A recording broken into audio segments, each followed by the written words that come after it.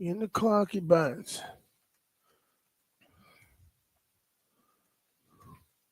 Lyrically, I'm Mario and Dre on the Momo.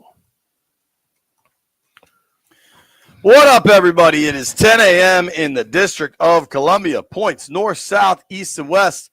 We're out west. We are in Ashburn, VA, baby. Colburn. Yo, it's cold out here, man. I'm gonna get my camera on. I'm gonna give you a legit feels like. Okay, what do you think it feels like? It feels like, I would say, 17. Okay, so the temperature is 23 degrees right now in Ashburn, Virginia. Feels like, per my phone, B-Mitch guessed 17. Feels like 15 out there. Well, I tell you, my head felt it. I had to throw the hood on today. Bro, it was cold. I have a show tonight, so I tried to comb my hair so I can have my hair combed for the day. That lasted a second of being outside, and I immediately put a hat on. You comb your hair in the morning and you don't comb in the morning? If I get it right, like if you're looking at the stream right now, like this is TV ready, and if I get it right in the morning, it typically holds throughout the day. I'll have to give it a little cleanup, but like if I get it right, I'm good. But once I put the hat on, I'm cooked. How much spray you put on that thing? Not a drop, baby. Oh, natural. That's why it's not holding.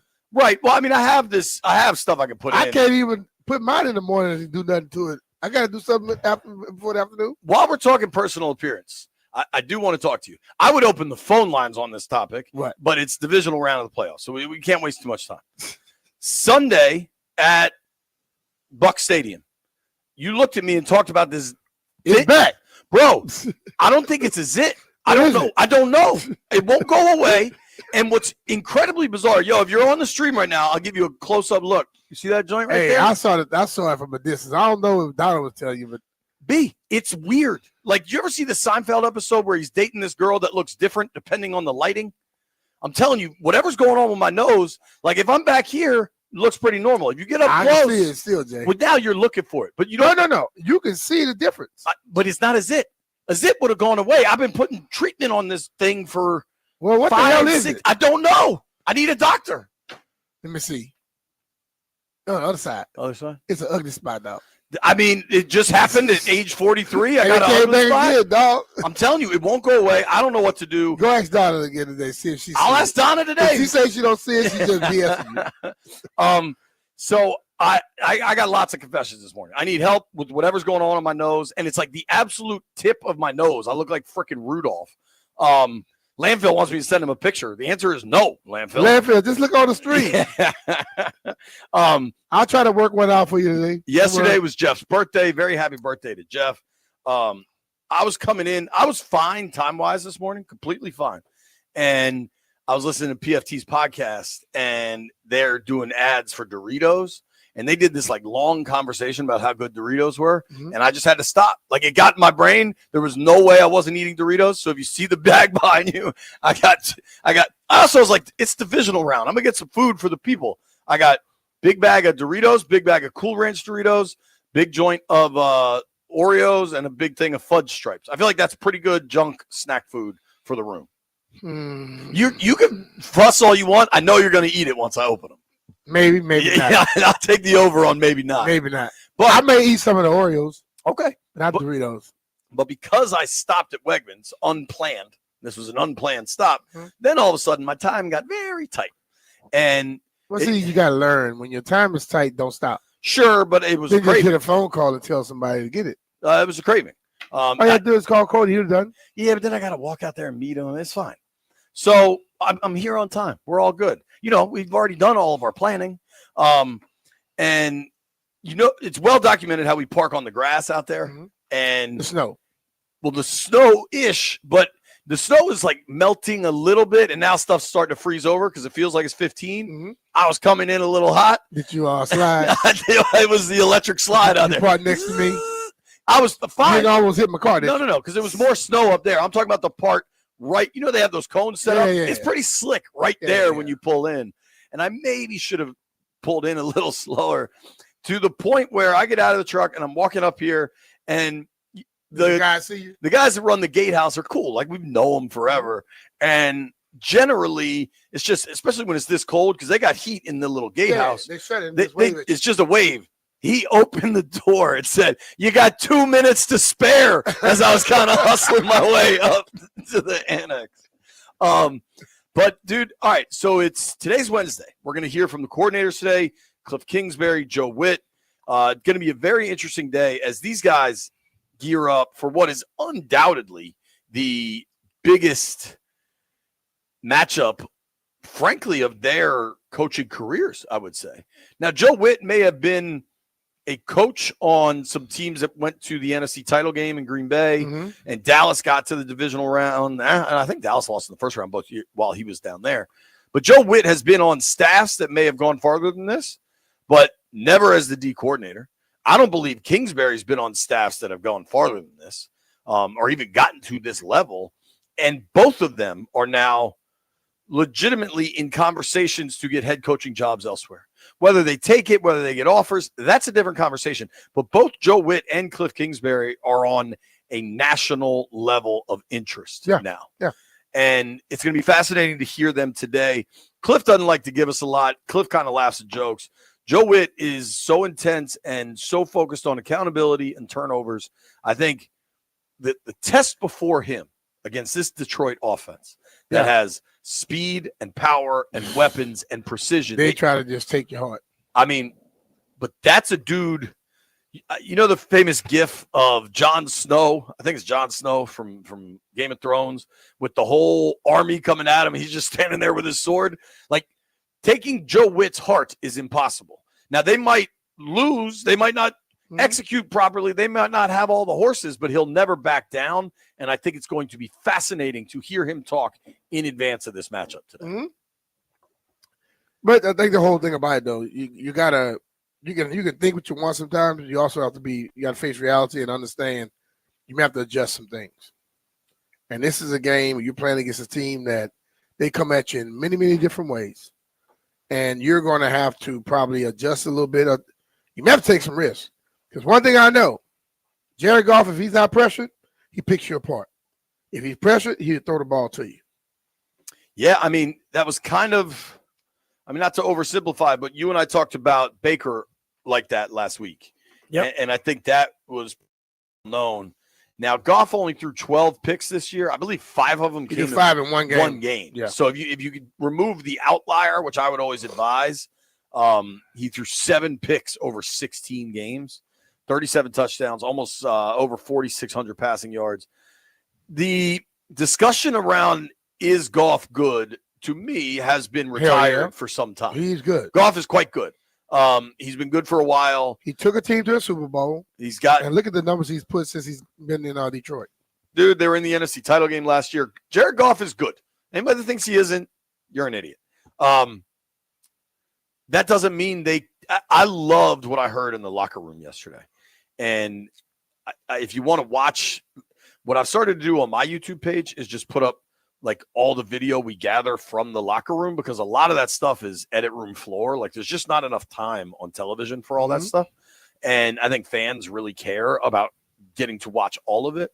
And the first person that said it to me, and then I heard it from multiple guys in the locker room, completely respectful of Detroit. It was Quan Martin was the first guy that said it. He said, they're really good. We understand that. We respect them, but we're good too. You don't get to this level. There's only 8 teams left. There's 32 teams in the league. There's only 8 teams left. Yeah. Washington is good and belongs to be here. And I think that has to be your mindset, right? Totally. If that's not your mindset, then you're fooling yourselves. You know, like, I know I've been in the media a long time now, but I still hear it all the time where fans and a lot of media people automatically just, they don't have a chance. There's not a player that play in this league that don't think they have a chance. You know what I'm saying? And we've seen games where you assume that a team don't have a chance, and all of a sudden they win the game. You know, and what happens is when you start listening to the outside voices, you start thinking like them. So that when you tell the team, you playing this team, they don't have a chance, they start believing that team don't have a chance until it's 5 minutes left in the game and they're up by 1 touchdown on you. Or they only down by 3 points and they got the ball in their hands with 4 minutes or something to go, and they go down and they, win the game on you. Players always think there's a chance, and they should. I found this pretty damn interesting, B. Do you know how many times in your career you made it to the divisional round?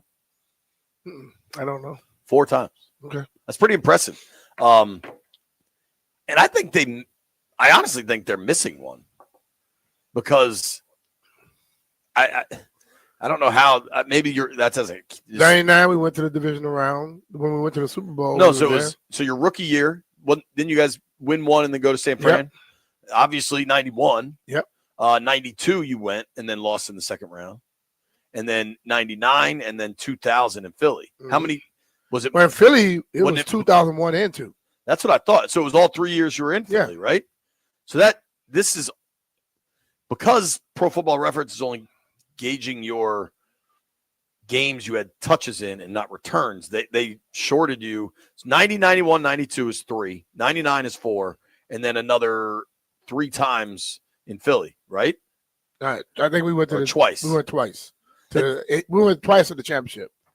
Right. So that's at least twice to the divisional round. Yeah. And you might have gone unless you lost to the wild card round the other year, you probably got to the divisional round and then lost. First year, I think we won 1 and lost the next round. I think you were in the divisional round of the playoffs half of your career. It's fun. I'm just saying that's pretty remarkable, honestly. I'll run through that in the break. But what is – here, I finally got it here. Yeah, dude. So, I mean, you went a lot. The 90 season, the 91 season, the 92 season, 2000 season, the 01 season, the 02 season, and the 03 season. 7 times out of 14 years. You skipped 99? You said 2000. The games were in 2000. Okay. Yeah. So the 99 season. Yeah. What is the mentality like going into this week? Just like it was last week. You know, even though, like, sometimes I know players are coached and taught to keep the same mindset, but do you not feel the difference? No. Just like what Jaden said yesterday, it's the same game for me. That's the message I got my first year here. You know what?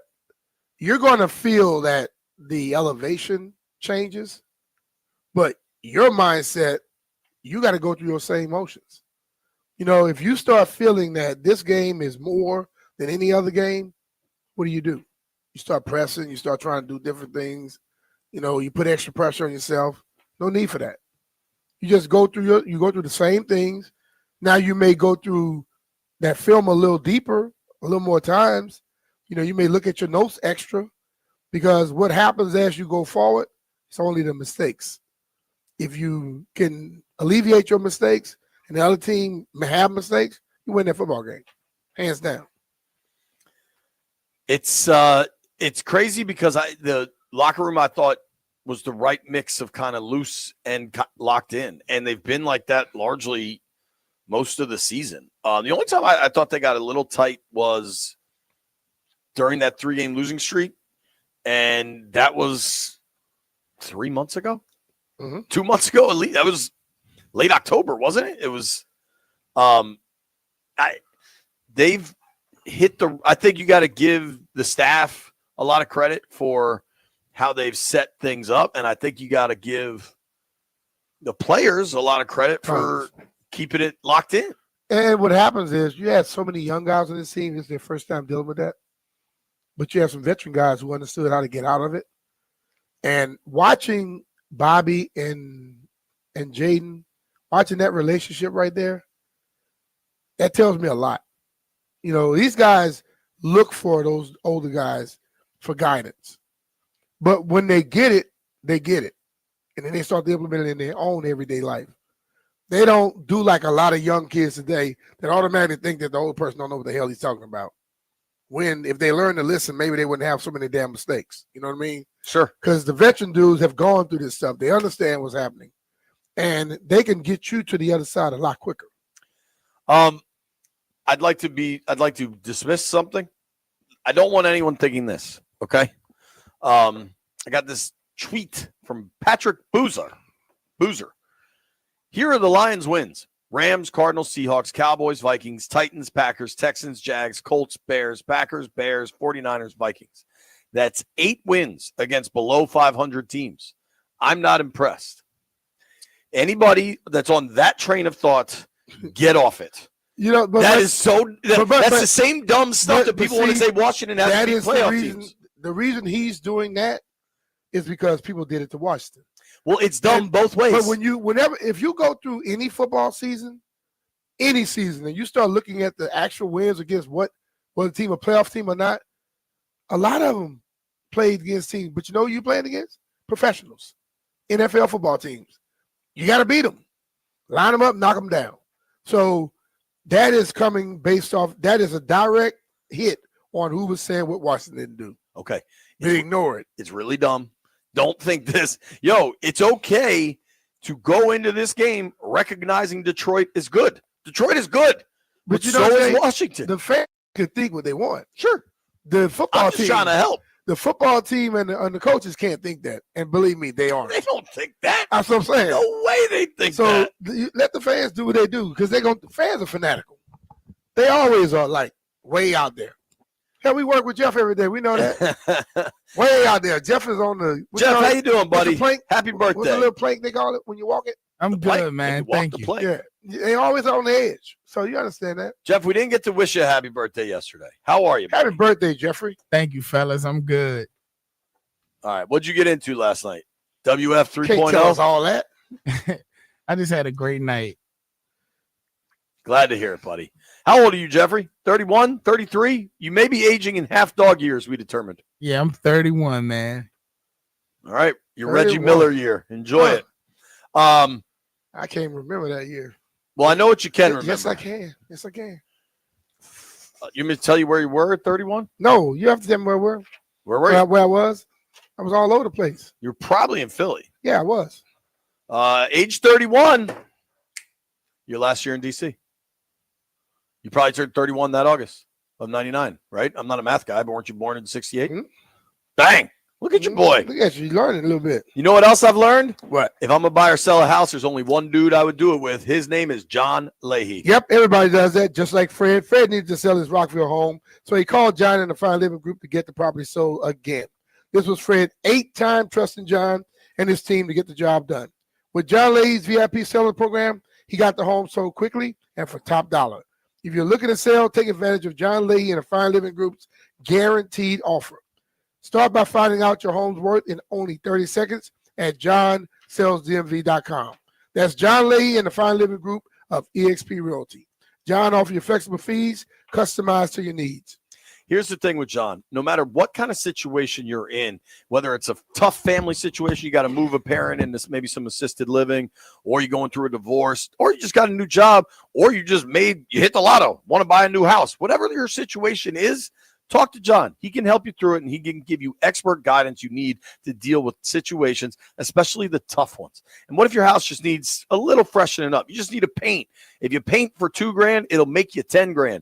Talk to John because he can front you that cash all the way up to $50,000 to make little repairs and upgrades. It'll make your home more irresistible to buyers and get you more cash. And then you just settle up with John on the back end at closing. There's a million reasons why we would go with John, but the biggest is trust. He's going to do right by you and your family. Call John today, 301-900-3052. Go online to johnsellsdmv.com, or what's even easier, just Google John Leahy Group and start packing.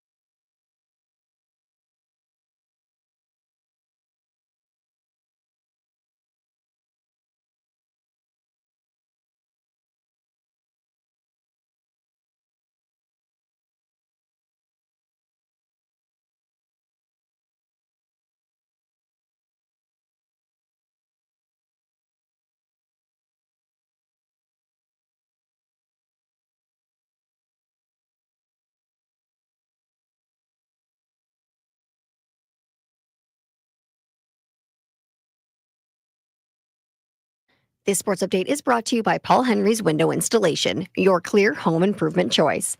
So apparently one of the biggest reasons that Mike McCarthy and Jerry Jones couldn't come together on a new deal is because of an unusual arrangement that Jerry suggested. So it's being reported that Jones had spoken with Jason Witten recently and wanted him to be the heir to McCarthy whenever McCarthy was done after this new deal that they were working on. I guess that's when McCarthy decided it was time to walk away from the Cowboys. Witten doesn't have any NFL or collegiate coaching experience, but he has won back-to-back state titles with Liberty Christian, which is a private school in Texas. Jones is reportedly going solo on this mission to find the Cowboys' next head coach, so truly anything is possible at this point. This month only, get $100 off each window with a 5-window minimum and $500 off each door at Paul Henry's Window Installation. Schedule your no-pressure free estimate today at paulhenryswindows.com, your clear home improvement choice. From the Crop Medcalf 5-Star Sports Desk, Savannah McCann on The Fan.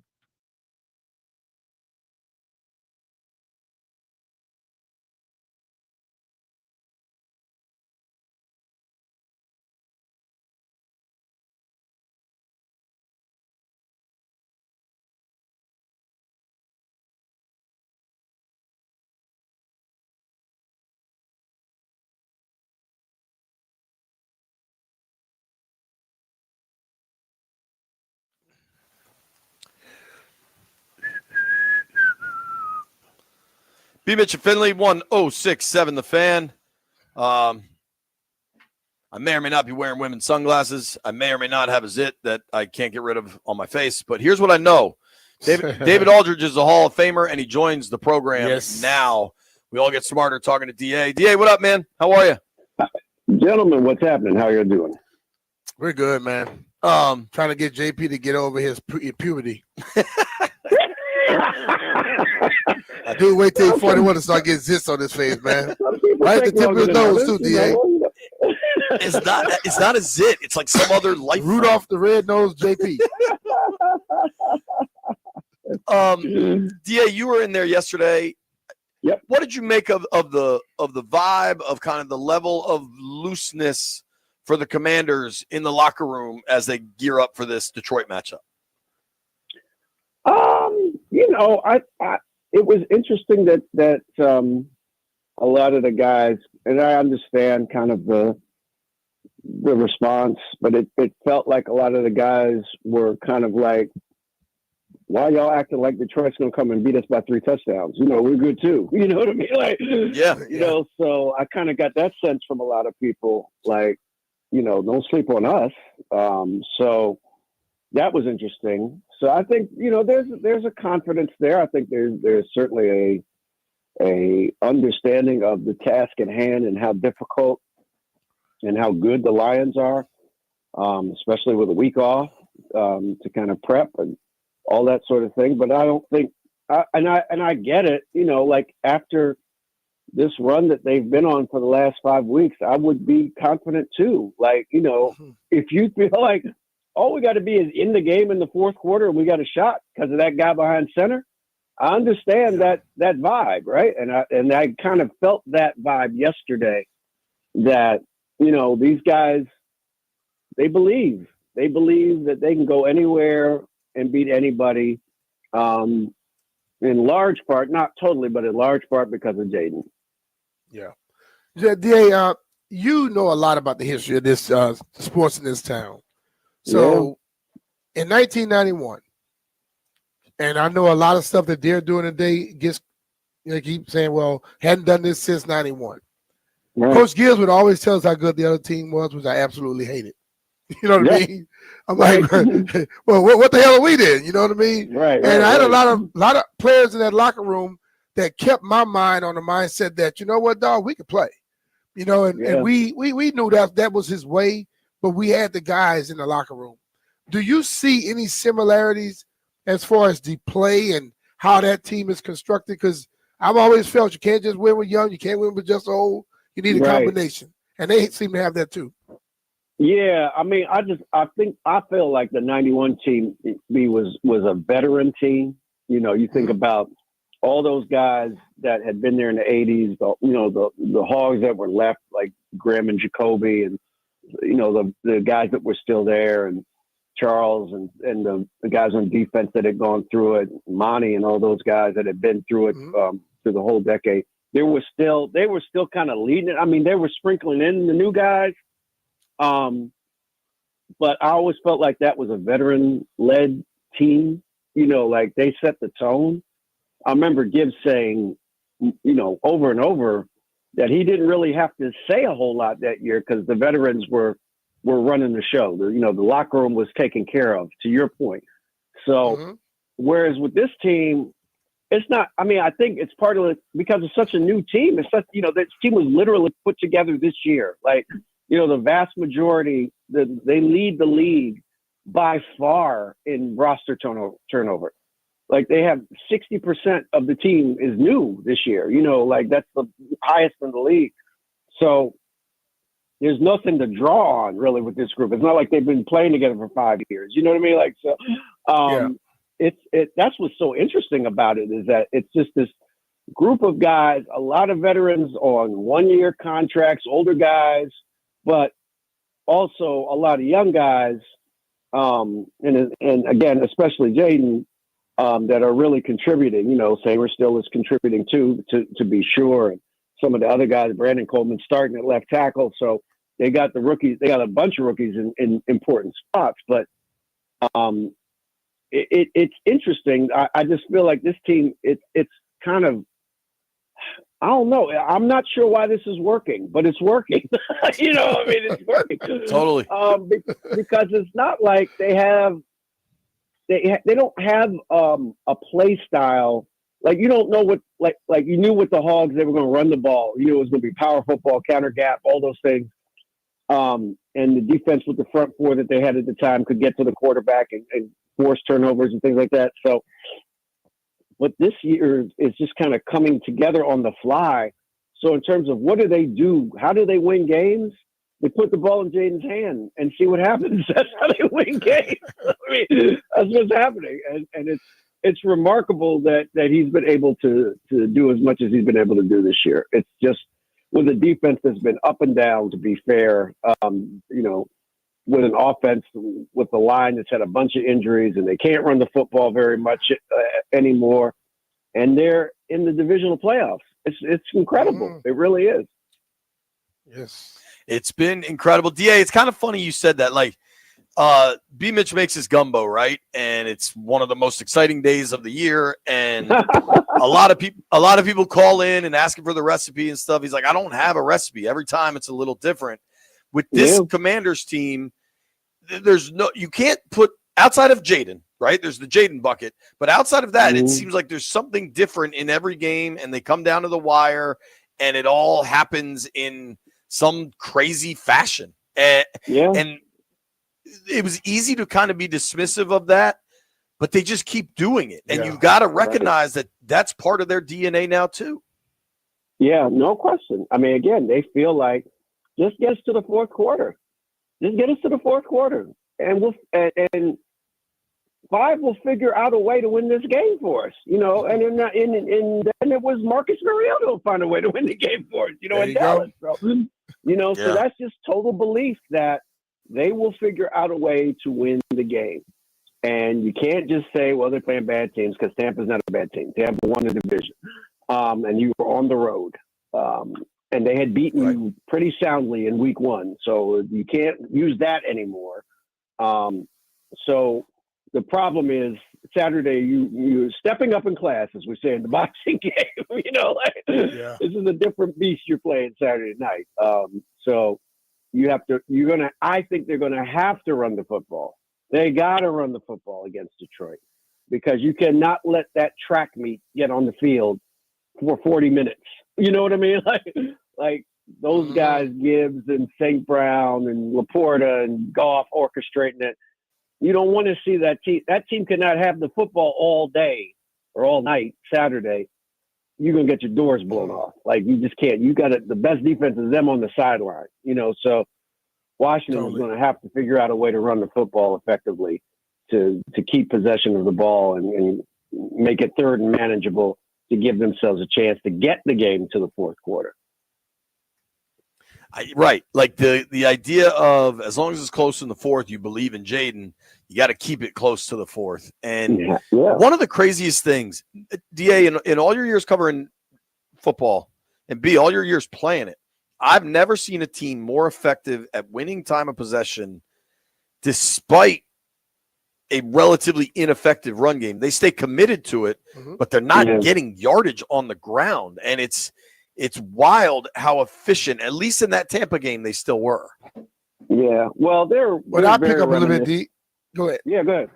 No, I was you got they're very reminiscent to me of the old, Brian, you remember the old days of the 49ers, right? When Montana and them first got on the scene.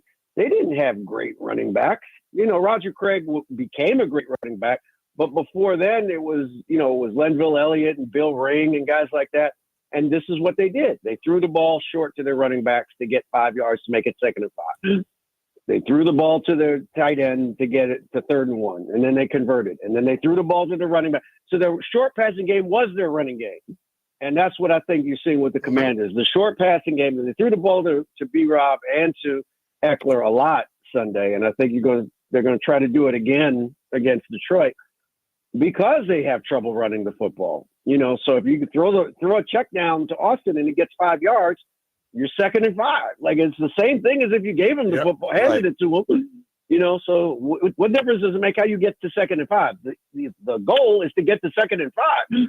So I think that's what you're seeing with them because you're right. They don't run the ball all that well, at least not right now. So this is kind of the counter to that, or the way to kind of continue to stay ahead of the chains. The thing about it is that they do exactly what Kansas City does, but Kansas City was at the beginning of their run, they were quick strike, where they would throw those little passes and they'll run 20 and then boom, they got a touchdown with Tyreek. Now, Kansas City does exactly what Washington does. They dink and dunk down the field until you make a mistake. Pat Mahomes may not be seen as a runner like Jaden, but Pat would take off running on you, and he'll get the 2 yards, 3 yards when they need the first down. Jaden does similar to the same things. As long as the chains keep moving, it's all that matters. Yeah. And I think they do a great job of it. Yeah. No, they've been very good. The last few weeks have been very good. Yeah. DA, how much we saw Lattimore struggle a bit in the first half. I think he really settled down as that game went on. I also don't think he's close to fully healthy. Right. This is a very different situation. Everybody knew what Mike Evans was, and you had Bucky Irving. But this Lions team, dude, you're talking about St. Brown and Williams, two devastating wideouts that play different styles. You got a stud tight end. You got Jahmyr Gibbs playing at a high level. Oh, by the way, the hammer's coming back in David Montgomery. Right. What's your attempt to slow this offense down? Oh man, it's not keep them on the sideline. That's how you slow them down. Keep them on the sideline. I'm not being facetious or being a smart aleck here. That's the only way you're going to slow that offense down, to me, because they don't turn the ball over a whole lot. And their offensive line is really good, and so. And they got talent at all the skill positions. So I'm not sure there's no game plan to, here's how you hold them to 17 points. Like I don't see a way, like you mentioned, you got Montgomery back now too, fresh and healthy, after the injury, to be the hammer to the lightning of Gibbs on the edge stuff. It's really hard. It's really hard. Yeah. Like they're really good at home. You guys know that. Like they're really good, on that field. So I don't know that you can do anything. There's no scheme. There's no, you know what I mean? Like, we're going to play six defensive linemen. That's what we're going to do. No, there's nothing. There's nothing. You got nothing, especially now that Williams has really become a part of their offense and takes the top off and allows St. Brown to run just across the middle, wide open all the time. And when you double him, they throw it to Laporta up the seam. Like they're really a problem, and they have an offensive coordinator that will do anything at any time from any place on the field. Right. they're a handful, man. And so your best chance to stop them is to keep them standing on the sideline with their helmet in their hands. like what We're I've talking said, about the time of possession. I've said over passing. and over again, the way that Washington seems to play, where they have these drives of 5 minutes to 9 minutes, Right. and then you score a touchdown at the end, you put pressure on any offensive coordinator out there. Sure. So where they got to change up their stuff. Yeah. Absolutely. Because there's less time. DA, we appreciate you, man. I bought a bunch of Doritos. Help yourself when you get here. I will, JP. Thank you, man. I appreciate it. All right. All right, bro. That's our friend David guys. Aldridge from The Athletic. You can give him a follow at David Aldridge DC, Instagram, X, whatever you want to call it. DA is a legitimate legend. DMV son. Been here forever, bro. Yeah, man. Here's what we got to talk about. If you are like me and you got an old junky garage door, call Door Pro America. My wife and I have been unhappy with the garage door for a while. There was talk of me fixing it myself. We know how that won't work. Yeah, that was not a real plan. So we called my boys Shane and Vince from Door Pro America. They gave us a bunch of different options, made the process super easy, and we are fired up about the new door we picked. They are coming out next week, I think next Thursday. I am stoked for that. And if you call right now, you can do the same thing I did. You can save $150 on a brand new garage door. I weirdly got a tweet that somebody said I was lying that I don't have a garage. The guy said that, and I corrected him. I said he's always said he had a garage. It's just it's old. You've physically seen it. Yeah, There's a garage at the end of my driveway. I don't understand the anti-garage truthers out there. I got a garage. It's too small for a car, but it's still a garage. If you want a new garage door like I do, go with Door Pro America. Call 877-DOOR-PRO. That's 877-DOOR-PRO and tell them JP Finley sent you. Or you can check them out now at doorproamerica.com.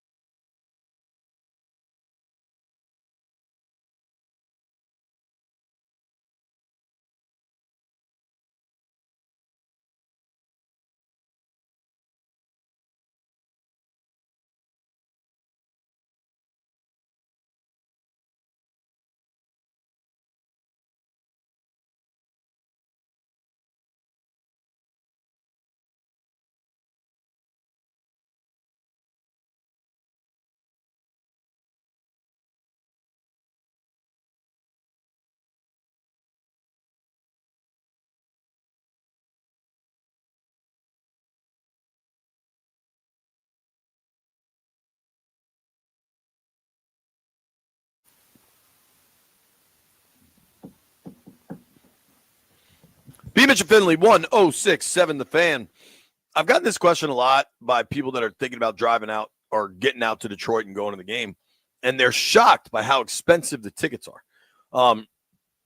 Lamphill found an article that says via one of these, ticket purchasing apps, Saturday's game at Ford Field, the average purchase price for a ticket is $991.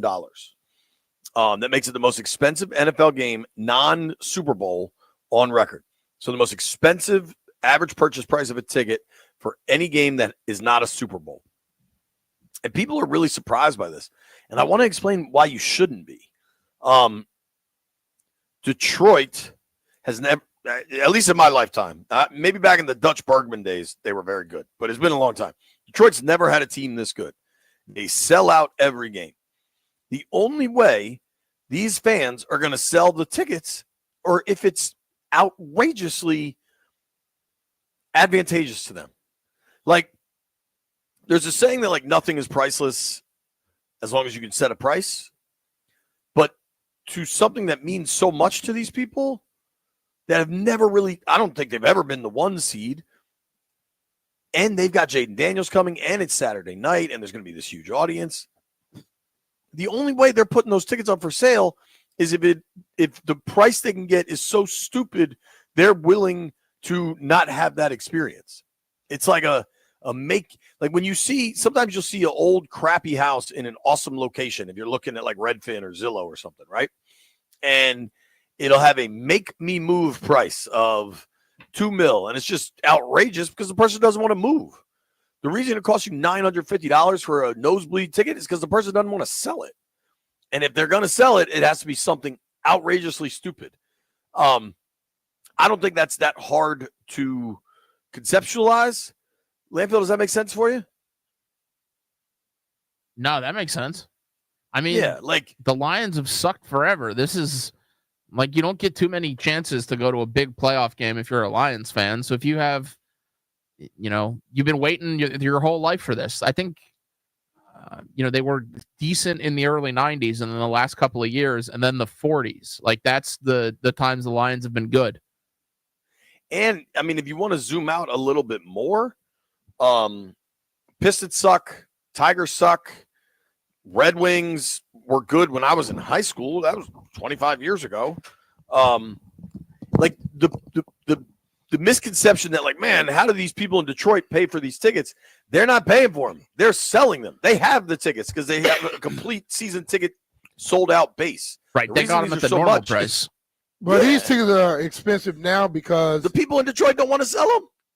No, they are expensive because now you have the number 1 seed and you have the most popular guy in the league at this point right now. And people want to see that. And Washington fans have been traveling. See, what we say about the Steelers and the Eagles every time they come here. Yeah. Our tickets go up. Why? Because they will buy the tickets. Well, as much as we talk about it and everybody else been talking about it, you hear Washington fans chanting over the TV. So Detroit is like, oh, okay, let's move these prices up. The difference, I think, like, there are Florida, like we always talk about, what do you call DC? It's a transient city. Mm-hmm. Florida's a transient state. And the whole South has Redskins fans dating for 50 years. That's just how life is. Mm-hmm. So there's a base of fans that live within a 2-hour drive, and Washington fans travel to that. I don't think there's a base of Skins fans that live in Detroit. No, that fans is going up because, like, listen, man, I think it's going to be a much smaller burgundy and gold crowd. They'll still be there. I've seen trips playing.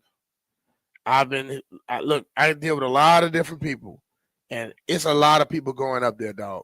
It won't be like Tampa was. It won't be like Tampa, but it's going to be more than you ordinarily would see up there. Sure, I agree with that. Yeah. But like, if you're surprised by the ticket prices, 1 seed versus star rookie quarterback, $991. It's also, everything's more expensive. Like, we always talk about this. Everything all the time is more expensive than you think it should be. And apparently that's just never going away. Everything is more expensive, but we're talking about a whole football season. We're talking about there are 4 playoff games out there right now. This one is making people talk about it. Because I think What do there are you people. think's more expensive, this one or Bills Ravens? I think this one is based off of the thing I saw this morning. Say this is the highest ticket other than the Super Bowl. Yeah, Bills Ravens really isn't that steep. You can get in the door to Listen, Bills Ravens for $1.50 Why? a Because ticket. you got the team based off of last year. People thought could have done it, could have gotten there, and then you got this up and coming team with this exciting quarterback. That sells, bro. And Buffalo's been in the playoffs every year. Baltimore's been in the playoffs every year.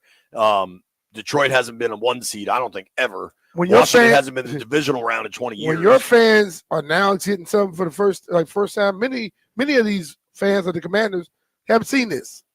And when you see it the first time, you pay whatever. I got some friends been fans for a long time, called me like, look, man, might be going up. People have been hitting me up. I'm like, dude, I got nothing. I have nothing. Tickets are $1,000. I don't know what to tell you. Like my buddy Good lives luck. up there. He said, hey, man, you think Bria and them have some tickets? I said, yep, they're expensive. Right. That's the other part when people hit us. It's like, yo, you want me to SeatGeek.com? Like, I know where there are tickets available. Yeah, I know they get them. But I think they're even I don't even know if Detroit is a SeatGeek. Well, SeatGeek has some. I'm not even paid by SeatGeek in any But they're a capacity. Ticketmaster thing. Yeah, but you can still buy them. Yeah. SeatGeek's become my favorite of the apps. I think it is the easiest to use. These tickets are outrageous. Nosebleeds in the end zones, the cheapest I see are $481. Yeah. That's a nosebleed. Some of in the those were end zone. 600 and something earlier. Now, I do know this. The Tampa tickets, late, that was a Sunday night game. Saturday night, Sunday morning, those ticket prices dropped. Yeah. I don't know if that'll happen with Detroit, but if you're thinking about it, what's the harm in waiting? Because right behind the Commanders bench in Tampa, in the 126, I think it was, they got those for $450. Those dropped down to $2 something. Heather just texted me, even grapes are expensive now. Shout out to the grape growers, price gouging. Nobody go anywhere. Neil Greenberg joins us next.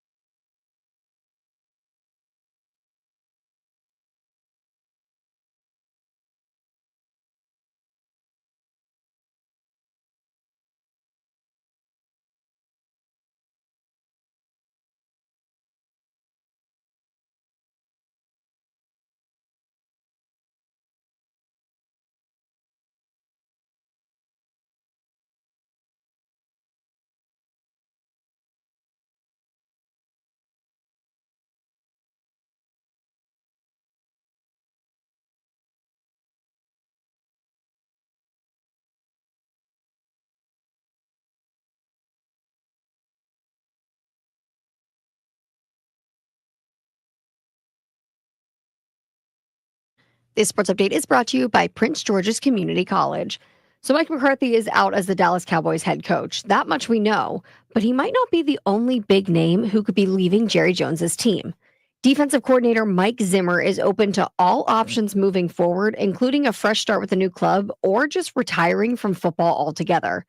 Prior to joining McCarthy's staff last offseason, Zimmer spent nearly 2 years out of the NFL. He was serving as a consultant with 2 different college football programs. And then before that, he was the Vikings head coach from 2014 to 2021. He hasn't made a final decision yet, but it sounds like he has one foot out the door, depending on who Jerry Jones brings in. Another piece of news, the Indianapolis Colts have been designated as the home team next season for the NFL's first regular season game in Berlin. So for all of you guys listening at home, that means the Commanders only have one more shot to head overseas for an international game. That is Madrid in 2025. We still don't know the opponents for that one. And Tom Pelissero is reporting that the Jets are interviewing Broncos defensive coordinator Vance Joseph for their head coaching vacancy. Get a degree, certificates, or take an enrichment course. Live within 6 miles of MGM. You could go for free. The local impact grant makes it possible. Visit pgcc.edu for more information and explore the freedom to learn. From the Crop Medcap 5-Star Sports Desk, Savannah McCann on The Fan.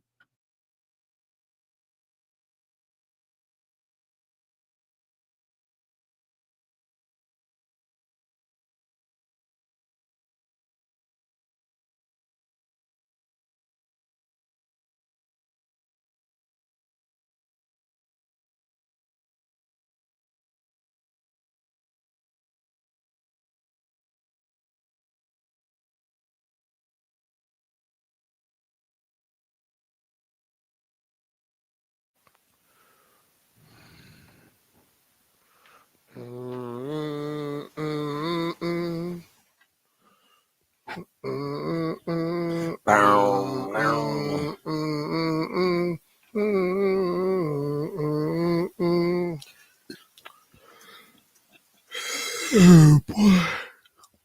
right, when you hear Ozzy, it means one thing. Neil Greenberg's ready to kick some ass. Neil Greenberg joins us. Hold on, let me get this right, B. Neil Greenberg joins us on the Rude Guest Hotline. Rude, the most reliable heating and air conditioning products in the DMV. They are that. You can follow Mr. Greenberg at @ngreenberg on X and Instagram. What up, Greenberg? How you doing, buddy? I'm doing super. How are you guys? We're good, man. We're good, dude. We are good. It feels like it's 15 degrees outside, but outside of that, life is good.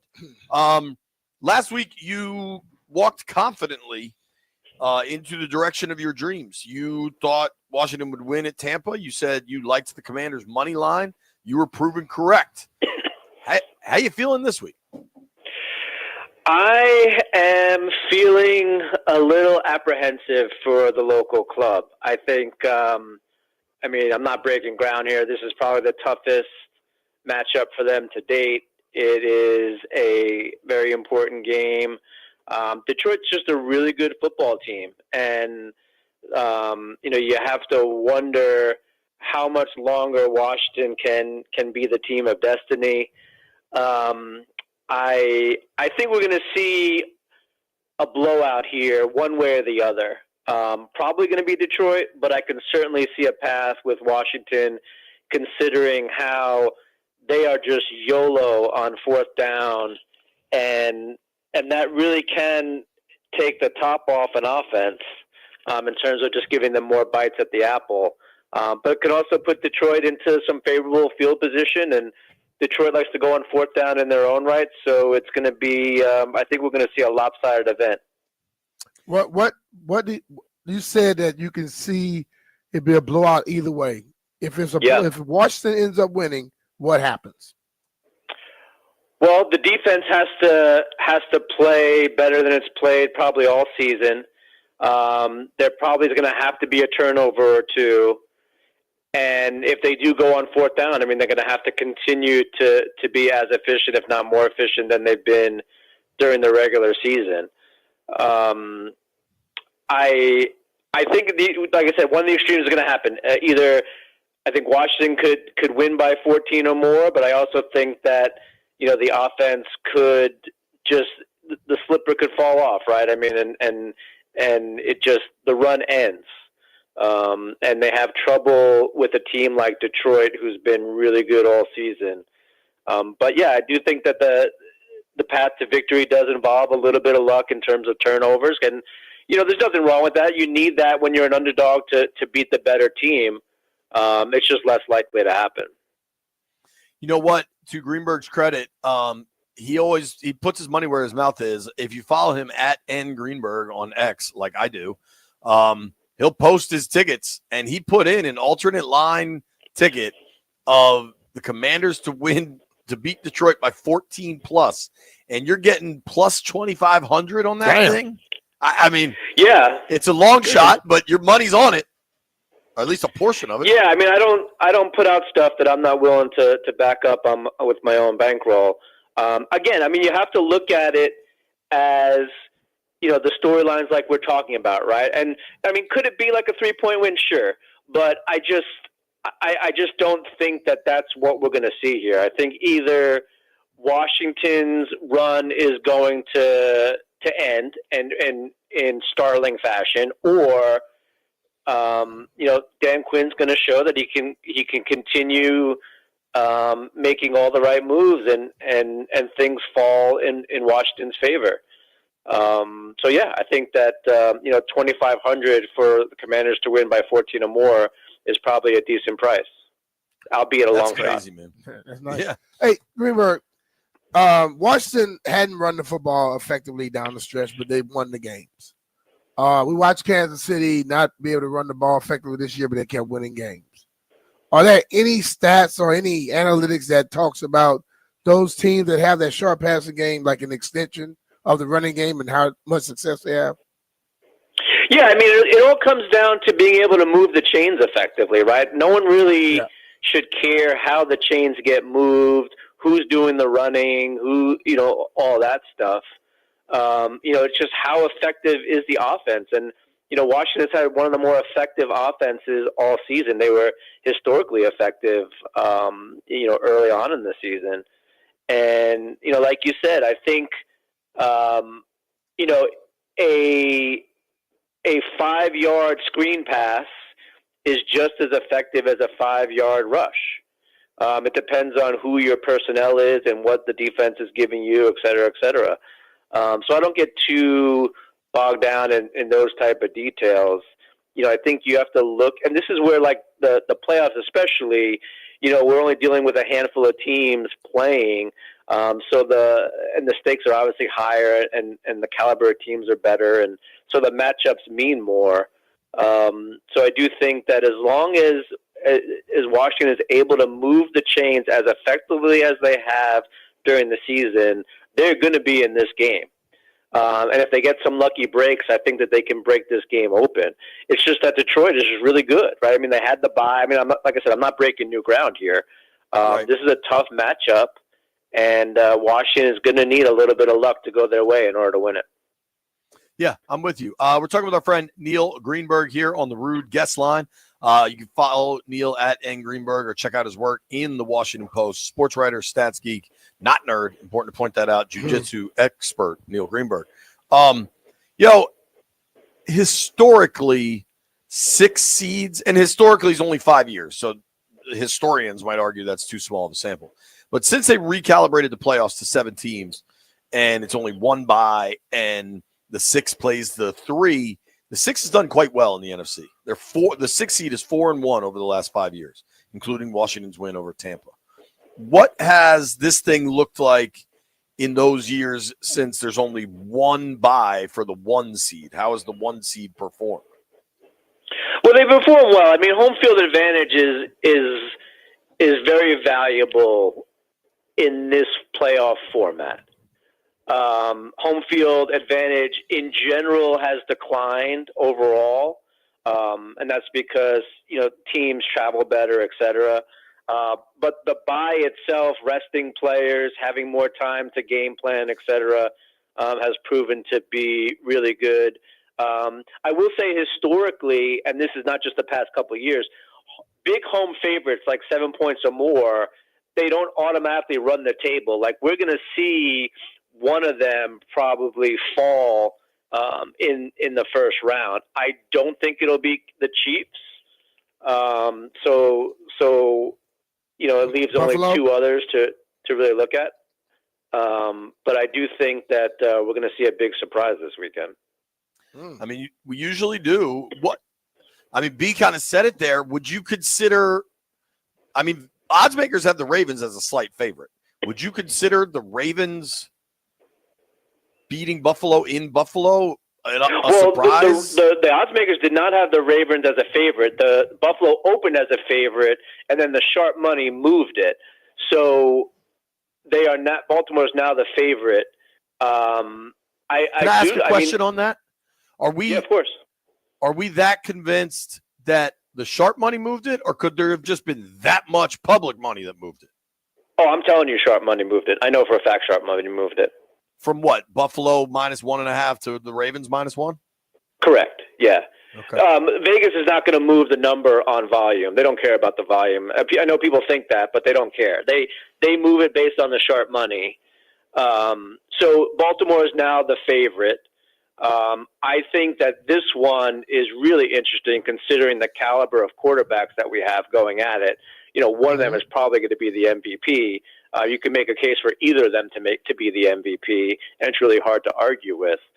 But yeah, to see Baltimore get moved to the favorite on the road is pretty telling to me. What's even more telling, and I actually tweeted this out, like you can kind of figure out how the odds makers have these team ranked, and they actually have Baltimore as the top ranked team in the playoffs right now, yet they're the second choice in the AFC betting odds and the fourth choice in the Super Bowl odds. So I think that Baltimore is probably undervalued overall, but they are considered the strongest team remaining in the playoffs. And if they were to face Detroit, who's the top team in the NFC, they'd probably be a slight favorite there. So, yeah, I think Baltimore is very, very strong. If you said this, you just said it in a way that you're too smart for me to understand. If Baltimore wins and they're going to Arrowhead next week, what does that number look like? Probably Kansas City by 1 or 2, favored by 1 or 2. Because it's at home. Yes. Okay. Interesting. Yeah. Specific with Washington, I'm curious. They do a decent amount of checks at the line of scrimmage. I've worked a game in this Ford Field era when they're good, and that place is crazy loud. Do you see any of that kind of concerns just specific to game flow dealing? I think that the era of being intimidated by crowds is over, but sometimes it can just be so damn loud that it's hard to do your job. I think those are two different things. How much of the factor do you think that could be? Yeah, I think the noise is going to be a definite factor. Like you said, if you can't hear, then you can't execute. And, the game of football is fractions of a second, not like seconds. So, yeah, it could be something. How much of it is something, I don't know. I also know that Detroit likes to blitz almost out of necessity because of some roster injuries and stuff. I think Jaden Daniels could make them pay for that. Man-to-man coverage is something that Detroit's played very well against. Washington does like to play man-to-man. How does that change? So I think there's like a lot of these little nuance type stuff that we're really not going to know until, we see it, how it's going to affect it. But I agree with you. Crowds, intimidation factor is not really that big of a deal, but noise could be a big deal, especially at key points. So we'll have to wait and see. But let me be clear. I think Washington is in this game if they're able to continue to do what they've been doing. They're going to give up points, but we've seen that they can also score points. If they can get a timely turnover or two, I think that could be the huge difference that puts it in their favor.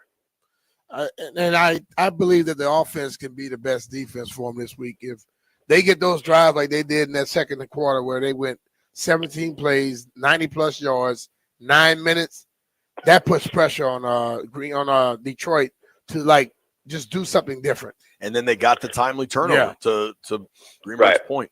What do you make of that line? Does it seem right? Does it seem high? It's kind of growing, right? It was 8, now it's up to 9, 9.5, depending where you're looking. Yeah, I played it at Commanders plus 8.5. I was happy to be over the key number of 7, so to go to 9.5 is not really a huge deal to me. Obviously, 9.5 is the better price, but I don't know. I have it significantly less. I have the line as Detroit minus 6.5. So I was fine taking 8.5. I'd also obviously be fine taking 9.5. I'm surprised it's over the key number of 7 because, like I said, I think the top of Washington's offense is high, and that's because they're efficient, and also Dan Quinn will go for it. He will go for it in the right situations. He will continue to go for it even if it doesn't work out before. Like he is an analytics dream in that regard. And it, we have seen it make a difference in games. So I like that part of it. As I said, I have it a little bit closer than the odds makers do. But I do think that we're going to see a lopsided win one way or the other. But again, I did take Washington plus 8.5 and minus 13.5. Right. Like if you have Washington plus 8 and then you get it at 9.5, it's like, I'll drink Johnny Walker Black, but if you're giving me Johnny Walker Blue, I'm going to take it. Yeah, there you go. Let's run through the rest of the games, Greenberg. So you like the Ravens in Buffalo. You already said that, right? I do. Okay. Texans going to Arrowhead, 8.5. It's a big number for a Kansas City team that always wins, but they play close games. Yeah, I don't think this is going to be close. I think Kansas City is in postseason form. Patrick Mahomes is absolutely lights out in the divisional round. I don't think this game is close. I think they cover the number very easily. All right. That was thorough. Rams, Eagles. Eagles laying 6. Yeah, it's very tough to pass against this Philadelphia defense in Philadelphia. I have the under on the passing total for Stafford coming into this matchup under 226.5 passing yards. I think it's going to be really tough. I think Eagles win this one and they move on. Wow. So you got Chiefs, Ravens. Dude, I just pulled this up. You can get the Ravens to win the Super Bowl at like plus 475. That's almost 5-1. Right, and like I said, they're the top team in terms of like the odds makers' power ratings. So that's a little surprising. Now, some of that is because they may not have home field, or I know they're going to be like in a neutral spot, but they're not going to have. There may be some home field stuff going through. But yeah, it is interesting that they are the top team in the ratings, but they're the fourth choice for the Super Bowl. Dude, the Commanders are plus 2,800 for the Super Bowl, but I kind of this is as good as it's going to get, right? Because if they win somehow, there's going to be I think people are going to start to get overly exuberant. So if you like Washington, I think this is the spot to take your swing. Like, obviously bet within your means. Don't bet anything that you not comfortable losing, etc. But I do think that this is your last chance to kind of get on that betting bandwagon. Not to say that they're going to be the favorite, but they'll be one of 4 teams at that point. And they'll be playing either the Rams or the Eagles. So for them, if they jump this hurdle, for them to actually be in the Super Bowl will not look as far-fetched as it does right now. Well, Neil, to that point, I just looked at to win the NFC, you're getting them at 10-1. Just do the math on there's only 4 teams left, and one of the 4 they beat last time they played them. I almost think if you think they're going to beat Detroit, if you're willing to put in the 8.5, or especially if you like the money line this week or something, I think you'd be crazy not to put in the conference winner. I'm not saying necessarily the Super Bowl, because I think whoever comes out of the AFC between Chiefs, Ravens, Bills is really, really freaking good. But if Washington wins this week, hard to imagine a world where the destiny and this magical run doesn't at least get to New Orleans, don't you think? Maybe that's right, like crazy. you wouldn't necessarily entertain them beating Kansas City or the Bills or the Ravens. You absolutely would entertain them beating the Rams or the Eagles. Like there's Right. no doubt about it that that they would be in that game, right? Like they're not outclassed in that game in the NFC. So yeah, I mean that's definitely something that's worth exploring. I think if you're looking at Washington and you think that they can jump this hurdle, then there's certainly some avenues where you can lock in a decent price for them at this point, because it's not going to be any better than it is right now. Totally. It's why I like them to win the NFC East this offseason more than their win total, because like you just need a couple things to go wrong, and then they're only one of 4 teams to be there. That didn't get home, by the way. Greenberg, we got to run, I brother. mean, if you would have told me though always. beforehand that they would win 12 games, I would have thought they absolutely would have won the division. I know. That's a great point. Right. Exactly. Totally. Thank you, Neil. Appreciate you, buddy. All right. Talk to you guys soon. All right, man. That's our friend Neil Greenberg. Give him a follow. We're going to hear from Joe Whitt Jr. in about 20 minutes. Brian and JP here. If you want comfort and convenience wherever life takes you, then you need to turn to Ruud. With Wi-Fi capability, you have full control of your heating and cooling system right from your home. Forgot to turn down the heat before vacation? Adjust it in seconds. Plus, you'll get alerts if something's not right. These guys are the best. They have installed new systems in my house, and I felt the difference instantly. And here's the best part. Ruud systems are whisper quiet. Yes, they No, are. no more noisy interruptions. None of that stuff that wakes you up in the middle of the night like clong, where you have no idea what's going on in your house. Might be an alien invasion. Ruud's variable speed compressor ensures precise temperature and humidity control, operating efficiently even in extreme conditions like the cold weather today. It's comfort and performance perfectly balanced. Also don't forget about the savings. You could qualify for federal tax credits up to $2,000 on heat pumps through 2032. Visit Ruud.com/federal incentives to learn more. Ruud, the most reliable heating and air conditioning products in the DMV. And remember, if it ain't Ruud, It ain't right.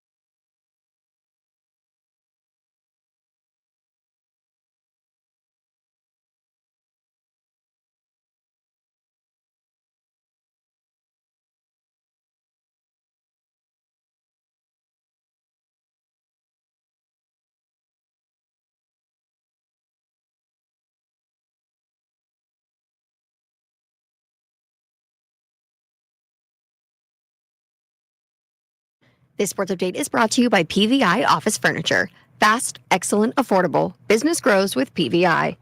So the city of Cleveland has filed a lawsuit to stop the Browns from leaving their lakefront stadium and building a domed stadium in a suburban Brook Park. So the suit was filed this morning in Ohio. They seek to invoke a law to stop the Browns from moving. Apparently, this state law says that any professional sports owner who uses a tax-supported facility for home games and gets funding from the state or political subdivision can't leave unless they get permission to play elsewhere or they give 6 months notice. Now, if you remember back in October, the Browns announced that they informed the city of their intention to build a state-of-the-art stadium and entertainment complex in Brook Park, which is about 15 miles south of Cleveland. Their stadium lease with the city currently expires at the end of the 2028 NFL season. Looking to upgrade your office game? We'll swing by PVI Office Furniture, where we've got everything you need to take your workspace from the bench to the big leagues. Mention the fan to score 15% off your in-store purchase. PVI Office Furniture, where productivity gets a hat trick. Visit PVIPVI.com because business grows with PVI. From the Crop MedCap 5-Star Sports Desk, Savannah McCann on the Fan.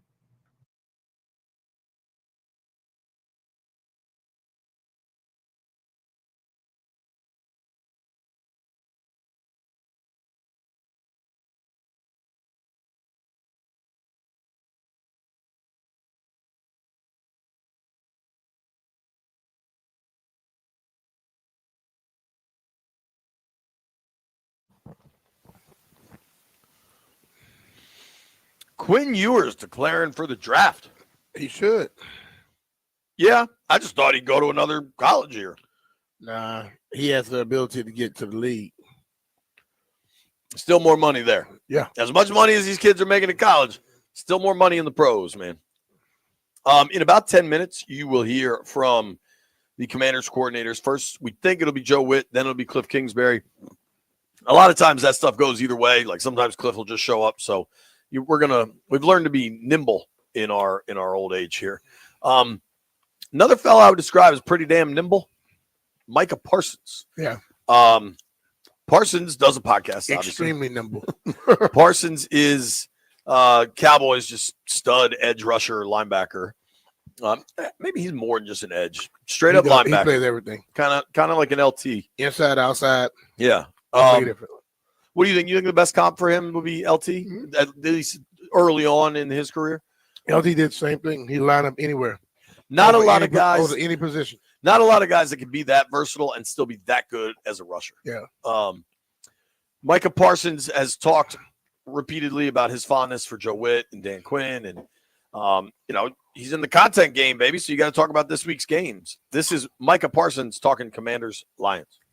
Can they find ways to stop Jaden Daniels? That's going to be the most interesting thing so far that is going to be happening, because I think if the game's on the line and you got Jaden Daniels with 2 minutes left and it's 17-17, can they win that game? It's going to come down to Jared Goff, obviously. Jared Goff got to limit the turnovers. You can't keep giving Jaden Daniels the ball. I think the turnovers is going to be a crucial factor. And can that Washington's front affect Jared Goff in the most dominant way? They need to find a way to affect Jared Goff to create turnovers. It's going to be a battle between up front totally, because they got to honestly slow down Jahmyr Gibbs. And it's going to be an interesting matchup because it's going to be Louvu versus Gibbs. I think that's going to be the matchup to look out for. I think Louvu's been one of the most dominant linebackers this year. And seeing him against Gibbs, who's been the most dominant back, I think we're starting to see what Gibbs can be when he carries the load. I understand he's been splitting it with Montgomery and things like that, but Gibbs has been tearing the league up since he's been getting a start.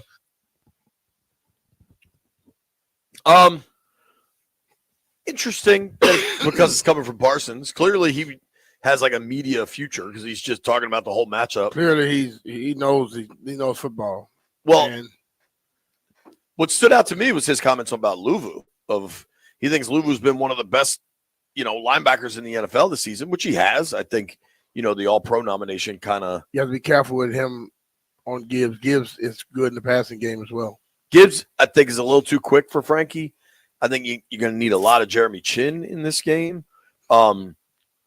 A lot of it to me, from a matchup standpoint, is what do you do with Marshawn?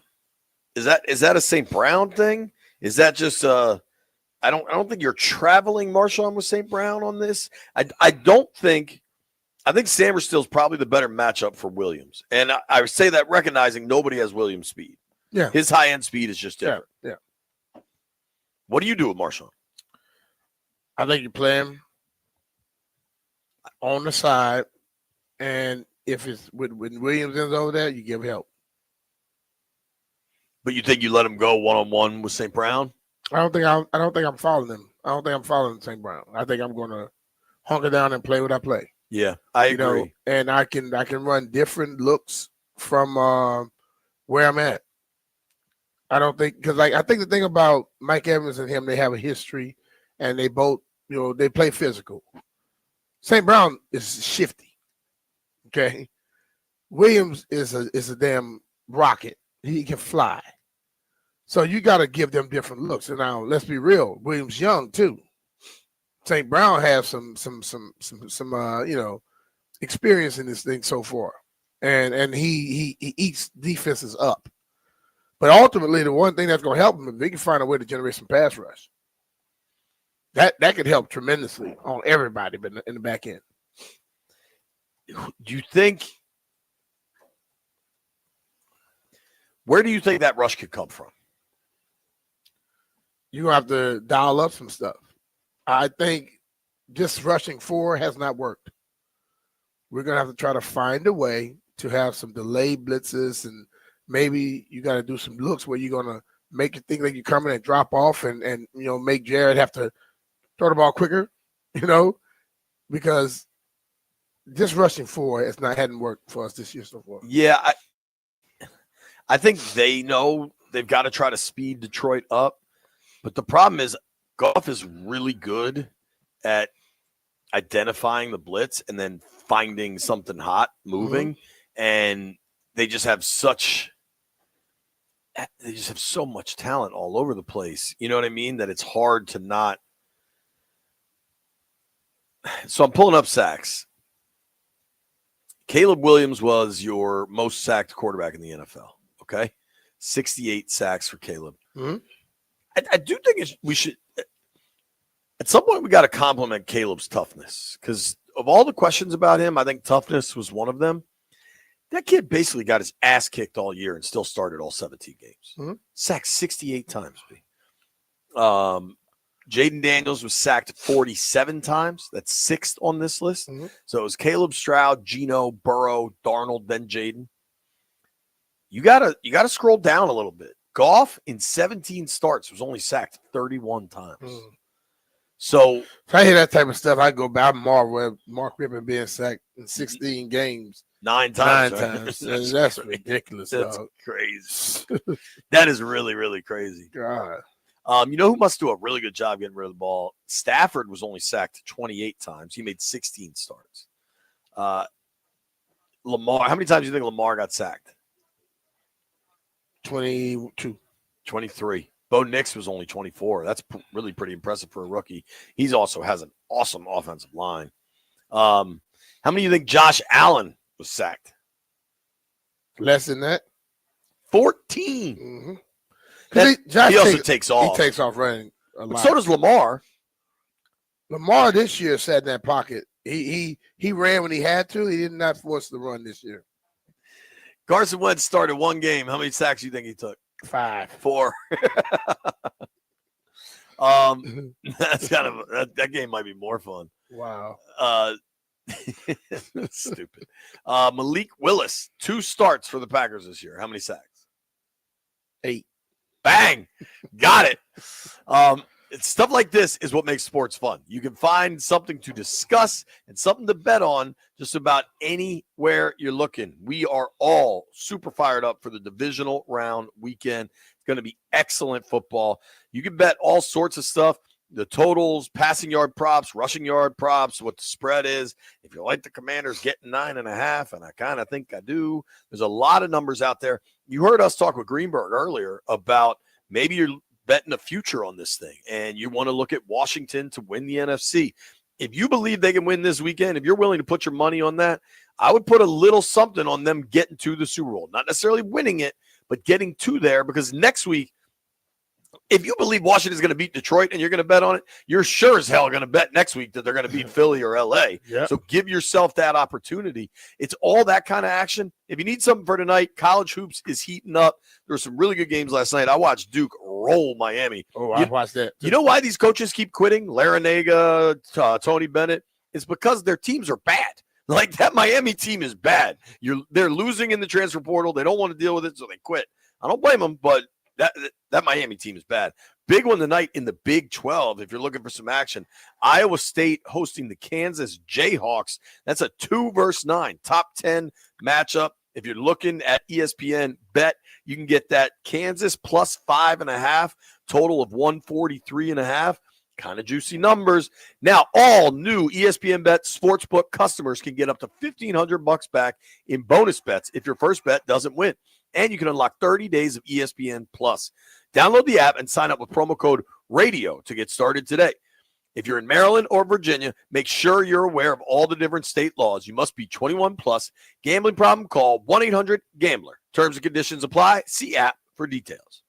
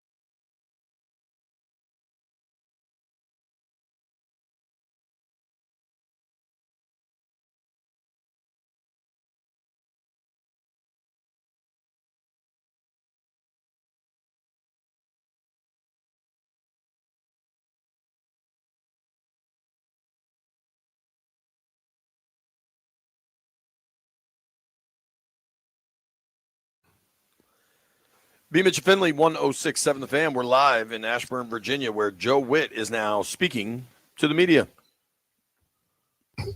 With Tampa, it's always good to get a playoff win. And first off, the crowd, the visiting crowd that we took down there was amazing, man. I mean, they had a lot of juice, a lot of energy. We felt them, and that was good. And hopefully it's the same way when we go to Detroit. Playing against Tampa, we knew that they were, I guess, averaging around 30 points a game. We kept them to their second lowest point total. That was important for us. We knew we were going to play a bold style, go forward on fourth down a lot on offense. And a couple times we didn't get it. We went out there and made sure they didn't get points. And it was complimentary football all the way through. And that's what we need. And that's how we have to play. That's the style we have to play. We talked about the ball was going to get on the ground. We talked about getting our hip down. At some point, we knew the ball was going to be on the ground. Bobby got his hip down and got the ball and recovered. In the past, we've had a couple of those, and we didn't get them. And so we need those turnovers and the stops. And so it's always good to get a win. I thought the front played well. They played squared. That was the reason Bobby and Chin and Oos could run through and make some plays.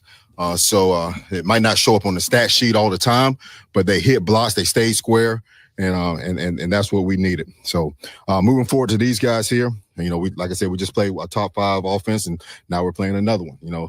Probably the top offense in the league. They have eligibles that are dangerous. 9, 14, 87. You just keep going. 26, 5. They're all really good. Offensive line is really good. So they're a scrappy team. The head coach has them playing hard, playing like they're playing behind when they're up, and that's what makes them a very dangerous team. So we're looking forward to the matchup, and it's going to be fun. Joe, just want to get this one out of the way first. Your name has come up with in connection to Jeff's job as a request of permission. Did you interview, and how nice is it for you to be in that position where your name is mentioned after the 1 year as a DC? I'm just really, I'm going to be honest with you. I'm not going to try to dodge a question, but my whole focus is on Detroit. If I put any effort and energy into anything else, with this opportunity we have, I'll be cheating these men. So that's the only thing I'm concerned with right now. Yeah. Kind of figured you might say that. Mm-hmm. With Detroit, what is the challenge with that offense? With you have Gibbs, you have Jamison, you have St. Brown. What's the biggest challenge with that offense? They test your discipline. I think Ben does a really nice job of understanding coverages. He understands horizontal spacing as well as vertical spacing. He understands the responsibility of every player, and he's going to test the discipline of those players and of the coverage. And so you have to be where you're supposed to be, and let your eyes be true. And if you don't, he's going to take advantage of it.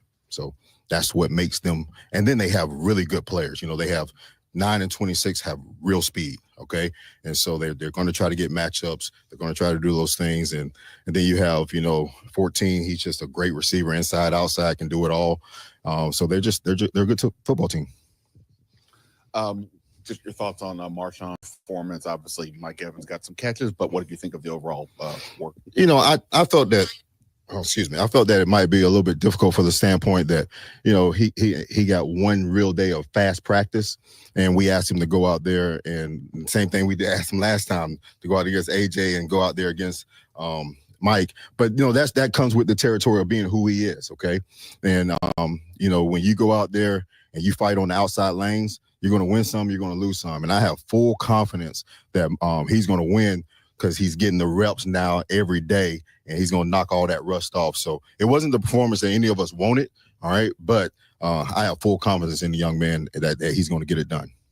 They've got, as you said, they've got multiple wide receivers that are explosive playmakers. Does this make it maybe easier to leave him on one side because there's multiple guys? I know that's a strategy. That's a question I'm not going to answer. I guess it's more just like why then in the last game did you seemingly late leave him on one side versus say that again? Did he look like he was staying on one side more late in the Tampa game? No, that wasn't the case. No. Well, I'll scratch that. No.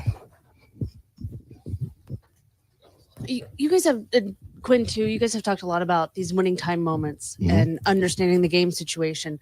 Kind of what goes into preparing your defense for that, and how have you seen that really show up in games? Well, like Q, and we just came through a walkthrough and we put them through another scenario. We try to think of every possible scenario that we can get in those winning time moments and put the team in it, and we talk about it, we practice it, we stress it, we have them teach it back to us so they understand what pockets or what calls when we get into the end of the game. All right, hey guys, I'm talking to the coaches. Expect this call, this call, this call. Let's go over it. Expect this pressure on third down. Expect this call on first down. And when he goes for it on fourth down, hey, Joe, I'm going for it. Cool. All right. Get the defense ready. Hey, if we don't get it, we got to go out here and get a stop. So we're always in communication on everything that we're doing.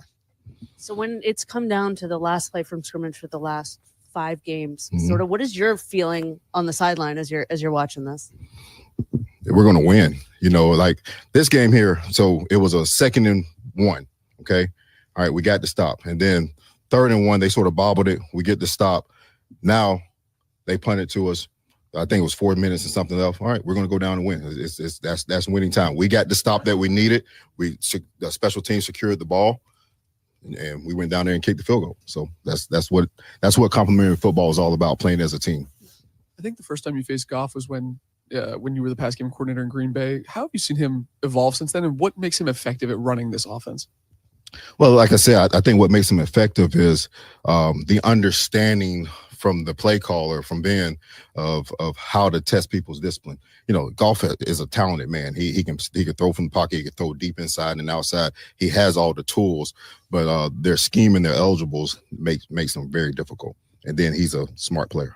And what about their interior run game, particularly between the tackles? It seems like that's a big part of what they do. Well, they know how to move people, and they do a nice job of, they can gap scheme, they can do the mid bounce, they have different types of runs that they can run inside, and they just lean on they'll go 30 plus runs on multiple games where they're just going to lean on you, and then they make you soft, because as soon as you start overplaying that, here comes the leak play, here comes this play, here comes the screen. So you just have to play disciplined ball all the way through.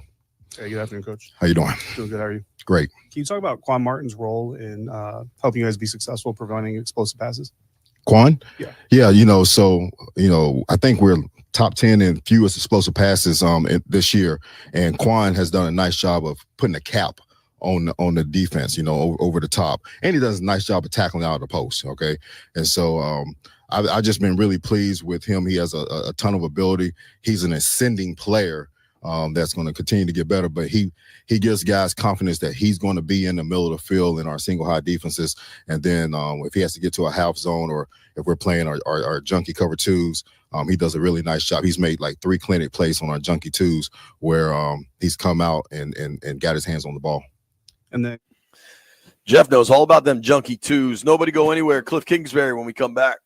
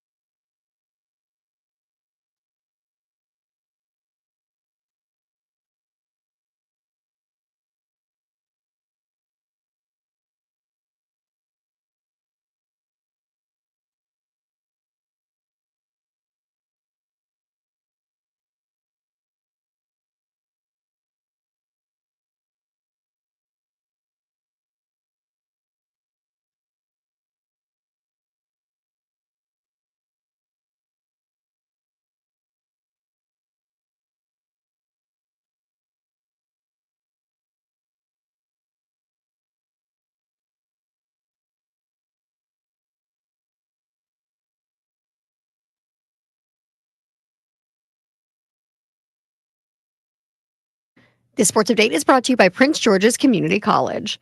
Texas quarterback Quinn Ewers is officially declared for the NFL draft. This decision ends a career at Texas that saw him go 21-5 as a starter the last 2 years and lead the Longhorns to the school's only 2 college football playoff appearances.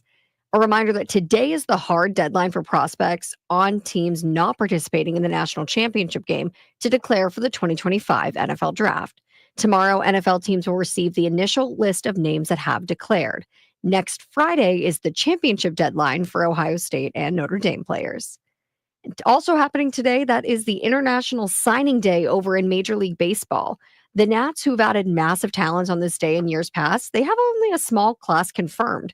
Well, so far. The Nats have made several changes throughout their scouting and player development departments last year, and this year's class for Washington is built around 2 prominent prospects from Venezuela. So the new names to know, you've got a shortstop, Brian Corsada, catcher Daniel Hernandez, both of them from Venezuela, and a Dominican shortstop named Ronnie Bello. We're all still waiting for Roki Sasaki, who is the biggest international player that still needs to sign, but his finalists are the Dodgers, the Padres, and the Blue Jays. Get a degree, certificates, or take an enrichment course. Live within 6 miles of MGM, you could go for free. The local impact grant makes it possible. Visit pgcc.edu for more information and explore the freedom to learn. From the Crop Metcalf 5-Star Sports Desk, Savannah McCann on The Fan.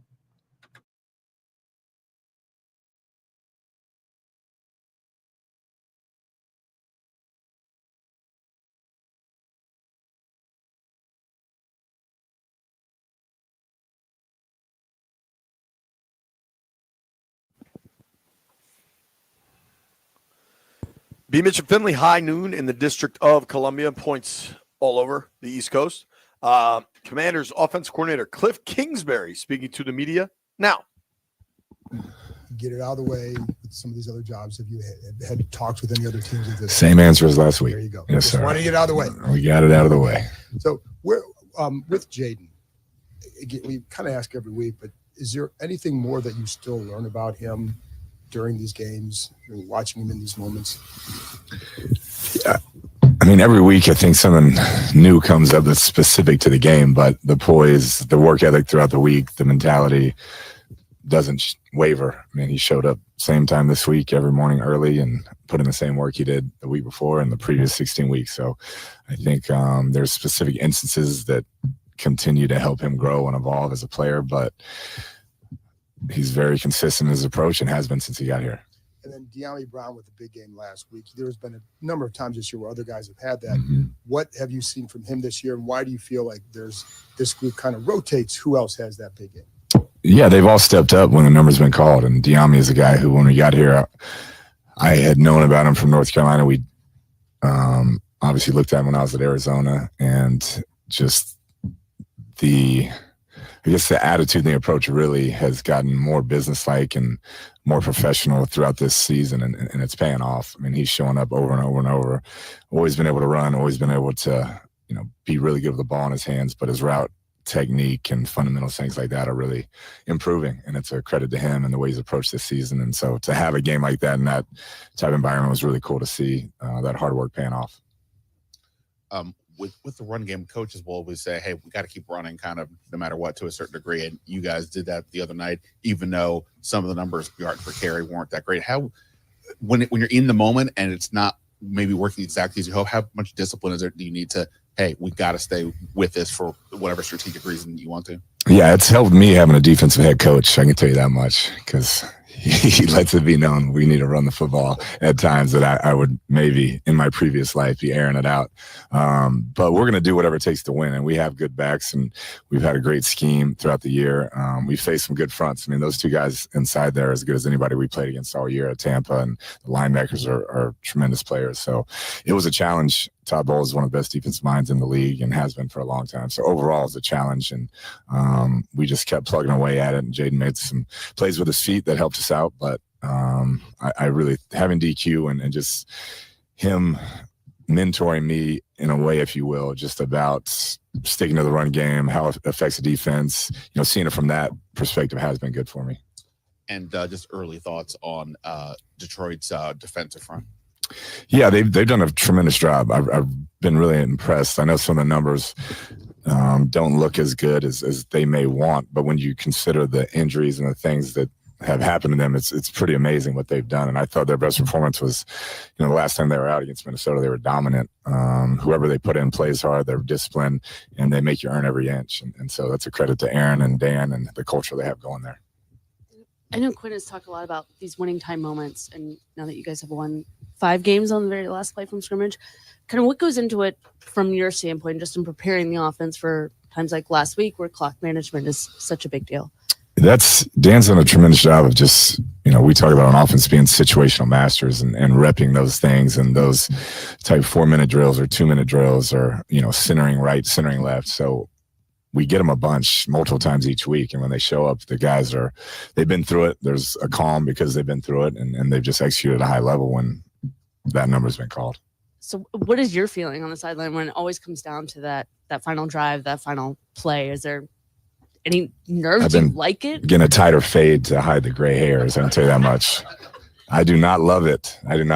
But it's been a fun group. They're resilient as hell. They keep fighting no matter what. And, on the sideline, you always feel like you have a chance. And that's been fun to be a part of. Is there an emotional or a strategic advantage to hitting a deep ball early like you guys did in Tampa Bay?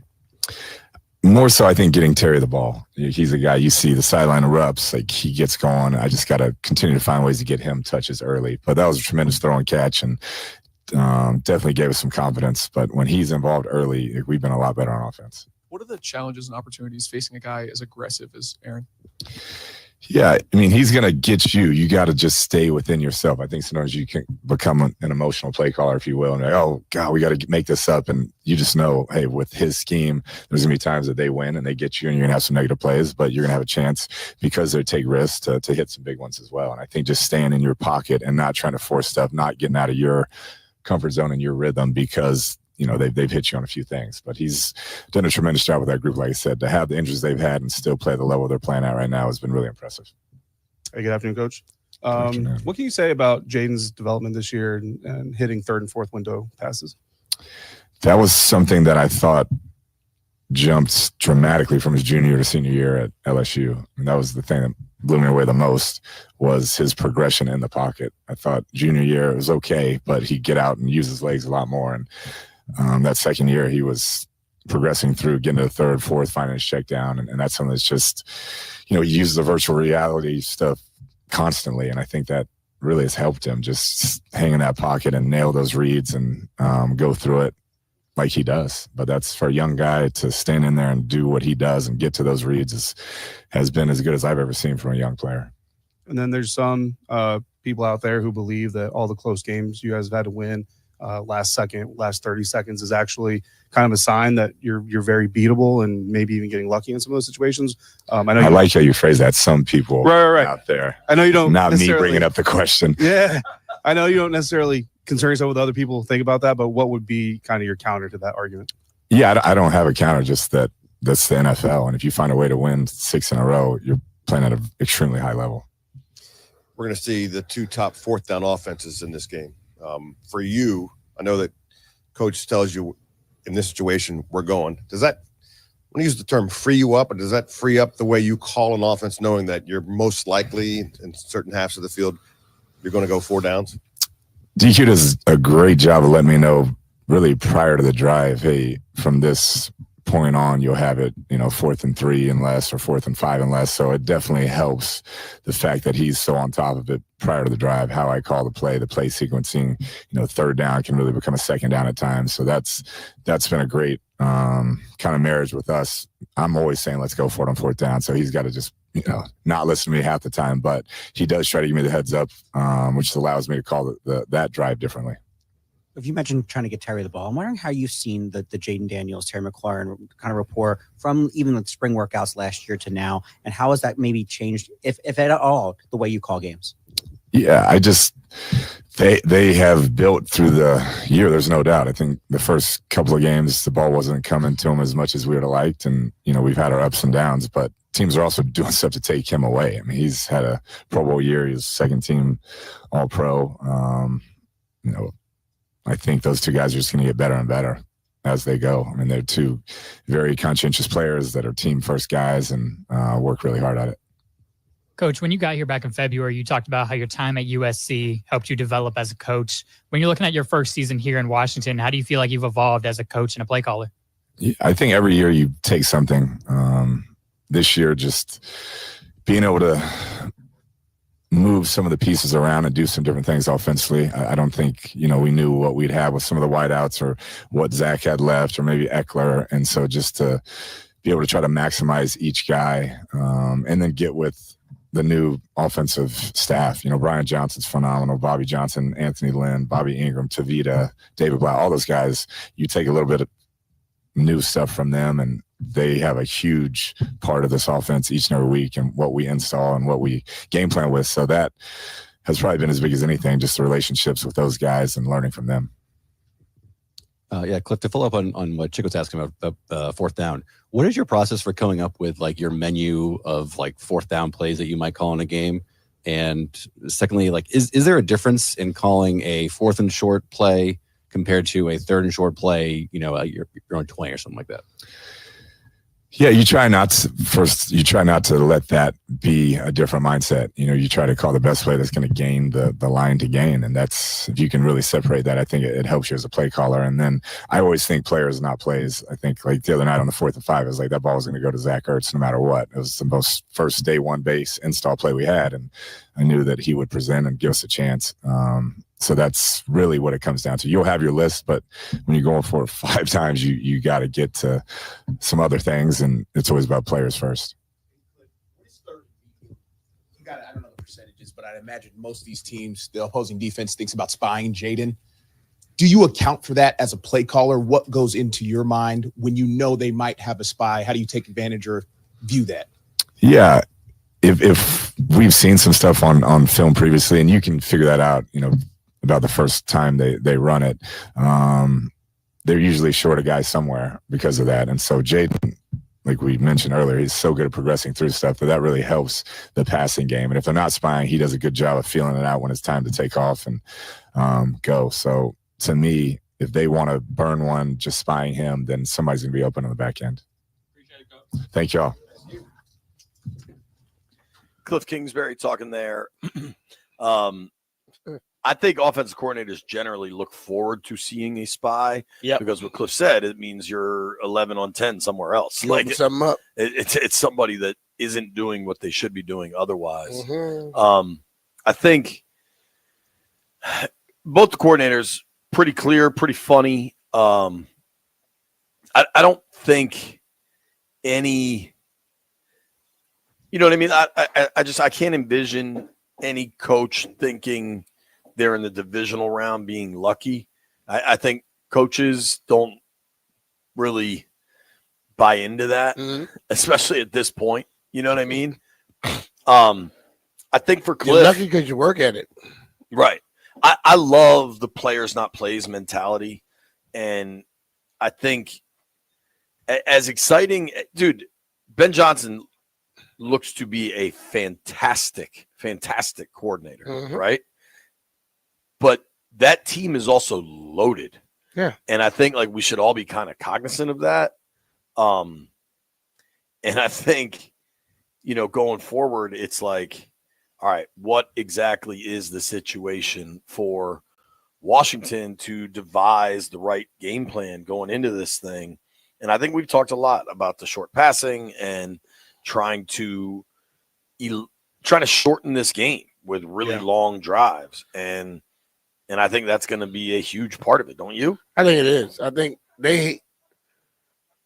my plan like this week, I do these top 3 every week, and I was talking to you earlier about it.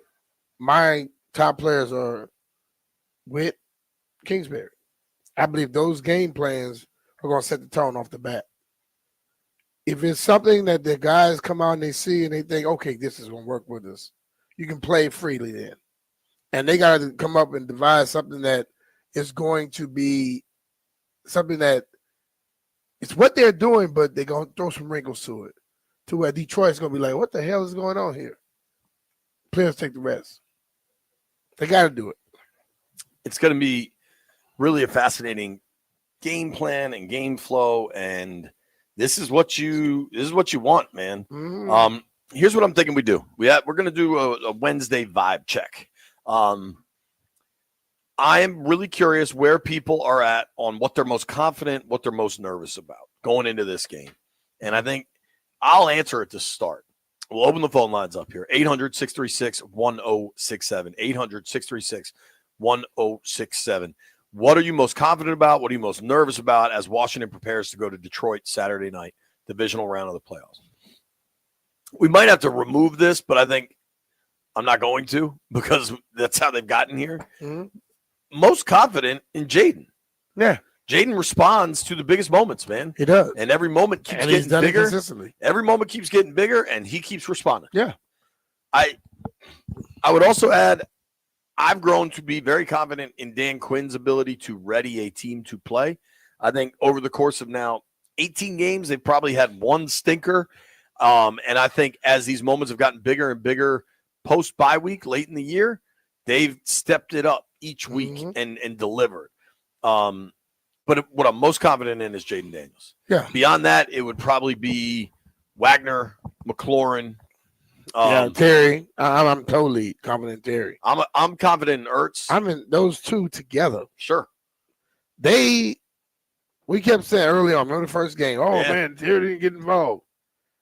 They sure in the hell got it working. Totally. Because since then, he got 14 touchdowns. Totally. I think it's pretty damn remarkable what he's been able to put together. What am I most concerned about? The Lions run game. The Lions run game has been really damn good. I do want to give credit to Washington. They do appear to be able to make second half adjustments where they slow the opposing run game down.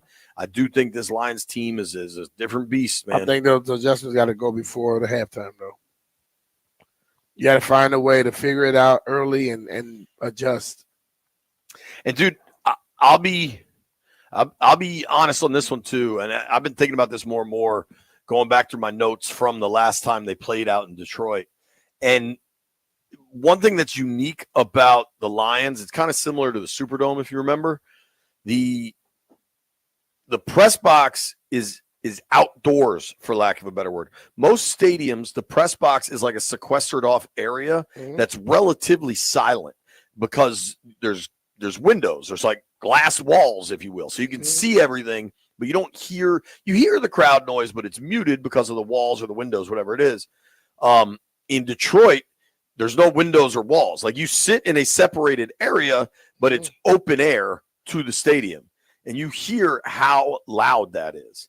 And I think for a team that makes a fair amount of checks, I think the noise, the crowd noise, can be a factor. I honestly do. Not in that they'll be intimidated or any of that, but if you're trying to make a check at the line of scrimmage and there's 70,000 Honolulu Blue maniacs screaming, it impacts you. And it's a dome, dude. Like these domes get louder because they have a roof. Like there's nowhere for the noise to go. I'm not overhyping their crowd or any of that, but like there's a reason these domes can get so damn loud. And I'm not saying that's gonna be an overwhelming factor, but I do think as Washington plays these really close games that go down to the wire, some of that could influence it. But by far, Jahmyr Gibbs and David Montgomery playing are what I'm most nervous about. What I'm most confident in is Jaden Daniels. Yep.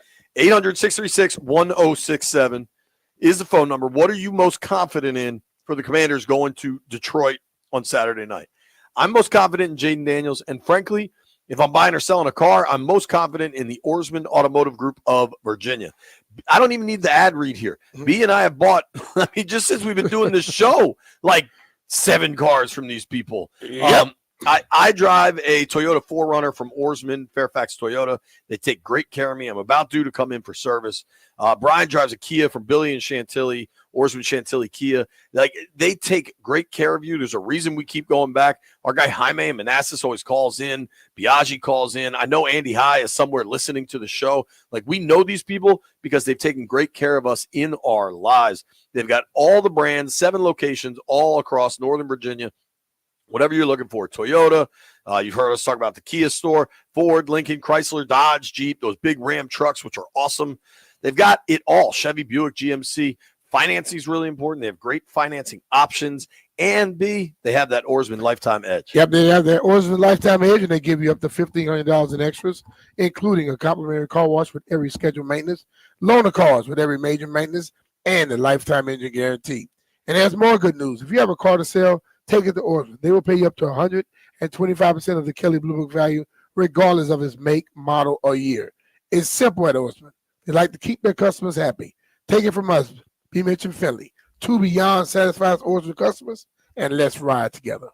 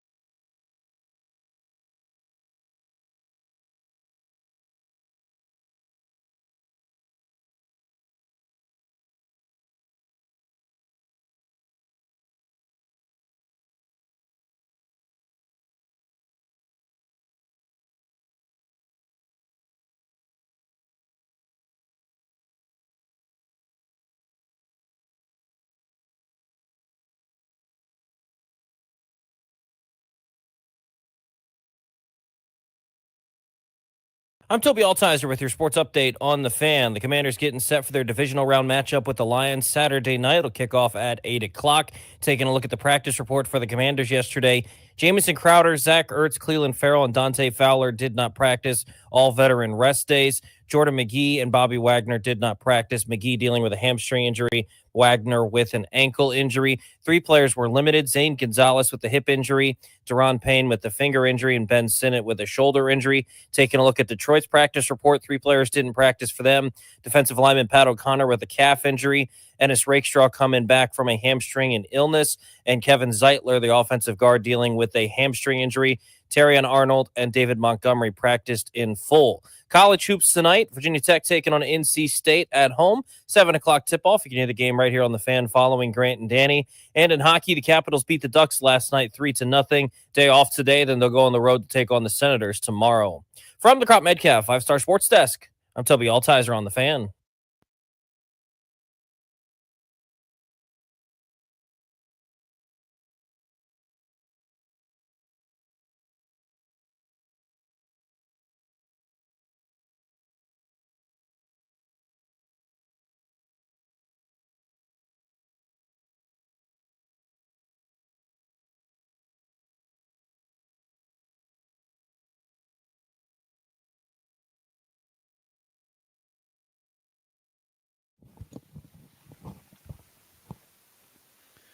B. Mitch Finley, 1067 The Fan. We open these phone lines up. What are you most confident in? What are you most nervous about? Those are simple questions, but complicated answers. I want to let the boys in the aquarium check in on this to start. Landini, what are you most confident in, bruh? I would say that I'm most confident in the Jaden Daniels, Terry McLaurin connection. They've been real good all year. And biggest nerves. The run defense. I feel like that is a potential just absolute disaster. They've generally been able to, they have flirted with absolute disasters. Saw that early against Philly, saw that early against Atlanta. They've generally been able to avoid it, at least over this last month. Jeffrey, what say you? What are you most confident in? And Jeff's not here. I specifically asked him to tell me when he's not there. I feel like that's not that complicated. White Brian, what about you, buddy? I am confident in Jaden Daniels' ability to put up points, and I am nervous about the Commanders' ability to stop the Lions. Well, the whole NFL couldn't stop him, so I think that's pretty damn fair. What's crazy is we're talking about a divisional playoff round, right? Yeah. We're talking about one of the 8 best teams in the NFL. Mm-hmm. And so far, 4 of us have answered that are all heavily invested in watching this team and understanding this team. And all 4 of us have said a rookie. And I understand he's played 18 games. The kid ain't a rookie anymore. He ain't a rookie anymore. After that 3rd game, as Monty Coleman said. But it speaks to what a special player he is. Yeah. Phone lines are open now. The MGM National Harbor. We probably wouldn't be talking if he wasn't on that team. No. Hell no. MGM National Harbor listening lines are open. Let's start with our guy, Jonesy. Jonesy, what are you confident in, bud? Hey, how you doing today, JP and 3030? How you doing, B-Mitch? Good, brother. Hey, look, what I'm confident in, fellas, is that I know JG5 and crew, they're going to handle their business. But my concern is the defense. Can they stop that opposing runner that's going to be coming at them this Saturday? If we can get the 3 and out, get off the field, rattle golf, I think those are the keys for me. Get after golf, stop that runner, and disrupt what they do. I'm out, fellas. Nice talk. All right, bro. I'm with that, man. Thanks for the call, Jonesy. Listen, it was against the Texans, who have a good defense. They get good pass rush. That Goff threw 5 interceptions. They won that game, too. They did win that game. Just like the game we had the turnovers and stuff. 5 turnovers against Philly, yeah. Goff was 15 of 30 with 5 picks in that game. Now he did throw two late touchdowns. Really 20 of 30 because he completed those interceptions. That's a good point. Help the stats. Yeah. Non-believers, you can check the stats. Let's check in with Steady Eddie in Clinton. What's up, Steady Eddie? What's good, gentlemen? First time calling, man. I've been listening to the show since John Thompson was on there, the great John Thompson. All right. I'm not worried about nothing. I'm confident in what the team going to do. What the team going to go out there and do. I'm not really worried about Detroit. And I don't think a few people, a couple of people I talked to, they're not worried about it. I believe they're going to go out there and get them people. They're going to go get them. I hope that happens, bro. That's what I'm looking forward to. Hey, B. Mitch, I think it's going to happen, man. Hey, look, you got to think about it. We weren't even supposed to be here. Way they talking about us, man, beginning of the season, man, and preseason, we might win 7 games. We weren't even supposed to be here. So we playing with house money, and right now we up. We up right now. So, yeah, we up right now. So, I got confidence in it, man. I think we're going to go get it, man. We're going to shock the world. We're going to do Ali on. We're going to shock the world. I'm out. I love it, Steady Eddie. Appreciate you, brother. I mean, I tweeted this yesterday just because we were back in Ashburn, but this whole playoff run, and it's funny when you talk about playoff runs in basketball, like in hockey and baseball, the runs take 6 weeks or whatever. You know what I mean? Because the series is series, and it takes longer. Like at this point, Washington's been in a playoff run for like 3-4 weeks. Yeah. Because you had to beat Philly, then you beat Atlanta, you seal it. You want the 6th seed. You had the miracle last minute Mariota play in Dallas. Then you go to Tampa and win. And I keep having this vision of Stringer Bell in my head.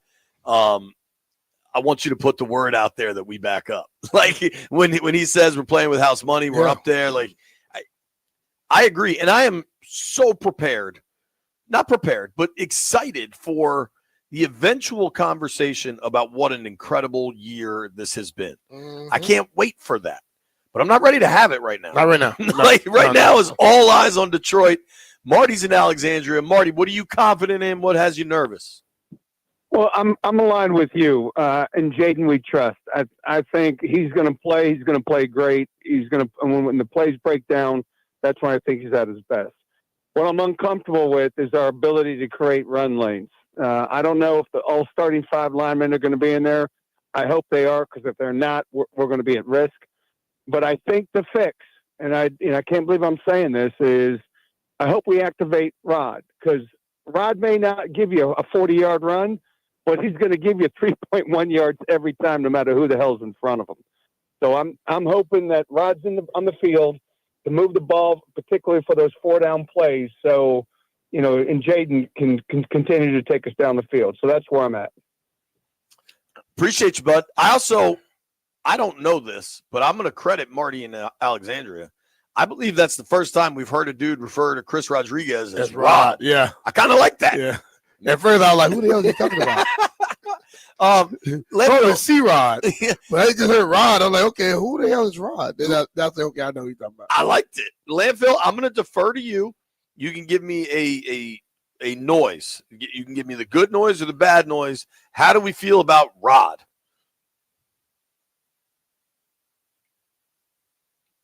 Tension's building. Bang! Rod is here to stay. I'm gonna tell him that in the locker room. Somebody just called him Rod. See what he says. What up, Rod? Do you think Chris Rodriguez is active Saturday? I don't know. I have no clue on that one. It's just like I think having McNichols in the game last week against Tampa was because of what he did in the first game. And it didn't work. But at this point, we can say what we want about any running back out there. The O-line got to create some lanes. They got to get some push. And they weren't getting any push. So you can say about Brian, you can say about C-Rod, McNichols, Austin. You don't do well without your offensive line being on somebody. And their D-line lived in our backfield. They got to correct that themselves. To that point, B, last year when Sam Howell was getting just beaten to hell, right? Mm-hmm. there were a lot of people involved in those sacks. Sam was involved. The O-line was involved. The play calling was involved. Like, it's never one. It's very rarely one little thing in football. And I do think some of the run game struggles are similar. That there's a lot more going on than just any one thing. I honestly could see it making sense to get Rodriguez back active.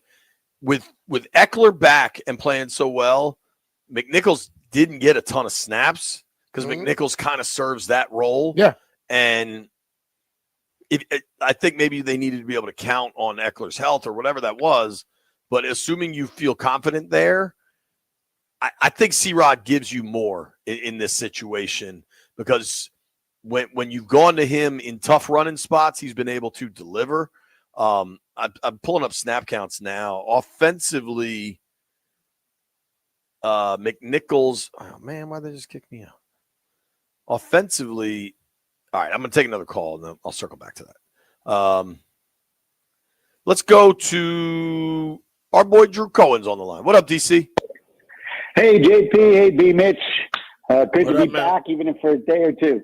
But in terms of what I'm certain about for this week, I am certain that the team that we've been seeing all year is going to show up the exact same way in Detroit because consistency has been a bedrock. I mean, when they went for it on 4th down in Tampa, I was like, well, that's Thursday night Eagle game all over.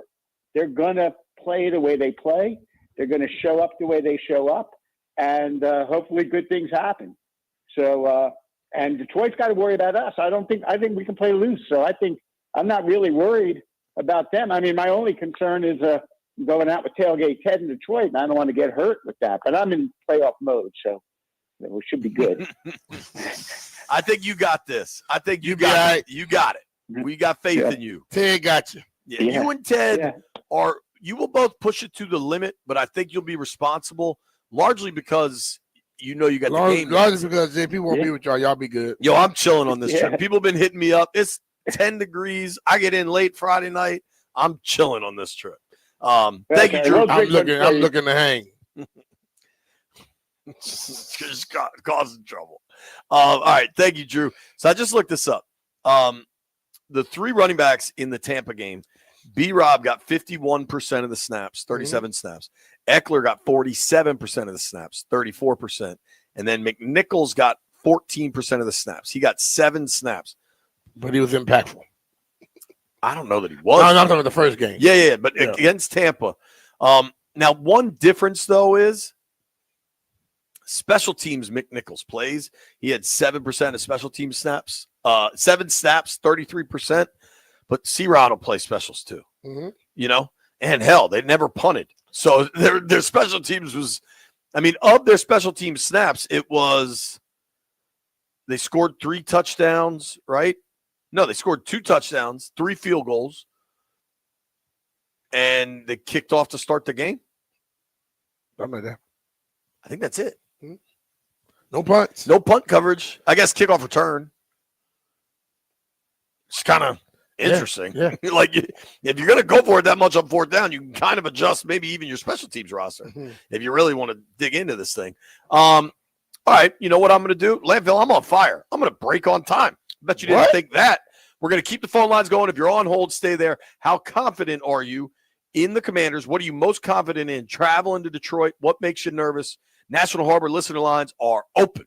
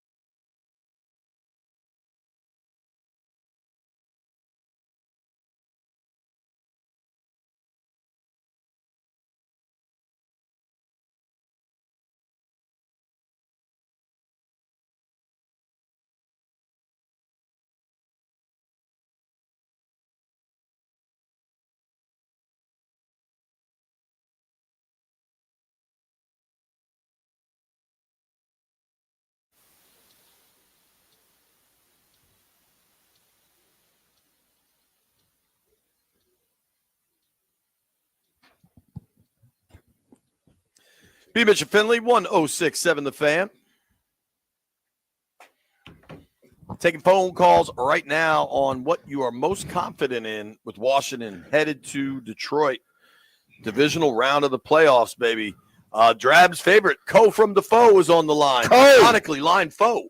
Co, what up, man? Co from the Foe on Foe. On Foe, man. What's up, fellas? Hey, I'm What up, brother?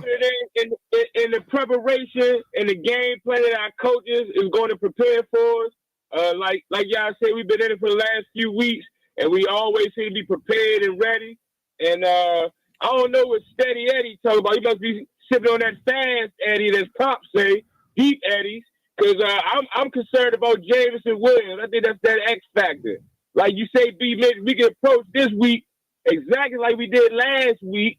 We throw our corner on their man, and we need to get a plan for number 9. They got 2 running backs like last week, and their 2 is a little bit stronger than last week. But we're going there with the same mindset. But we got to get a plan for 9. That's that X factor. That's my most concern right there. We put pressure on Goff, and possibly we can make Goff look a little bit like Sam Darnold. I ain't say as sorry as Darnold, but we put pressure on him. He ain't got legs like Baker or Jaden Daniels. So tell me what you think about that. All right, bro. Appreciate the call. Now, he doesn't use his legs a lot. He don't like to leave the pocket. Dude. That dude is deadly in the pocket. So you got to get some pressure on him. Move him off his spot. Co's talking about his concern with Jameson Williams, and I think that's legitimate. Hell I remember when that kid was coming out What's of wrong with the Bama, wind, dog? you know, I thought he was the best receiver in that draft, and that draft was loaded. But then he had the injury. I think he had the injury. Was it the SEC title game or the national championship game? I thought the championship, I thought. Either way, and he's had some stuff since he's gotten into the NFL. He had the gambling thing. And some Jameson, too. He had like a weird gun thing that went away this year.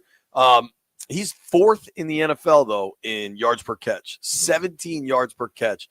And the guys that are ahead of him have nowhere near the production he does. So, like, sometimes guys will be deep play threats, but that's kind of all they are, and the production's not there.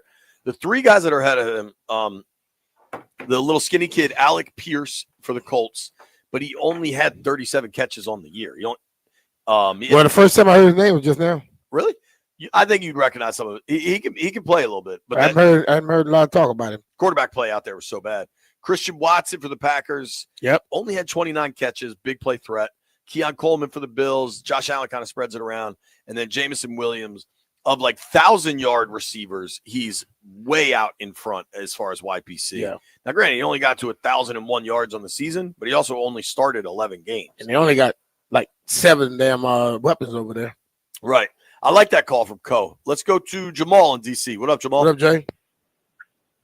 JP, B. Mitch, what's going on? Chilling, man. Man, I'm definitely most confident in JD5, man. I mean, this guy, I feel like, if he's not on this team this year, we're definitely not in the predicament we're in right now, man. I think we're probably, 5, 6, whatever they said we were in Vegas, that's where we would have been without him. So if we got him, and not only the fact that we have him, we have Cliff, who calls magnificent games for the most part, man. And if the game is close in the fourth quarter, we winning it. I mean, that's all I've seen this team do. And I feel like not only that, we had a previous caller who said we playing with house money. To me, yes, we got to make it count. And in that situation, that's when it counts. If Detroit look up in this fourth quarter and they see it's close, that's when the pressure kicks in at that point, because they're not supposed to lose this game. And just like I'm saying, they've seen us win these close games. They will start to think about it. It's natural. Now, what concerns me the most is that offensive line they working with, man. Everybody keeps saying Philly got the best line, man. If you look at the whole 22 of this line we about to go up against, man, these big boys, what's his name? Taylor Decker and Samoan brother, man, these boys consistently 8, 10, 9 yards down, sometimes 15, 20 yards downfield blocking, man. So to me, that's my biggest concern. And I feel like to combat that, we might have to we might got to take a page out of the Todd Bowles and just blitz these people, man, and force them to have to, try to kill that running game, man, and have to throw quick passes until Chin and them strap up those helmets, man. We gonna count on y'all to come up and make these hits and tackles, man, because we sending Louisville and Wagner and them boys after them, man, because I I don't like that old line being able to dominate us running, with that run block the way they do. I think we got to force them to pass pro the game, y'all. And I think that'll give us a chance, man. So what y'all think? Thanks for taking my call. That's a good call, man. Good offensive Detroit line. has a really They good have a good offensive line. man. So. These have been good calls. Let's finish this with EMAC from Chattanooga. What are you confident in? What are you nervous about? I don't think anybody could be confident in anybody else more than Jaden Daniels. I mean, we've all said it. He's played in huge games. He's an 18-game veteran now, the way he's played. I mean, he's not a rookie. I've got no issues with him being prepared, being ready, playing. He's going to play his game. I don't think he's going to try to do more than he needs to do. I don't think he presses. He's just calm. What concerns me, though, is our left tackle, Brandon Coleman. He's going to be in a loud stadium furthest away from the center when we got to make checks. I'm concerned about those 3rd and 2s turning into 3rd and 7s. False starts, things like he's that. Playing hurt, and he's playing hurt, and he had a rough week last week. So that's a fair concern, man. I appreciate it. Good call.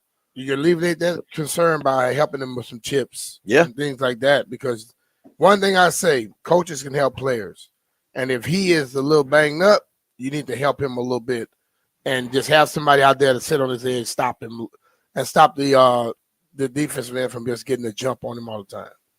Well, and one thing I wanted to say is, people are saying the Lions might get nervous if this thing gets close.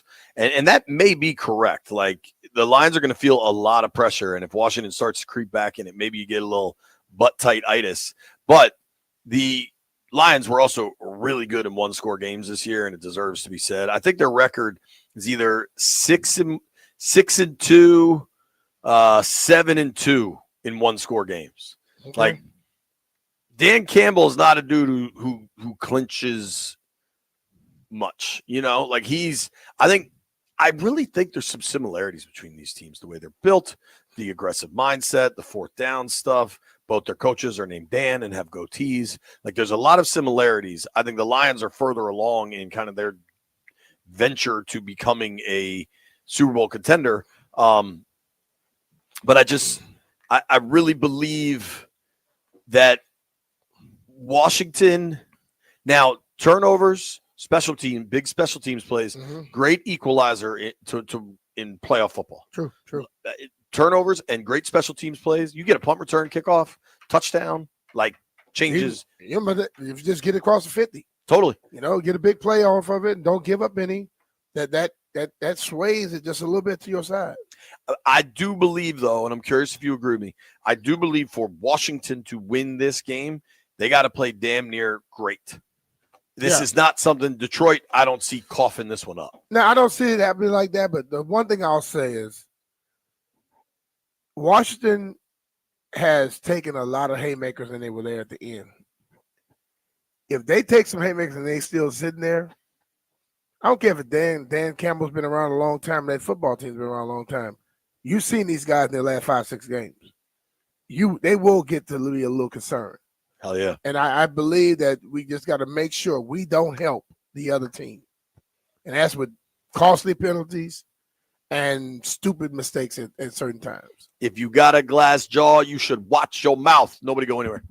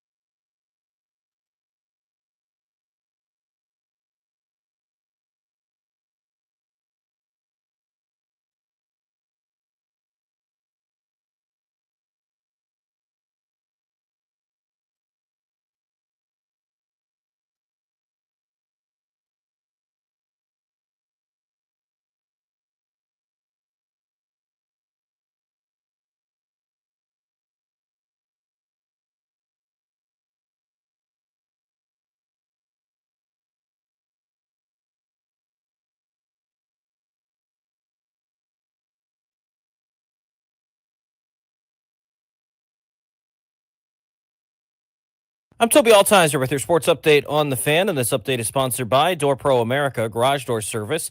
Go with the pros at Door Pro America. The Commanders getting set to take on the Lions in the divisional round on Saturday night at 8 o'clock at Ford Field. Taking a look at the practice report for the Commanders yesterday. 4 players didn't practice with veteran rest days. Jamison Crowder, Zach Ertz, Cleveland Farrell, and Dante Fowler. Jordan McGee did not practice with a hamstring injury. Bobby Wagner did not practice with an ankle injury. Some players limited: Zane Gonzalez with the hip injury, Deron Payne with a finger injury, and Ben Sinnott with a shoulder injury. Taking a look at the Lions practice report, Terrion Arnold and David Montgomery were both able to practice in full yesterday. Ennis Rakestraw, Kevin Zeitler, and Pat O'Connor did not practice for the Lions yesterday. The playoff matchups in the divisional round, Saturday at 4:30, Texans and Chiefs, Rams and Eagles at 3 o'clock on Sunday afternoon, and Ravens and Bills, the nightcap, Sunday at 6:30. College hoops tonight, Virginia Tech taking on NC State, 7 p.m. tip-off. You can hear that game right here on the Fan. Last night in hockey, the Caps beat the Ducks 3-0. They'll have the day off today before they go to Ottawa to take on the Senators tomorrow night. For all of your garage door and opener needs, go with the pros at Door Pro America. From maintenance and repair to new installations, Door Pro America has been serving the DMV for over 50 years. Call 877-DOOR-PRO or visit doorproamerica.com. From the Crop Metcalf 5-Star Sports Desk, I'm Toby Altizer on the Fan.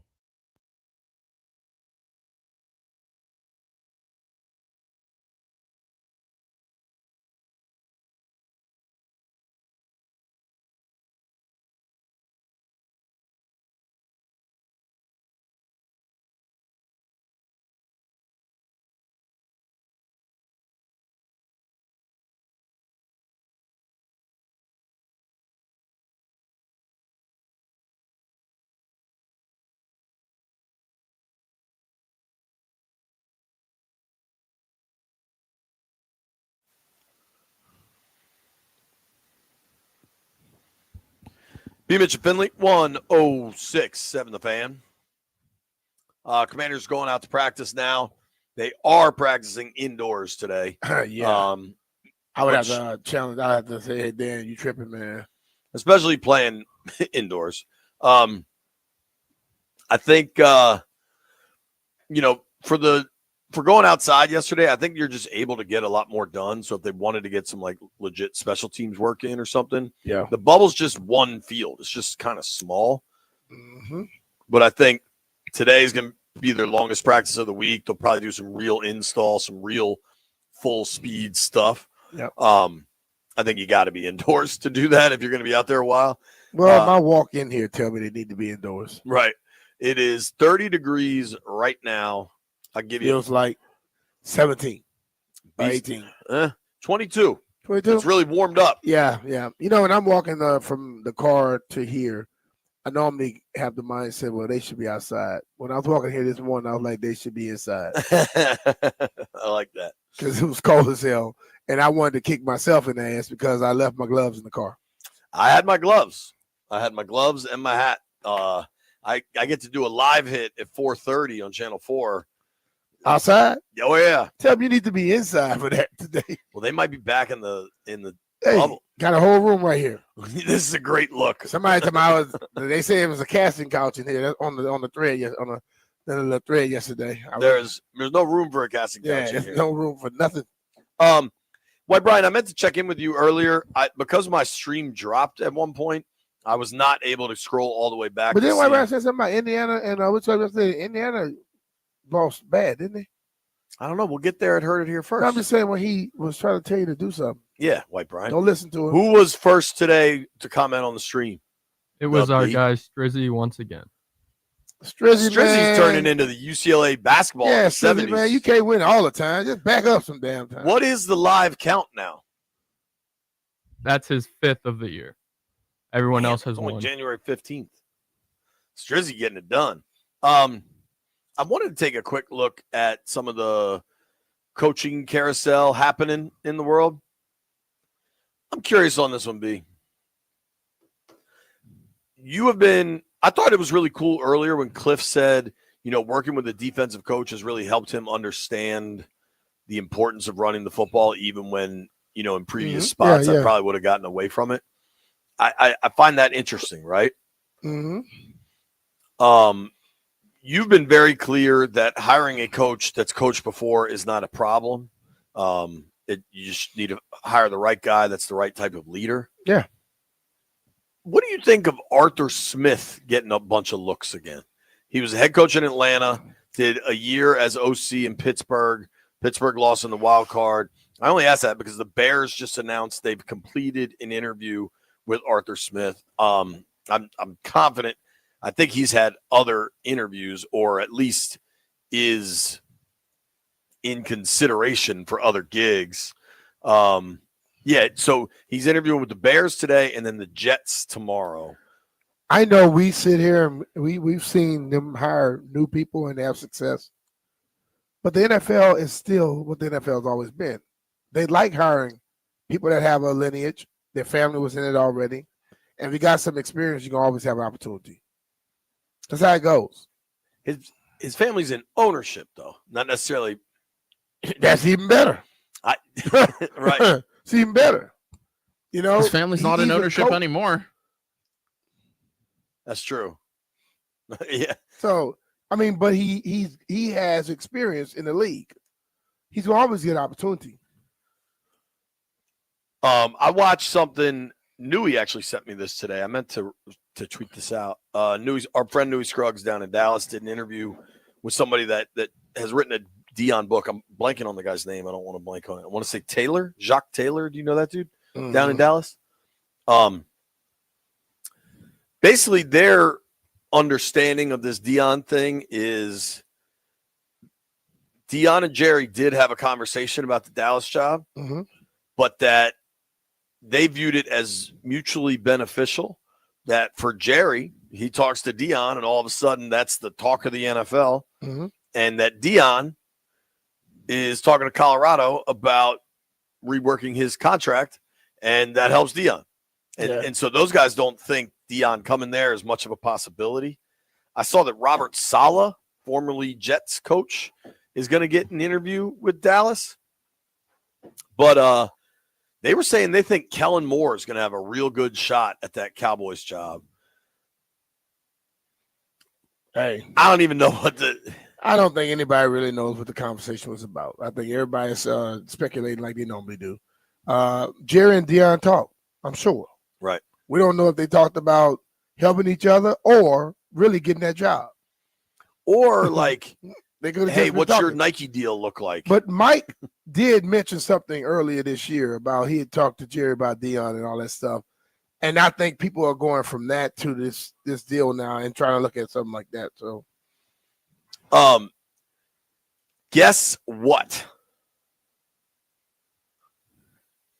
It appears the speculation, the rumors, the reporting is really ramping up for the Las Vegas Raiders. And what potential coach? Who do you think this is? Ron? No. Well, you say it like that. We're going around. I don't know. Too many damn coaches out there right now. A former coach? Nope. Or somebody brand new? Benjamin Johnson? Yes.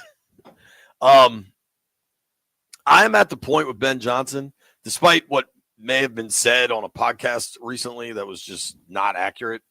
I'm at the point with Ben Johnson where I'm going to have to believe it when I see it. Yeah. If he takes a job, that's great. If it ends up being the Well, Raiders, I'll tell you this. that's great. Good luck. Gruden got 10. Yeah. And that was some years ago. If he's trying to get 14 like he was trying to get last year, he probably can get it this time. Because they're desperate at this point. And they better get it right.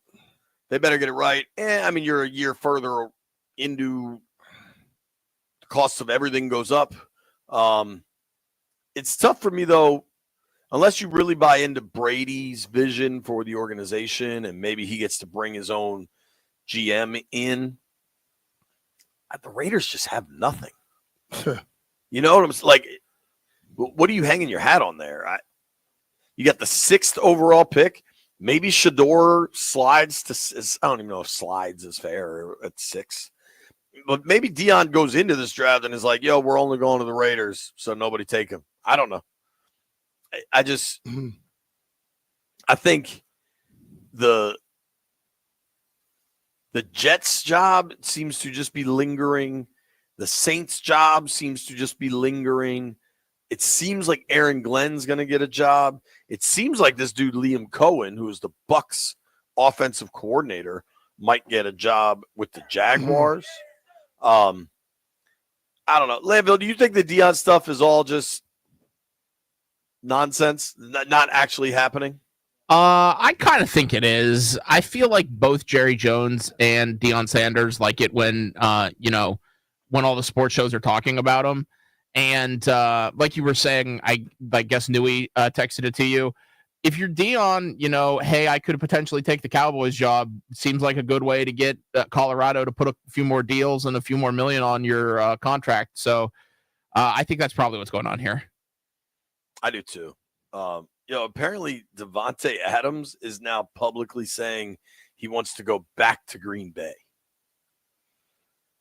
I think he did ayahuasca with Aaron Rodgers. Like he's just. I think anybody in Green Bay should say, no, keep going with Aaron.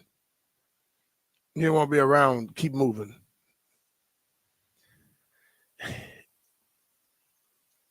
Devontae Adams is a great player. He just has seemed to transform into this pain in the ass. Very much so. And you can put up with that, especially at the receiver position for great players. It just. But seems like a lot. Even great players, once they get a little older, people start backing away from them. Right, for sure. I think the only thing we know is Vrabel is in New England. Can I ask? I try to be very honest with myself because I think far too many people try to assume in the world of race that their experience is everyone's experience, right? And I recognize that mine is mine and mine alone. But I can't help but wonder with the Rooney Rule, the intention of the rule versus how it happens. The intention of the rule to me is for guys like Joe Whitt and Brian Johnson to get head coaching and court and guys younger, minority candidates that are younger and down the ladder to get coordinator opportunities faster. Like that's the spirit of the rule to me, is to get guys that aren't at the top of the pecking order an opportunity to speak. Well, to the owners. rule is to give people real interviews and be willing to hire them if they do well, not just to do these hoax damn interviews. That was a real rule, right? No, I don't think. So with the head coach, was the first thing, right? That's what it started with. Then they came back and adjusted it some to make it seem like they were trying. Listen, they're gonna hire who the hell they want to hire. To be honest with you, some of the people that are taking interviews that may or may not just be interviews to satisfy a Rooney Rule. Do you think those people should, like Aaron Glenn? I was pretty impressed by, and maybe he's in a position of strength, and I recognize that. But Aaron Glenn's a black dude, defensive coordinator for the Lions. I think there's a very good chance he ends up becoming a head coach this year.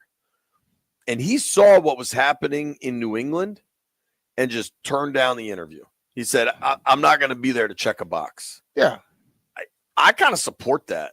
And I wonder. support it too, but the question you ask, will it hurt people going forward? Because listen, man, all these owners go out here and they say what they say everything that they need to say publicly. They know who they're hiring and who they're not hiring, hands down. I think the Vrabel back to New England thing was done as soon as you started hearing the reports. Yeah, Mayo may not make it more than 1 year. I think they knew what they were doing then. Yeah, because Vrabel was also out of the league, so you could talk to him freely. And like, I don't want to hear Kraft tell me, "Oh, I set him up for failure." If you know you set him up for failure, then you should give him a chance with a better team. That means nothing to me. Yeah, there's one person in particular I think should not be allowing the hoax interviews, but I'll keep that to myself. Watching this all, I thought we didn't really have a chance to react to it. I wasn't surprised, but I also Cliff and Joe Whitt to just totally shut down the conversation around interviews. The people that asked, they knew they wouldn't answer those questions anyway. I believe both guys, but I definitely believe Whitt, because Whitt's process and Cliff's process is going to be really different. Cliff's been a head coach, knows what the role is, has the ability to be a bit more selective. Whitt hasn't been there. This is only his first year as a coordinator. It's going to be a different experience for him. And I think if he had all opened the door on this, it could become distracting, if not all encompassing. And I think he's really smart not to do it. Mm-hmm. And I'd be shocked, honestly, if he went any other way on that. As far as what? Like if Whitt was like, yeah, I'm looking forward to the interviews. I'd be shocked if you got any comment like that. No, you won't. And even if he get one and he doesn't tell you, that's probably the best thing to do. Because once he says he's got an interview, then you got all kind of stories coming out. Right. You know, people are going to start judging based off of what they see at that point. You know, whether you can do an interview, oh, mine wasn't all in it. All that stuff comes out. So my whole story would always be, nope, hadn't talked to anybody. Yeah, I agree with you, man. If you have to pick Cliff, Whitt, or Izzo, and Izzo we're kind of specifically calling our shot with Vrabel getting this job up in New England. If you have to pick one of them, who do you think is most likely not to be here next year? Most likely not to be here. Of the three, I would have to go with. I have to go with Kingsbury. Think? Because he had the experience first. He's shown what he can do with quarterbacks, you know, college and pros. I think that is more valuable to the general manager or owner. Sure. Yeah, you're probably right. Cliff would make the most sense. I think it's most likely. I think it's least likely it's Whitt this year. I think Whitt. The thing I would keep an eye on with Joe Whitt is if Mike McCarthy gets a head coaching job, because McCarthy and Whitt go way back, and then maybe he gets more money or an assistant head coach title. But then you're also running the defense in a room where the head coach isn't defensive, and just the perception of that matters. Mm-hmm. But maybe you'd have to be nuts to leave. We say Cliff might have to be nuts to leave Jaden. Jaden makes the defense a lot better too. Mm-hmm. Hey, you know what? You know what's good for defensive coordinators? Being part of 13-win seasons. There you go. It's a lot of moving around for this organization. When we come back, I want to take a look at yesterday's injury report, figure out exactly what it means. Commanders practicing indoors. We're going to get a live look at what they saw in the bubble. You are listening to B. Mitch and Finley. We're live in Ashburn, Virginia. B. Mitch here. You know I'm a passionate cyclist, and now I'm thrilled to join the motorcycle community. After meeting with the Law Tigers, I am so psyched to ride. Safety will always be my only priority, and I feel better riding knowing that Law Tigers has my back. They've been helping injured riders for over 20 years. Check it out. They partnered with Harley-Davidson of D.C. to give away a custom 50th anniversary Caps Fans Harley. Go to Caps Fans, as S at the end of fan, bike.com. CapsFansBike.com. The Law Tigers, the motorcycle lawyers, LawTigers.com. Kalfas and Nachman, Olivia Donahue.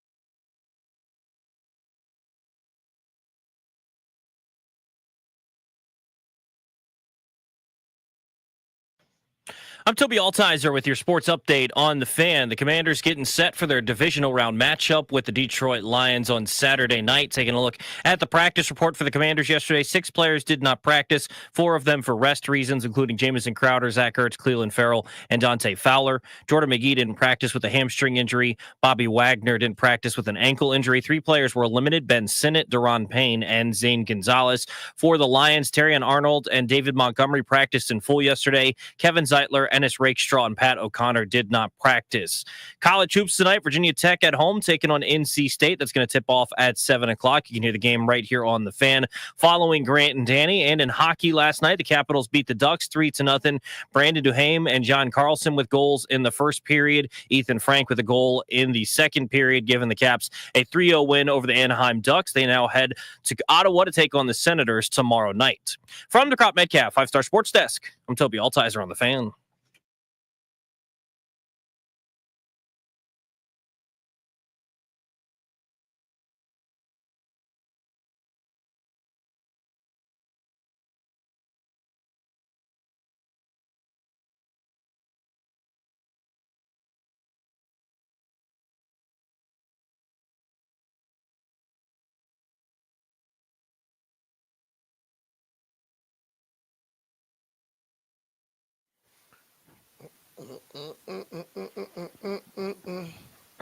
All right, Landini, dial them up. Kind of crazy to think about. This year is the Caps' 50th anniversary. They've been doing Caps 50 all year. Mm-hmm. It's the Nats' 20th. Nats 20th? Yeah, part of Nats 20th. What are they giving up for that? Some stuff. I don't know. I got my favorite Caps 50 thing is that winter hat toboggan they gave. They're out. giving a Harley Davidson, dog. Who's giving a Harley Davidson? The Law Tigers for the Caps 50. They're giving away a bike for Caps You to didn't celebrate. read that? Oh, I just know Olivia Donahue. That's what I'm locked It's into. Caps fans. What you call them? LawTiger.com. Caps fans. Can I enter? No, you work with me. Landfill, can you enter? Nope, he works with me. Landfill, do you want a Harley? Probably enter because he don't work with us all the time. Landfill, would you want a Harley? Hell no, he'll sell that thing quick. Absolutely, I would want a Harley. I'm a Harley kind of guy. Ride it coast to coast. Everyone knows this about me. Harley. Landfill, you lying. I think Landfill's more of a what do you call them with the real long handlebars? You sit down low. You get a Harley like that too? Yeah, but about the McDoolies like that. Nah, there's a term for it, like in Chopper. Pulp Fiction. Chopper. The Yeah, word like thank when you. you put your hands up like this. Yeah, you gotta get a little time with your hands up like that all day. Landfill, I think you're a chopper. I think you're a chopper, baby. Like Bruce says to his girlfriend, Zed's dead, baby.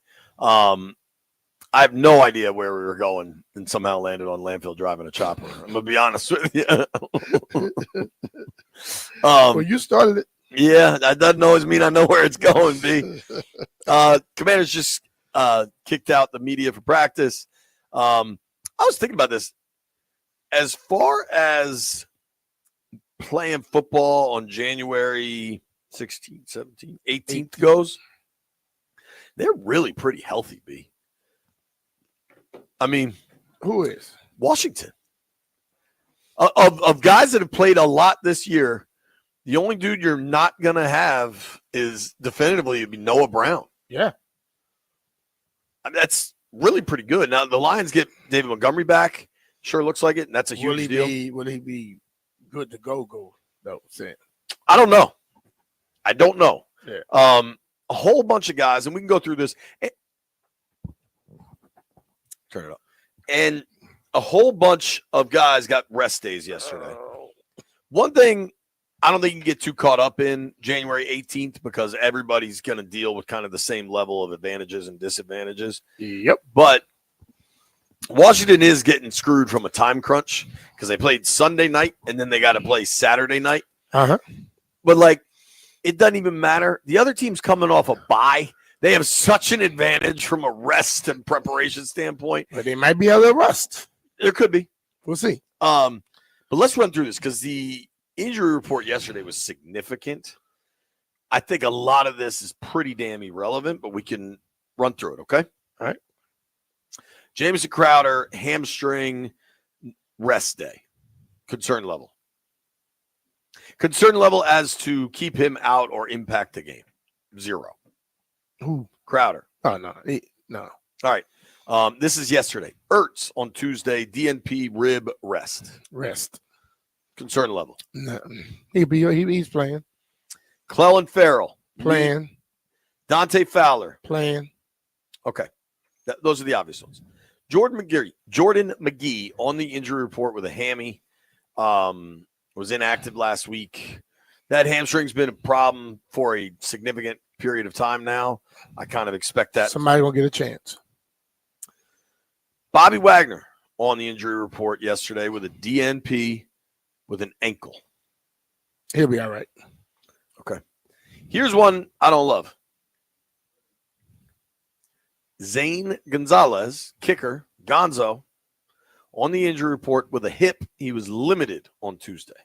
Now, I don't know if they did any kicking yesterday. They're going to kick one day this week. I'm concerned about that one. We had enough issues with them. They've had 6 kickers. Kickers and all this year. I have a problem with that. 6 kickers this year. I think you see what happens today because today's going to be their longest, lengthiest, I call it the leanest practice. And we'll see. That's kicker on the injury report, man. I never like to see that. Nah. Deron Payne, we saw the finger issue last week, limited. I talked to him yesterday. He said, I'm good. I'm playing. Yeah. If it was his lower level, I'd worry. A finger, nah. I mean, do you remember? I want to say we were in New England. I don't remember what the game was, but he broke his thumb and they just taped it up. And then on one snap, he was down in a 3-point stance and his thumb just gave out and he just fell over and he was offsides. And people were concerned he like fainted. And he's like, nah, man, I couldn't move my thumb and I fell and just couldn't stop it. It was one of the funniest explanations. Oh, my Lord. Ben Sennett, tight end, shoulder, limited. Hadn't done enough for me to be concerned. I think you want to have him play. I mean, he just from a straight snap count percentage, but still hadn't been impactful enough for me to be that major of a concern. But do you think he's playing? Don't know. I think he is. If he can't, then Yankoff can play. They opened up his thing last week. I saw. You know how many snaps Sennett played in that game in Tampa? 20. Fewer. 10. 7 offensive snaps, 5 special teamers. And for everybody that's like, oh, man, you need more out of your second-round pick. Nah. Sometimes they take a little while. And they've won 13 games. They're in the divisional round. Like, they're developing him the appropriate way that they think is the right way to handle it. So I think if you go 6-11 and the year's a bust, then sure, yell about how you're developing things. I will say this, though, but B, I don't love this. Sennett's on the injury report with a shoulder. So is John Bates. So of your 3 active tight ends, I want to say all season, Bates, Sennett, Ertz, all of them are on the injury report in some capacity. Ertz was a DNP, but that was largely rest. Sennett was limited with the shoulder. John Bates on the injury report with the shoulder, but full participant. Okay. Something to notice. You got like the thing about some teams are going to put everybody on the injury report because they know the league will come around and mess with you if they don't. Other teams play with the injury report. This team doesn't do that. So if you got an injury, we put it on the report. Better off that way. Yeah. Dude. And then the last 4 on here, Dominique Hampton, full participant with a back injury. Marshawn Lattimore, full participant with a hamstring injury. Frankie Louvu, full participant with a shoulder injury. And Colson Yankoff, full participant with a hamstring. He is in his 21-day window to return from IR. Yep. I do think if somehow you got an issue with Senator Bates, they can just elevate Yankoff, who's been learning most of the year. Running through the Lions version of the injury report, Pat O'Connor, D lineman, that's actually been pretty important for them as the injuries have piled up there. Ennis Rakestraw, Brian, is sick, missed practice. Rakestraw, how would you say it? Rakestraw. Rakestraw. Rakestraw, okay. Ennis Rakestraw was sick yesterday, missed practice. Okay. Kevin Zeitler, who I believe is a pretty good player for them. He's a O lineman. Missed practice yesterday as well. He was an All-American at Wisconsin. How about that? I bet Carwin likes him. Zeitler, DMP with a hamstring. Then Terry and Arnold, corner, was a full participant. And David Montgomery, full participant with the knee as he's working his way back from a MCL tear, which is just, I mean, amazing. Credit to that young man. I think they're a little banged up. They played a really physical game last week, but I think Washington, all things considered, is in a pretty good spot health-wise. Yeah. As healthy as they're going to be. Right. I mean, yeah. Especially this time of the year. I wanted to credit Nikki Javala.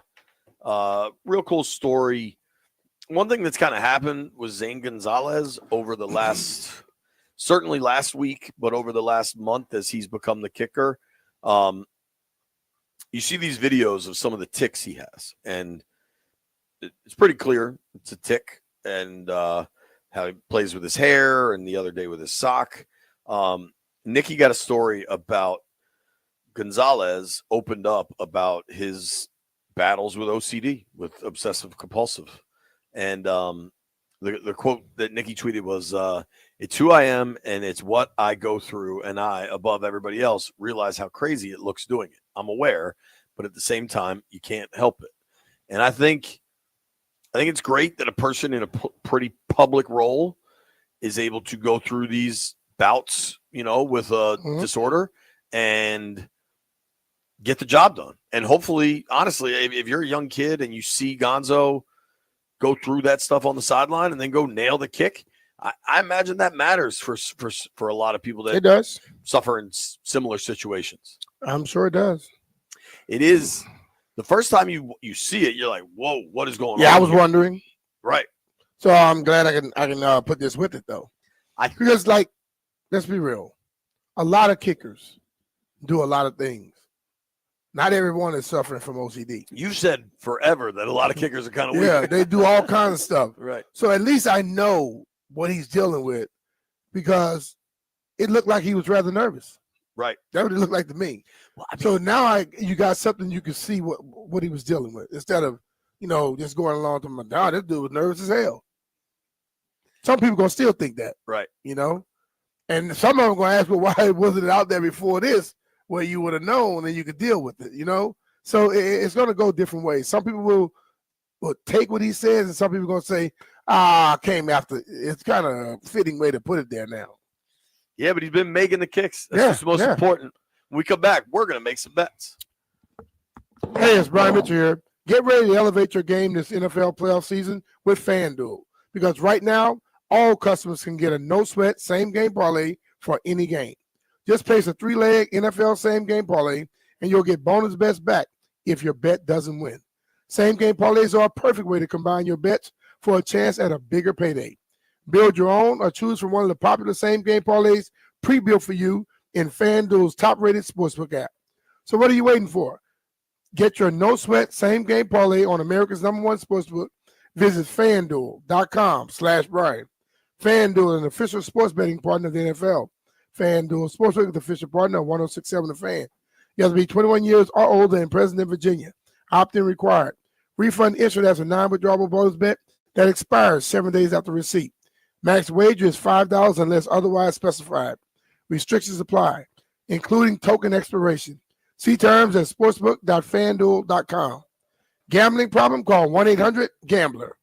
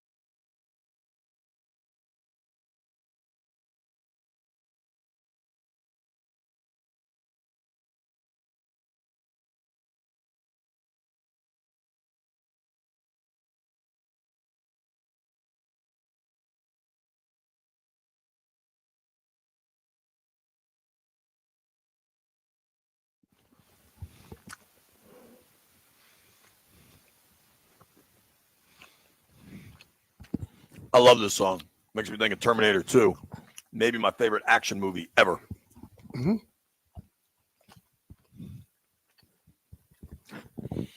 All right, B-Mitch and Finley. Another day closer to the divisional round. Washington facing off against Detroit. I think it's just so damn exciting. I did want to credit, I think I saw this from Spencer Nussbaum.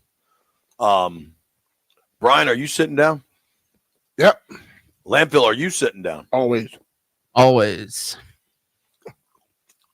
Spencer What are you guys Nussbaum, eating? Steak. Sea bass. Shout out to Chef Connor. Chef Connor just hooked it. They just served lunch.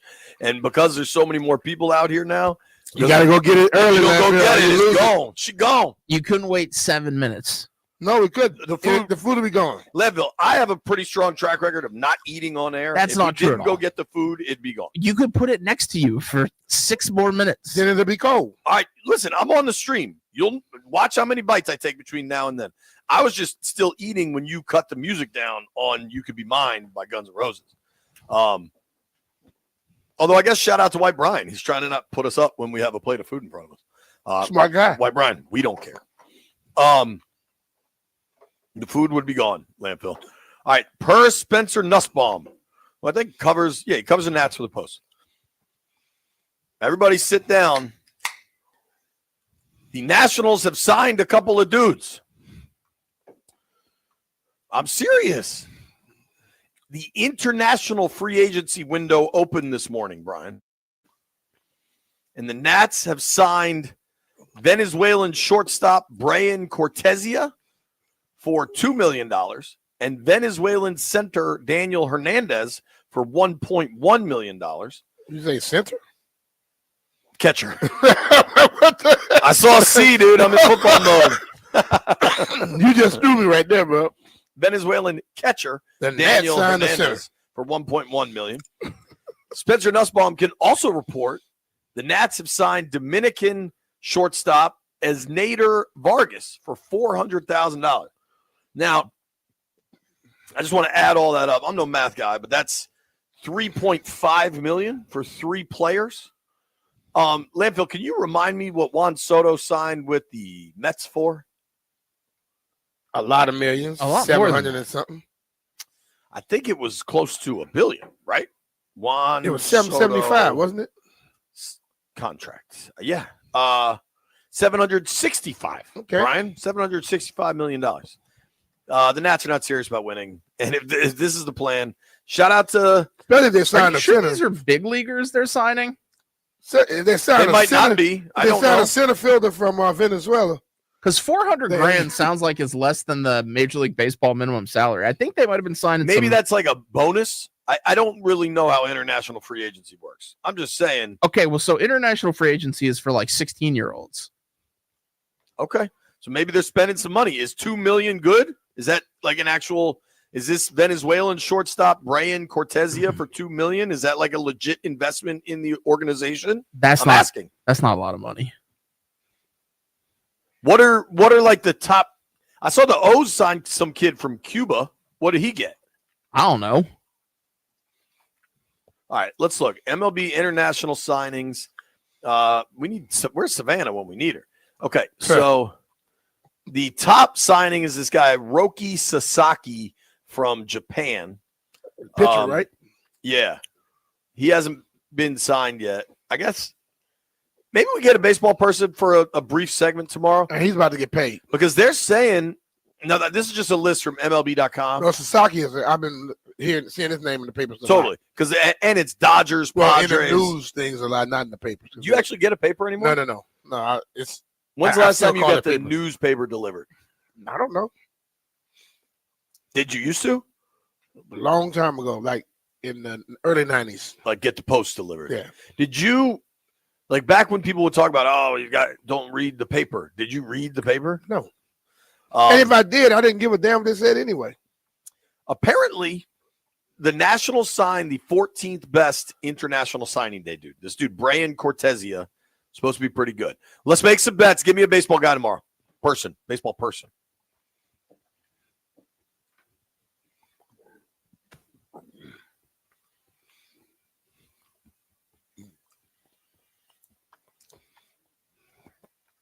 was heard it here first. White Brian? Everybody lost yesterday except for B Mitch. But B Mitch? Yeah, you won your Caps minus 1.5. That's what I'm talking about. Good Yeah, win. Good win for the Caps. All right, so where are we at for the week? You don't know. Everybody is 1-1. I am 0-2, and B Mitch is 2-0. Okay, hold All right, on. B- We got a little more here. Brian's not only 0-2 this week.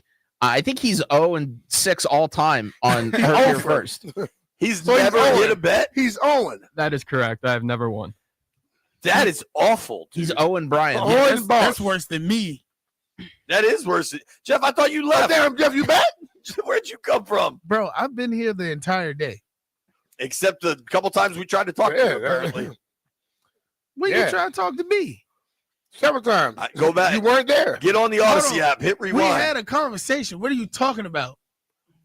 We did. Ask the people on the thread. They'll tell you. People say Jeff, huh? And Larry will say Jeff not here. Jeff didn't say anything. We did. Jeff What are wasn't you? there. What are you most confident in, and what are you most nervous about for Sunday's matchup as a call-in topic? And I asked you, and you weren't there. That was yesterday. That was today, dude. That was today. What are you talking about? I swear that was yesterday. No, that was today. Believe me. Oh my God, Jeff, you're a legend. Make some picks. We gotta go. All right, give me the Crystal Denver Palace. Nuggets -1.5. Lakers -5. Crystal Palace for me over Leicester. Iowa State Over -5. Leicester. Denver -1.5. Hold on. What did White Brian take? Iowa State -5. Give me Kansas. Give me Kansas I mean, +5. Iowa State. I mean, they're gonna lose by. I'm taking. They're gonna lose by 20. We're about to test this theory real quick. Give me the Jayhawks +5. Shout out to Mike Phillips. Thank you to David Aldridge for joining us. Thank you to Neil Greenberg for joining us. Thank you to everybody that called in. Thank you to everybody that listened. If you made it this far, White Brian owes you some bets.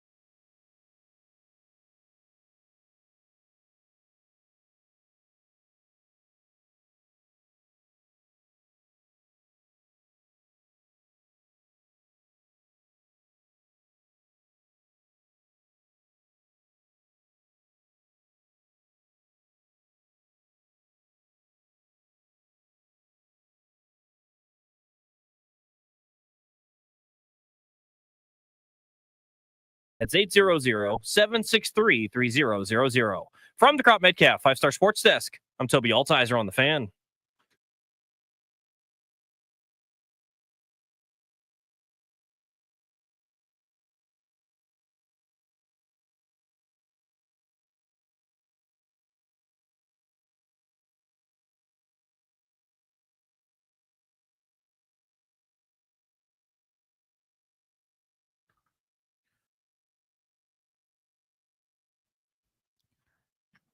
What's up and welcome in. We're Grant and Danny, and you are listening to The Fan. It's a Wednesday, and we are now just 3 days away from the biggest football game played by a team in this city in 33 years. Got a great show planned for you today. Charles Davis of CBS stops by. We'll ask him for his thoughts on Commanders Lions. We'll also be talking with former Redskins great Santana Moss at 5 o'clock and an executive of the year 5 times over with the Patriots who knew Jaden Daniels very well from his time at LSU, worked with Adam Peters when he was in New England many, many years ago. Scott Pioli is on the show at 6 o'clock tonight as well, jacked up for that. Plus, Danny, people will hear from Caps defenseman Jacob Chikrin. He'll be on the Beltway Blitz today at 4:10. So we are loaded. This is going to be a great program. You know those times where you're not sure if anybody went to the grocery store or not in your family, and you came home and you open up the cupboard and it's stocked, all the right treats, unopened boxes, like whatever you want is in that cupboard. It's not like that Thursday of a long week where you're telling your kid, "Oh, we don't have fig bars, we don't have granola bars, we don't have any fruit. Is something else you want?" Not like that. We got one of those former shows where everything's in the cupboard. I'm seeing a lot of the reports out there as to who's interviewing for what head coaching jobs. And I just have to keep reminding myself that everyone interviewing is not getting a job. Because I see this and I go, are you kidding me? That guy's interviewing? And as an example, I don't think it's ridiculous that the Cowboys would interview Robert Saleh, right? Who coached the Jets and got fired a month into this past season. But if the Cowboys hire Robert Saleh, that's going to be a tough one to sell as the guy that's taking you to the promised land and the answer after Mike McCarthy. I just saw the Jets interviewed Vance Joseph, did a really good job running the defense for the Denver Broncos. Mm-hmm. But again, that's one of those hires where you go, is that one going to be easy to sell for this woe-begotten organization that he's the guy that's going to bring you back to the promised land? We saw the Deion Sanders report that he and Jerry Jones were talking, and maybe he'd be the next coach of the Cowboys 2 days ago. A lot of this is just smoke. A lot of this, these interviews are happening. These phone calls are happening. But agents are very quick to get the word out to the reporters, to get the names in these cycles. In the end, it's probably going to be semi-predictable. Aaron Glenn of the Lions is going to get a job. Ben Johnson of the Lions is going to get a job. Maybe Mike McCarthy, now out of Dallas, gets one of the gigs. It's going to be some of the household names, and a lot of the other stuff's just going to be noise. So I have not been anywhere near as dialed in as I usually am in these weeks after the regular season ends. And, 24 teams are now vacation planning, getting their next year's business in order because mine's still playing. But I've noticed that, like where I'm going, it's like it makes it through my filters. Obviously, I'm very focused on Washington, the game and stuff like that. But here's what it got me thinking about. Not us. Normally, as I'm sitting there counting down the seconds until we can move on from, say, a Ron Rivera. And I kind of knew after really 1 year, but, you couldn't say anything because they were 7-9. They won the division. I was like, okay, I'm just waiting for the next regime. I'll root for the next group too. Just sort of waiting for him to be let go. And I'm following these things intensely because I'm going, if God forbid, if one of these coaches that I really want at some point to be the coach here is gone, I'll be furious that they sort of held on to Ron Rivera. So I'm intensely following it. It's like quarterback in the draft. I couldn't tell you that much about Cam Ward or Shedeur Sanders. I mean, I've seen him play like everyone else. Don't need to. I'm not deep diving. No, thank you. Somebody else's job this time. That's somebody else's department. That's someone else's, another city's team that needs the head coach that's interviewing a bunch of different guys. And who's the best fit? And well, what do they have on the roster? What's their cap situation? It's such a wonderful gift to not have to worry about any of that crap right now. I guess my point is just it's funny to me to see the reaction where you see one of these names come up and everyone acts every time that there's an interview that's announced like that guy's going to get the job. And that's just not how it works, obviously. Some of these teams, the Jets, I think, are interviewing 20 people, something crazy like that. I mean, they interviewed Mike Loxley from the University of Maryland. That means you're probably going to interview 100 people. I hope that's not disrespectful, but like they're going to do the thing, the Ted Leonsis Washington Post story where, they talked to Barack Obama and, everyone else about who to have run the Wizards, and they interviewed 77 candidates or whatever that was. They're doing we overturned every single stone. Now, it happened that Wizard search ended with Tommy Shepard, who was already in the hallway in the building, which made it kind of funny. But the Jets, I suppose, could still do that. They could just say, yeah, we interviewed 47 people, but Jeff Ulbricht's the best guy for the job. And he finished out the year as our interim head coach, and he's going to be the one to lead us back. But today, the Commanders are getting ready for football, as you mentioned, over in Ashburn. They practiced in the bubble, which I liked. They're going to be playing indoors this week, and they pumped in a ton of noise. Sounds like they just cranked all the speakers until they blew out so that they could practice in the loudest environment they have all year long. And you need to, because you're going to be playing in the loudest environment you've played in since the start of the season. Yeah, scariest environment imaginable. Scariest environment imaginable. Wow. It's nuts. Detroit goes crazy for it. They've been starving like we have for, frankly, even longer than Washington has. They don't have the hardware. There's no, when you tour the facility, there's none of those 3 big trophies right there in the middle. They don't have that. They have a trophy case. Yeah. There's just 0 trophies. There's a place for trophies. They know where it's going to go if they ever get one. They got a great shot this year, but that place goes crazy. I mean, they are awesome fans.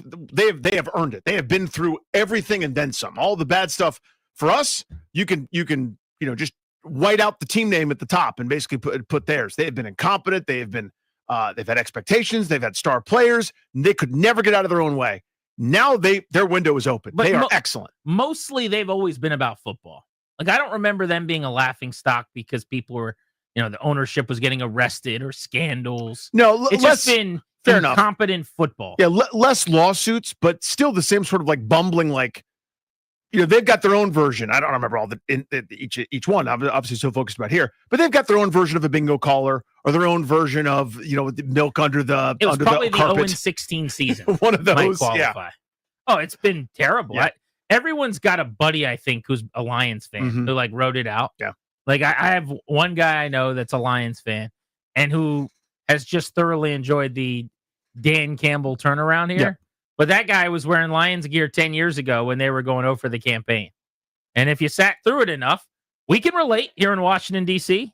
We know what that's like. I'm trying to figure out where Commanders Lions ranks among the 4 games from a national perspective this week. Because best I can assume, I think Ravens Bills is a more anticipated, better matchup. Yeah. MVP and MVP runner-up, however it goes. Lamar Jackson and Josh Allen. You've got the 2 guys that were named first and second team All-Pro at quarterback. So with all due respect to Joe Burrow, the best and the second best QB in the NFL statistically this season. And they're playing in a matchup where the winner may well win the Super Bowl.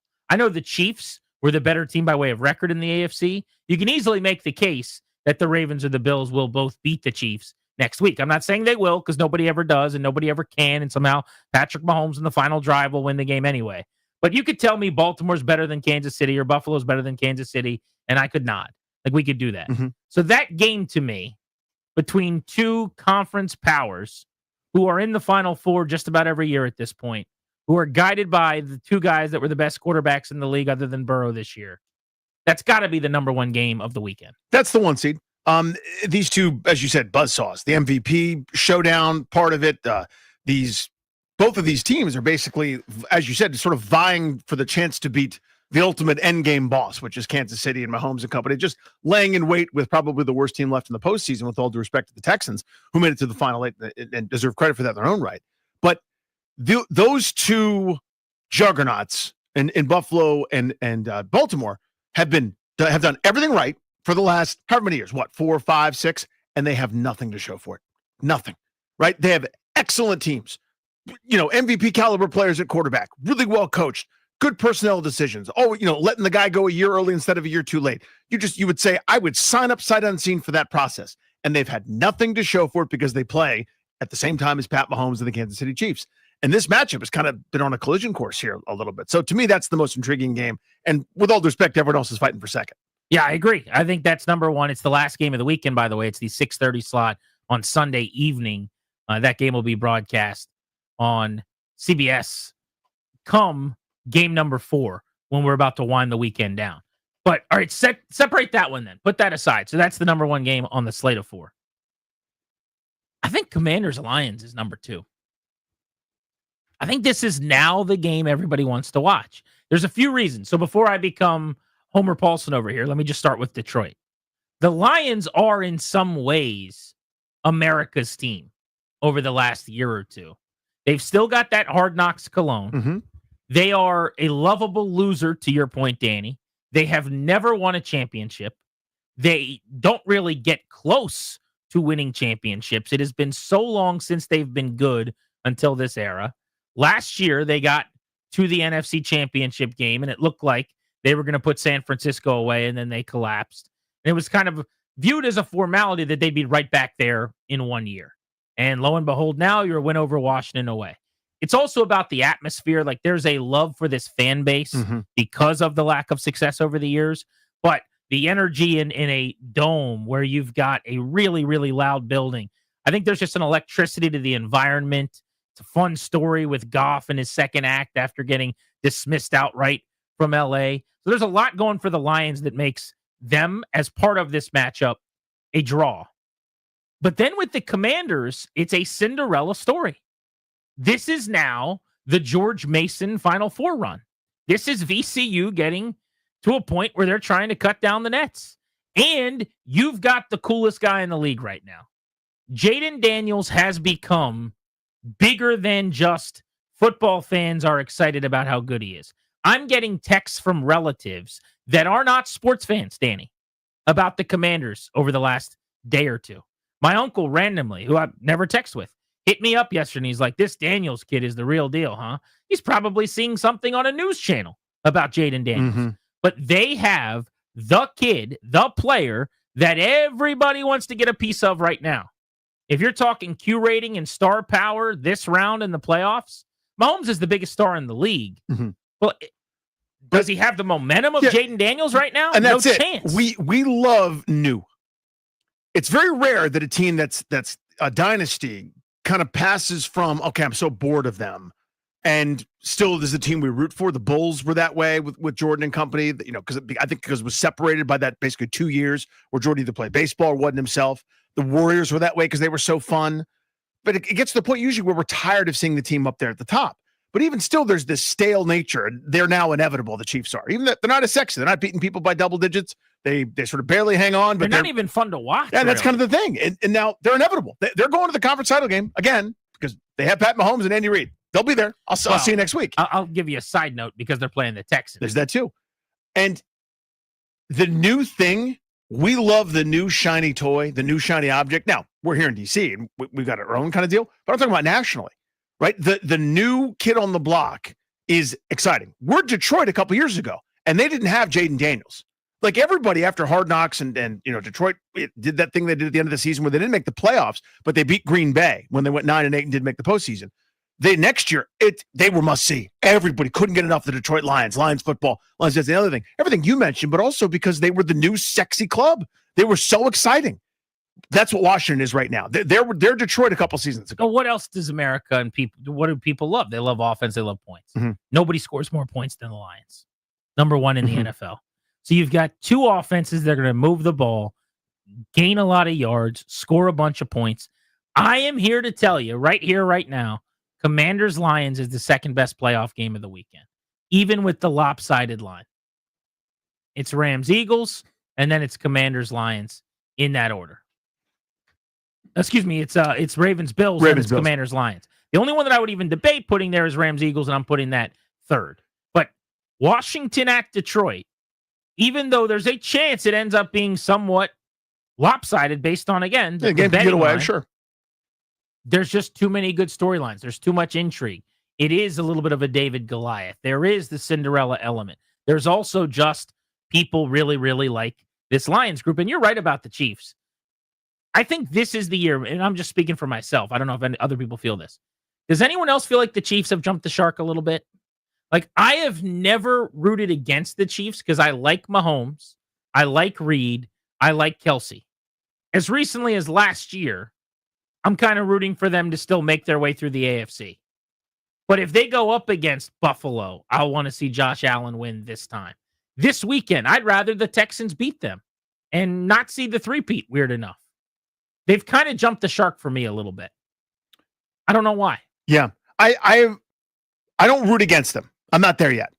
I rooted against the Patriots. Yeah, I'm not rooting against them yet, but this is the first time ever where I don't think I'm rooting for them either. That's kind of what it is for me. So it's not over. I'm like, if they go to the Super Bowl again, I'm not angry about it. Who do you want to win, Chiefs or Texans? Chiefs, because I want to be more right about the Texans. My own weird thing about I loving to be correct. Now Houston got further than I wanted. So yeah, but again, no dog in that fight. Fine either way. Who do you want to win, Chiefs or Bills? Bills. Chiefs or Ravens? Ravens. Yeah, I mean, so I'm kind of there. In years past, I don't know what I would have done in those head-to-head matchups. I might still root against the Chiefs over the Ravens, to be honest. Just because of there's enough regional rivalry there, and there's a couple Ravens fans I'm friends with that I really like. There's a lot that are trolls, but I really don't care either way necessarily in that conference. But this is the first time I think where I'm good on the Chiefs. Yeah, that's where I'm at. They've had their fun. Like, I'm not angry. If and when they win again, and then we're doing this next year, okay, now could somebody get them, please? Could somebody knock off this Spurs-like team? But to me, the Patriots are the one where I go, for God's sakes, again. They're incredible. They deserve, tons of credit for it. That was amazing. But the spoiled New England fan, the Boston fan that's like, I had to take another day off work because I went to the Red Sox parade and then the Celtics parade. And it was like, oh my God, I have no days left, no PTO days left to go to this seventh championship. You know what it was for me? So I do a show every weekend with a buddy of mine named Alex Gold, who does radio out in Kansas City. Mm-hmm. We do it on the Infinity Sports Network, BetQL Network. And this past week, they've been, just annoying about not acknowledging that they were a little worried that the Bengals would make the playoffs, and that kind of got under my skin a little bit. But we were having this big debate, and he's like, look, this is going to sound egotistical, but in Kansas City, we just don't care about the regular season anymore. Yeah. And I kind of said, okay, good on you guys now. You know, like, yeah, if he never would have said that, maybe it wouldn't have moved the needle for me. But when I heard that, I'm like, you've had your fun. You've done it enough. And that's kind of the point. Somebody else's turn. They're so good that you don't have to do what everyone else has to do. Right now, everyone else has to scratch and claw and fight and do everything possible to gain that one extra yard or to win that regular season game. With your fingernails for that inch. And they're playing with their food. They're going, we'll win. It's fine. If we drop a couple games, who cares? As long as Mahomes, Kelsey, and a couple other guys are healthy for the playoffs, we're going to the Super Bowl again. He's Danny. I'm Grant. You're listening to The Fan. By the way, Friday in 2 days. Oh, yeah. We're going to be out and about in Manassas for a Friday field trip. We're going to be at Uptown Alley for a live show and a bit of a Commanders playoff pep rally, 2 to 6:30. So if you're in Manassas, spread the word. Get the fellas together. Get out of work on a Friday. Throw your jerseys and gear on and go on out to Uptown Alley in Manassas. Should be a lot of fun. We've got Charles Davis, who calls games with Ian Eagle on CBS, joining us coming up in 40 minutes. We'll talk to him about Commanders, Lions, and the rest of the 4 games this weekend. But next, De'Ami Brown had a career game on Sunday in Tampa Bay. Who needs to have a De'Ami game to beat the Lions this weekend? Which player needs to shine in a way that nobody sees coming if Washington's going to pull off a second straight upset in the playoffs? We'll get to that in moments on Grant and Danny.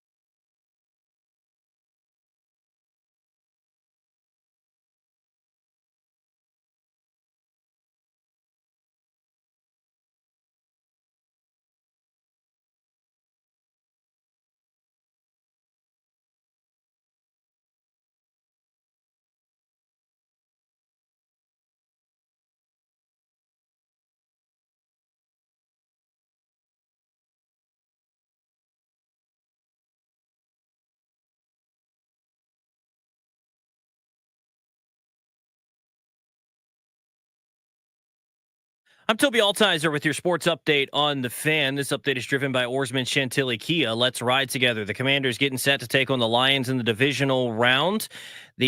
Some injury updates for today. Ravens wide receiver Zay Flowers did not practice today as they gear up for their game against the Bills on Sunday night.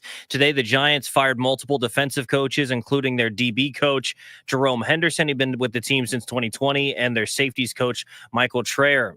Other NFL news, the Browns named Tommy Rees as their offensive coordinator, and Texas quarterback Quinn Ewers is declaring for the NFL draft. College hoops tonight, the Hokies in action against NC State. That'll tip off at 7 o'clock. You can hear it right here on the Fan. And in hockey, the Capitals beat the Ducks last night 3-0. Oarsman Chantilly Kia keeps their customers happy by offering great deals on the area's best selection of new Kias, each backed by the Oarsman Lifetime Edge, featuring up to $1,500 in extras. As they say at Oarsman Chantilly Kia, let's ride together. From the Crop Midcap 5-Star Sports Desk, I'm Toby Altizer on the Fan.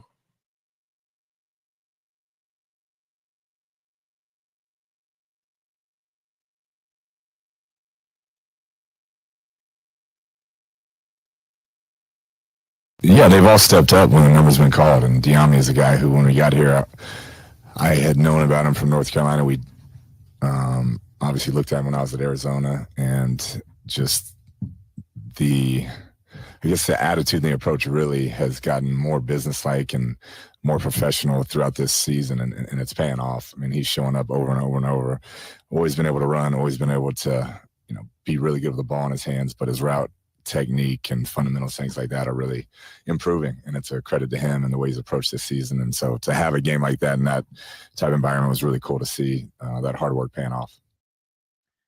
The dulcet tones of Cliff Kingsbury at the podium. Welcome back, Grant and Danny on the Fan. De'Ami Brown breakout on Sunday, just like you predicted. What a game for the now veteran wide receiver. This is a contract year for him. Believe it or not, this was the end of his 4th season. Yeah, amazing. And that was his best game, and it's not even close.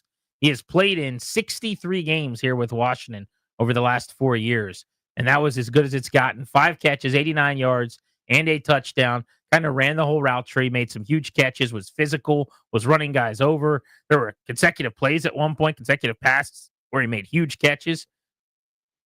Who's got to be this week's version of him to pull off another upset? That's the question we're teeing up at 800-636-1067. So just a quick data point on De'Ami Brown just for me. Last year for the season, he had 12 catches for 168 yards. For the season, he basically did all of that, or half of that, in a game. That was really, really important to Washington. Incredible. So this may be too above the threshold for like that De'Ami Brown tier, but the guy had 45 catches on the season. And here's my rationale for Lamine Zaccheaus to have his big game. He had one against Philadelphia. I don't think they can run the football. I don't think the opponent matters. I don't think they could play our show, be Mitch and Finley, and pick a couple of the junkies, and they couldn't run it against them.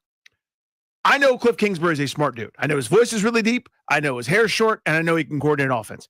I don't think he's going to beat his head against the wall too much. I see an extension of the running game as the short passing game.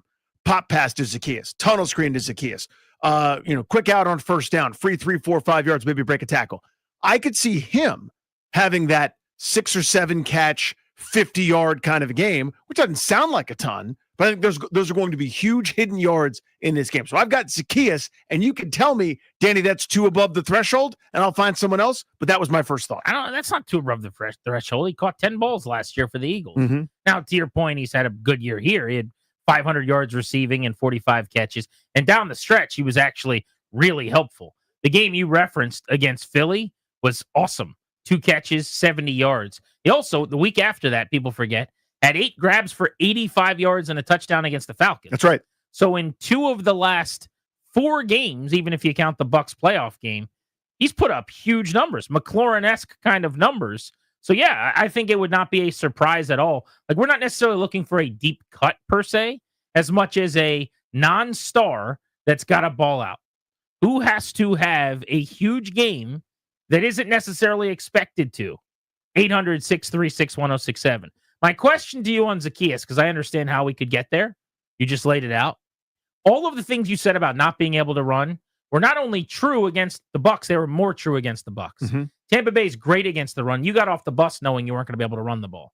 Vita Vea ain't lining up in that Honolulu blue, right? You don't have to worry about Kalijah Cansey. Detroit was signing D tackles off of the street a couple of weeks ago because they have so many injuries. They're not nearly as good at stopping the run. Now, like you, I don't think Washington's going to run the ball great. They just don't have that club in the bag at this point. They don't have that card to put on the table. They're not going to be a good running team between now and the end of the season. They just have too many things that they can't quite figure out. But I think they'll run the ball better this week, certainly than they did against the Bucs, and probably than they have the last couple of games, because the Lions will allow you to, because they're just not built to stop it at the same level. But I guess my question to you is, they couldn't run the ball last week, and Zaccheaus wasn't really involved in that short passing game. He had 3 for 19. Mm-hmm. Why does that change this time? So I think just, different week, different scheme, different team, different matchups, different whatever. And I think they found something in De'Ami Brown. And if I'm Detroit and if I'm Aaron Glenn and company, what's my priority list? What am I most worried about? Obviously, Terry McLaurin, that's one. That's the top of the call sheet. You know that. De'Ami Brown wasn't just running some of those bubbles and smokes, kind of the normal extended handoff stuff he was doing. Those are down the field inbreakers. De'Ami Brown was using full route tree De'Ami Brown, which, you have to adjust his Madden rating accordingly. I don't associate that with Zaccheaus. So maybe there's a coverage flip, or maybe you're watching some of those different areas, try to take those things away. To me, I think Detroit is going to be willing to say, we'll give you the underneath. We'll give it to you. We'll make you guys matriculate. We'll make you guys be patient. I think they're going to be willing to do that. Maybe pick your spots on some blitzes. Maybe attack Brandon Coleman, who doesn't seem to be 100% and was struggling a little bit here of late. Maybe you do something like that. But to me, I think it'll be, if you had a bona fide number 2 receiver, if this was T. Higgins, I wouldn't predict a different guy. But this seems to be different guy every week kind of stuff. And if you break out and keep doing it, now you're a number 2 receiver. I don't think that's the case with De'Ami Brown. So I've got 2 different guys, and I want to know if you'll accept either. The first answer I've got for who will be this week's De'Ami Brown is De'Ami Brown. Will you accept De'Ami Brown doing that again? So you're looking for a De'Ami Brown role, like a De'Ami Brown type player. So you pick De'Ami Brown. Yeah, Well, I'll allow it. we're asking who's going to have a huge game. I get It's the bit. Not that important. I think De'Ami Brown could do what he did last week again. There's really no reason why he couldn't. If you're the Lions, you should sink your teeth into trying to defend Terry McLaurin. That's what you should do. Make sure he doesn't go 8 for 123 and a touchdown or 2, right?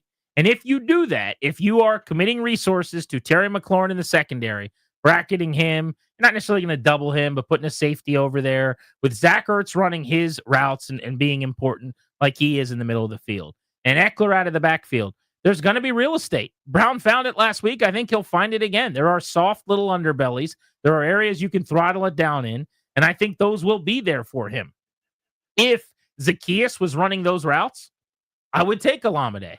If Luke McCaffrey was running those routes, I would consider Luke McCaffrey. But it seems to me like in the post-Noah Brown world, the beneficiary at times running those in-breakers, those 12 to 15-yard kind of routes down the field is De'Ami Brown. So I think this could turn into a little bit of a playoff run for him. Not a one-off game where he was great, but you got to be kidding me. De'Ami Brown at halftime has 4 catches for 51 yards again? Like, I could definitely see that. I also think they're going to be throwing it a bunch. I also think they're going to score a good bit, and they're going to move the ball a lot. Like, I think there's going to be yards and points and plays and targets. Chances for a lot of guys to make some plays. I think it's going to be a good little fantasy football game for both offenses, because I'm looking at this as like a 37-27, 37-30 kind of game potentially. And if that's the case, then there's going to be plenty of numbers to go around. Yeah, so plenty of food to eat for everybody. I like De'Ami Brown to be De'Ami Brown. The other guy, and maybe this one's just too clear and obvious, I do think Austin Eckler has the game a lot of people predicted he would have last week. Last week it was, this is the Eckler game. He did okay. He had like 4 catches for a little shy of 40 yards. But to me, this will be, you're going to be in 2-minute, you're going to be in 4-minute, you're going to be in face and dime and nickel constantly. I think you're going to be trying to spread them out, just get matchups. Every time you touch the ball, essentially, you got to go get points. You're going to be going for 4th downs. You're going to have to, as you said earlier, without running the ball all that effectively, use the short passing game. Like, everything to me screams Eckler. And people could have said the exact same thing last week. Yeah, I did. Yeah. I just think the Bucs had a more athletic, better, speedier group to defend him with at the second level than the Lions do. I just, with their injuries, their personnel to me is not as apt. Like, you could see that they could still run at the linebacker position. There was a play where Levante David ran Jaden Daniels out of bounds. Yeah. Where I was like, damn, he can still run like that. Mm-hmm. I don't think they have a guy like that. Like, respectfully to Alex Anzalone, nobody's running around in that linebacker core covering Austin Eckler like that. Yeah, I think that's a good point. I mean, to me, it's that much more of a pronounced advantage, though.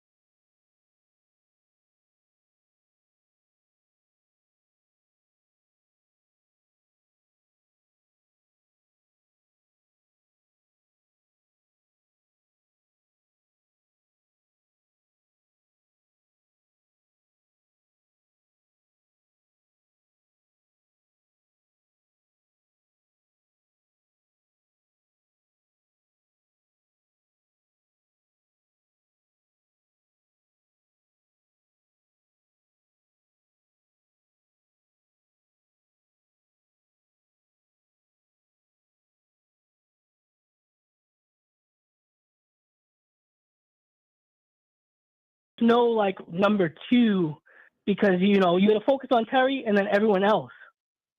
So, your thoughts? No, appreciate it, dude. buddy. Yeah, I mean, that's my view of it. If they had a bona fide, honest to goodness number 2, you don't have to do the. I mean, it always reminds me of like at Florida when Chris Leak was there and so was Tim Tebow, and they would rotate between the guys. They didn't have one guy; they had 2. If you have one guy, you line them up, and you don't worry about it, right? But you rotate. It's been McCaffrey's turn for a minute. It's been Zacchaeus. It's been De'Ami Brown. It was Noah Brown.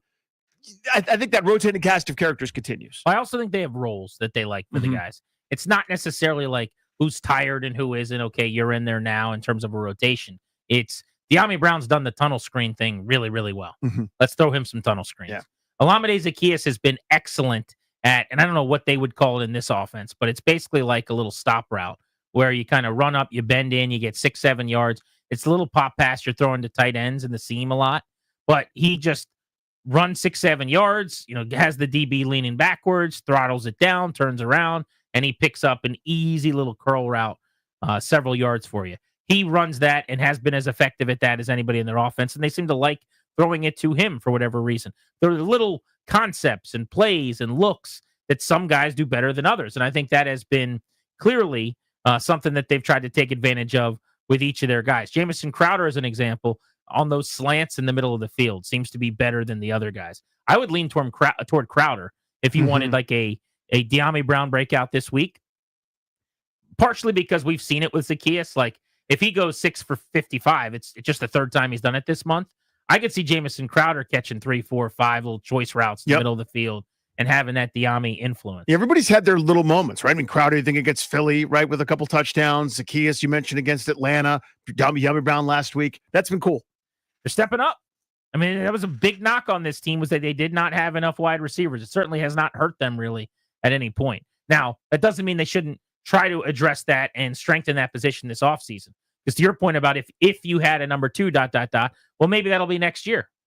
T. Higgins or somebody else opposite Terry McLaurin, and you're that much harder to defend. They're going to be more talented next year. There's no doubt. Because they have $100 million to spend, and maybe now they won't spend all of it because they feel like they like their group a lot, but they're going to spend a bunch of it, and they have a full draft's worth of selections for Adam Peters and company to use. So they will be more talented. My question is, are you going to be more talented? Yeah. But what about, can you recreate this chemistry? Like, being better with skill doesn't mean they're going to be a better football team if they can't recreate the magic potion that they've got going in the locker room right now. But we'll cross that bridge next offseason, or closer to the end of this offseason, I should say. We got to wait for that. Yeah, that's after this game and maybe an NFC championship game. A lot of teams are in their offseason already. We're not one of them. We're not us. No. 24 of them. Mhm. Thinking about the draft. Yeah. Senior Bowl. That's right. We got football There's games. so many games left. Around here. This team, they play deep into January. They do, yes. That's what we expect. We expect playoff success. That's the norm. 800-636-1067. Who will be this week's De'Ami Brown? Charles Davis in about 20 minutes on Grant and Danny.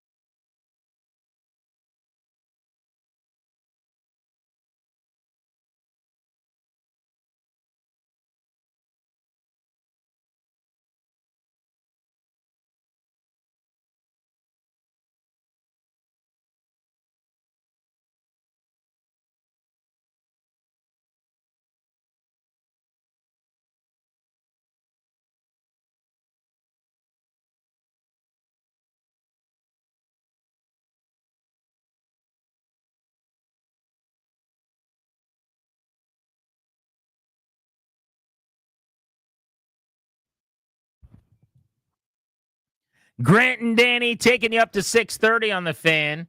Jacob Chikrin of the Capitals during our Beltway Blitz today at 4:10. I want to ask him if he's going to re-sign here. Santana Moss at 5.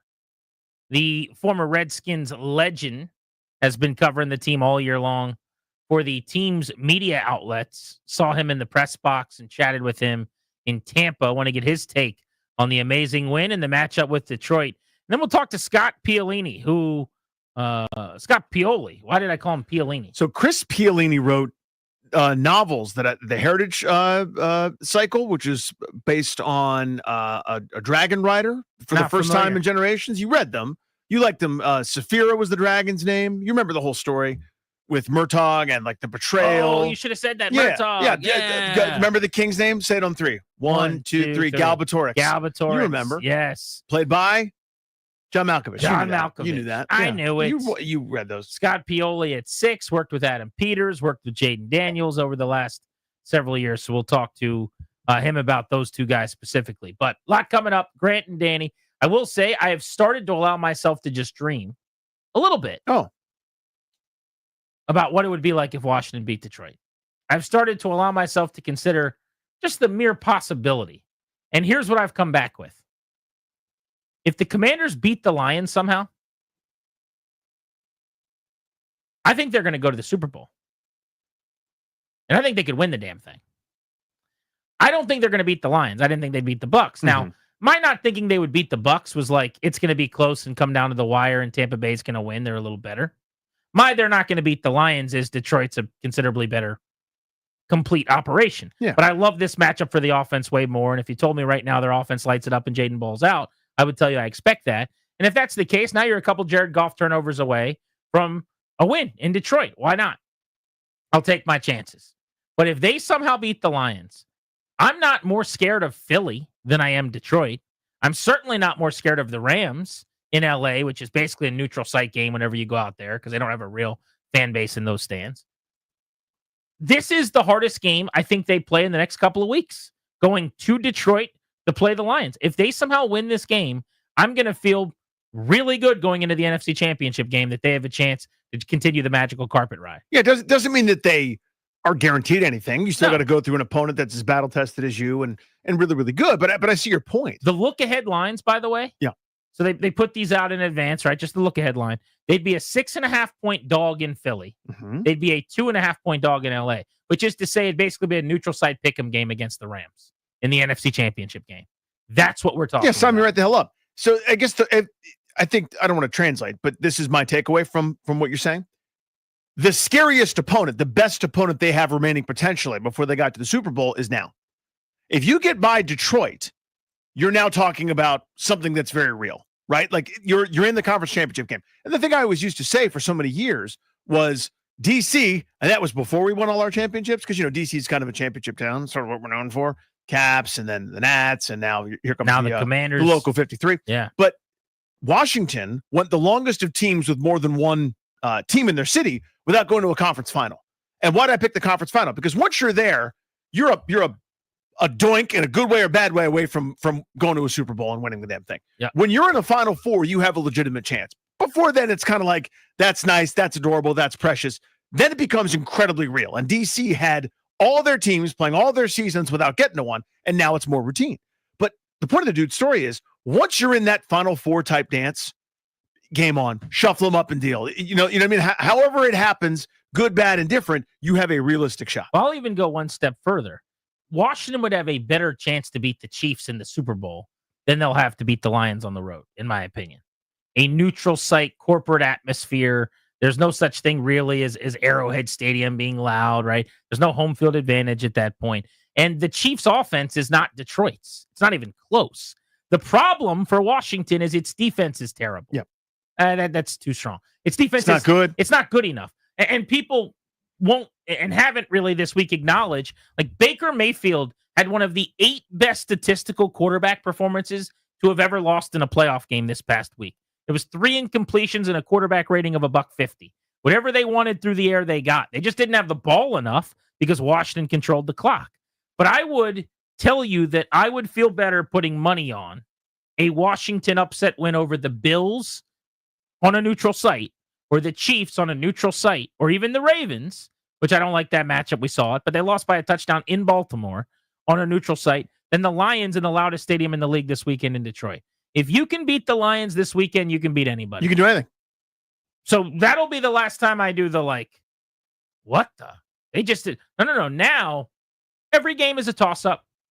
This thing has just gotten sideways now in the best way possible. I call it the magical carpet ride. Nothing matters anymore. The horseshoe is in our tuchus, and we are going forward at 100 miles an hour. Who's coming with me? Let's go to Chris in Hyattsville on Grant and Danny. What's up, Chris? Hey, Chris. What's up?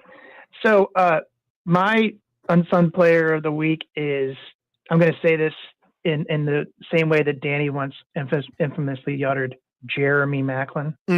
Austin Eckler. Did he bounce? And he is actually still on the team. He's still on the team. It's important. Yeah. So, Eckler he's not an unknown, right? He's famous, especially to us fantasy football nuts for, the past half a decade or so.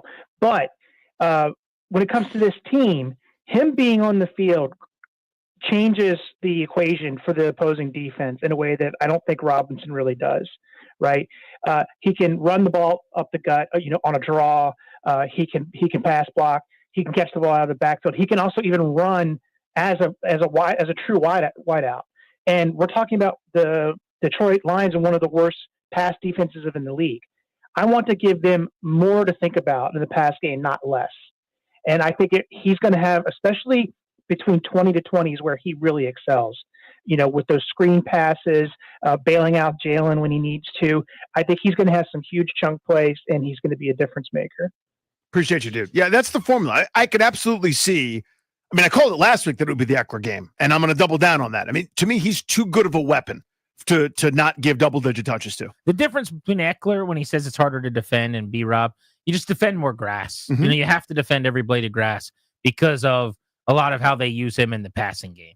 And it does present a lot more problems. Grant and Danny on the Fan, one of our favorite NFL guests. You knew we were going to have him on this week. It's too big a week not to on Grant and Danny. Our buddy Charles Davis to go through all 4 matchups, including Washington at Detroit, next right here on the Fan.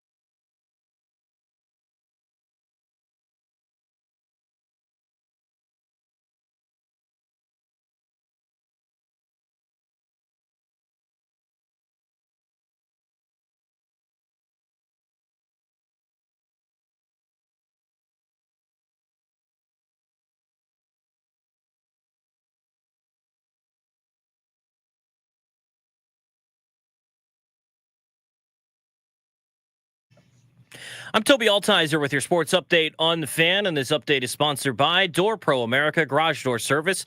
Go with the pros at Door Pro America. The Commanders getting set to take on the Lions in the divisional round of the playoffs. They'll kick off Saturday night at 8 o'clock. Today they're practicing indoors, pumping in sound into the bubble in Ashburn, getting set for the raucous environment at Ford Field. Some injuries. Ravens wide receiver Zay Flowers is not practicing once again today. He missed last week with a knee injury. The other playoff matchups this week, Ravens and Bills will be the final game of the weekend.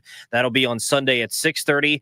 The first game on Sunday will be Rams and Eagles at 3 o'clock. Saturday before the Commanders game, Texans and Chiefs at 4:30. Other NFL news: the Browns named Tommy Rees as the offensive coordinator, and Texas quarterback Quinn Ewers declared for the NFL draft.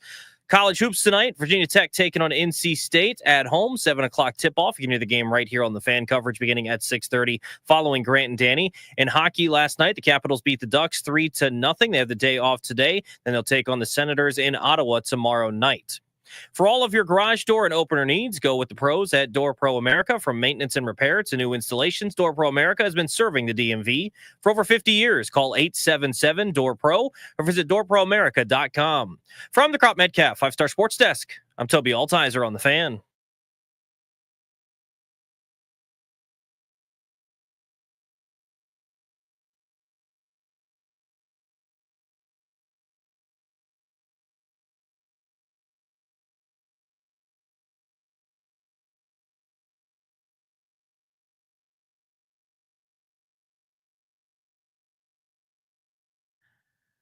Grant and Danny on the Fan. Welcome back in. We're counting you down.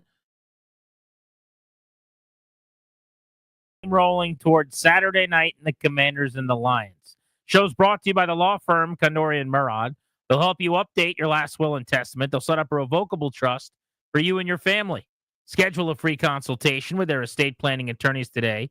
Visit kmlawyers.com. Be sure to tell them we sent you. That's kmlawyers.com.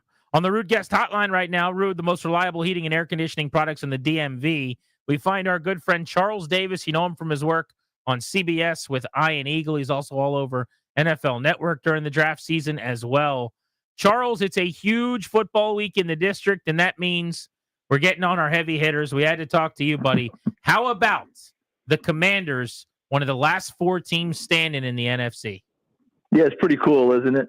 It's really cool. And I was listening to the ad you had before about wills and things that people were writing, that you had to write your will. This is the place you go.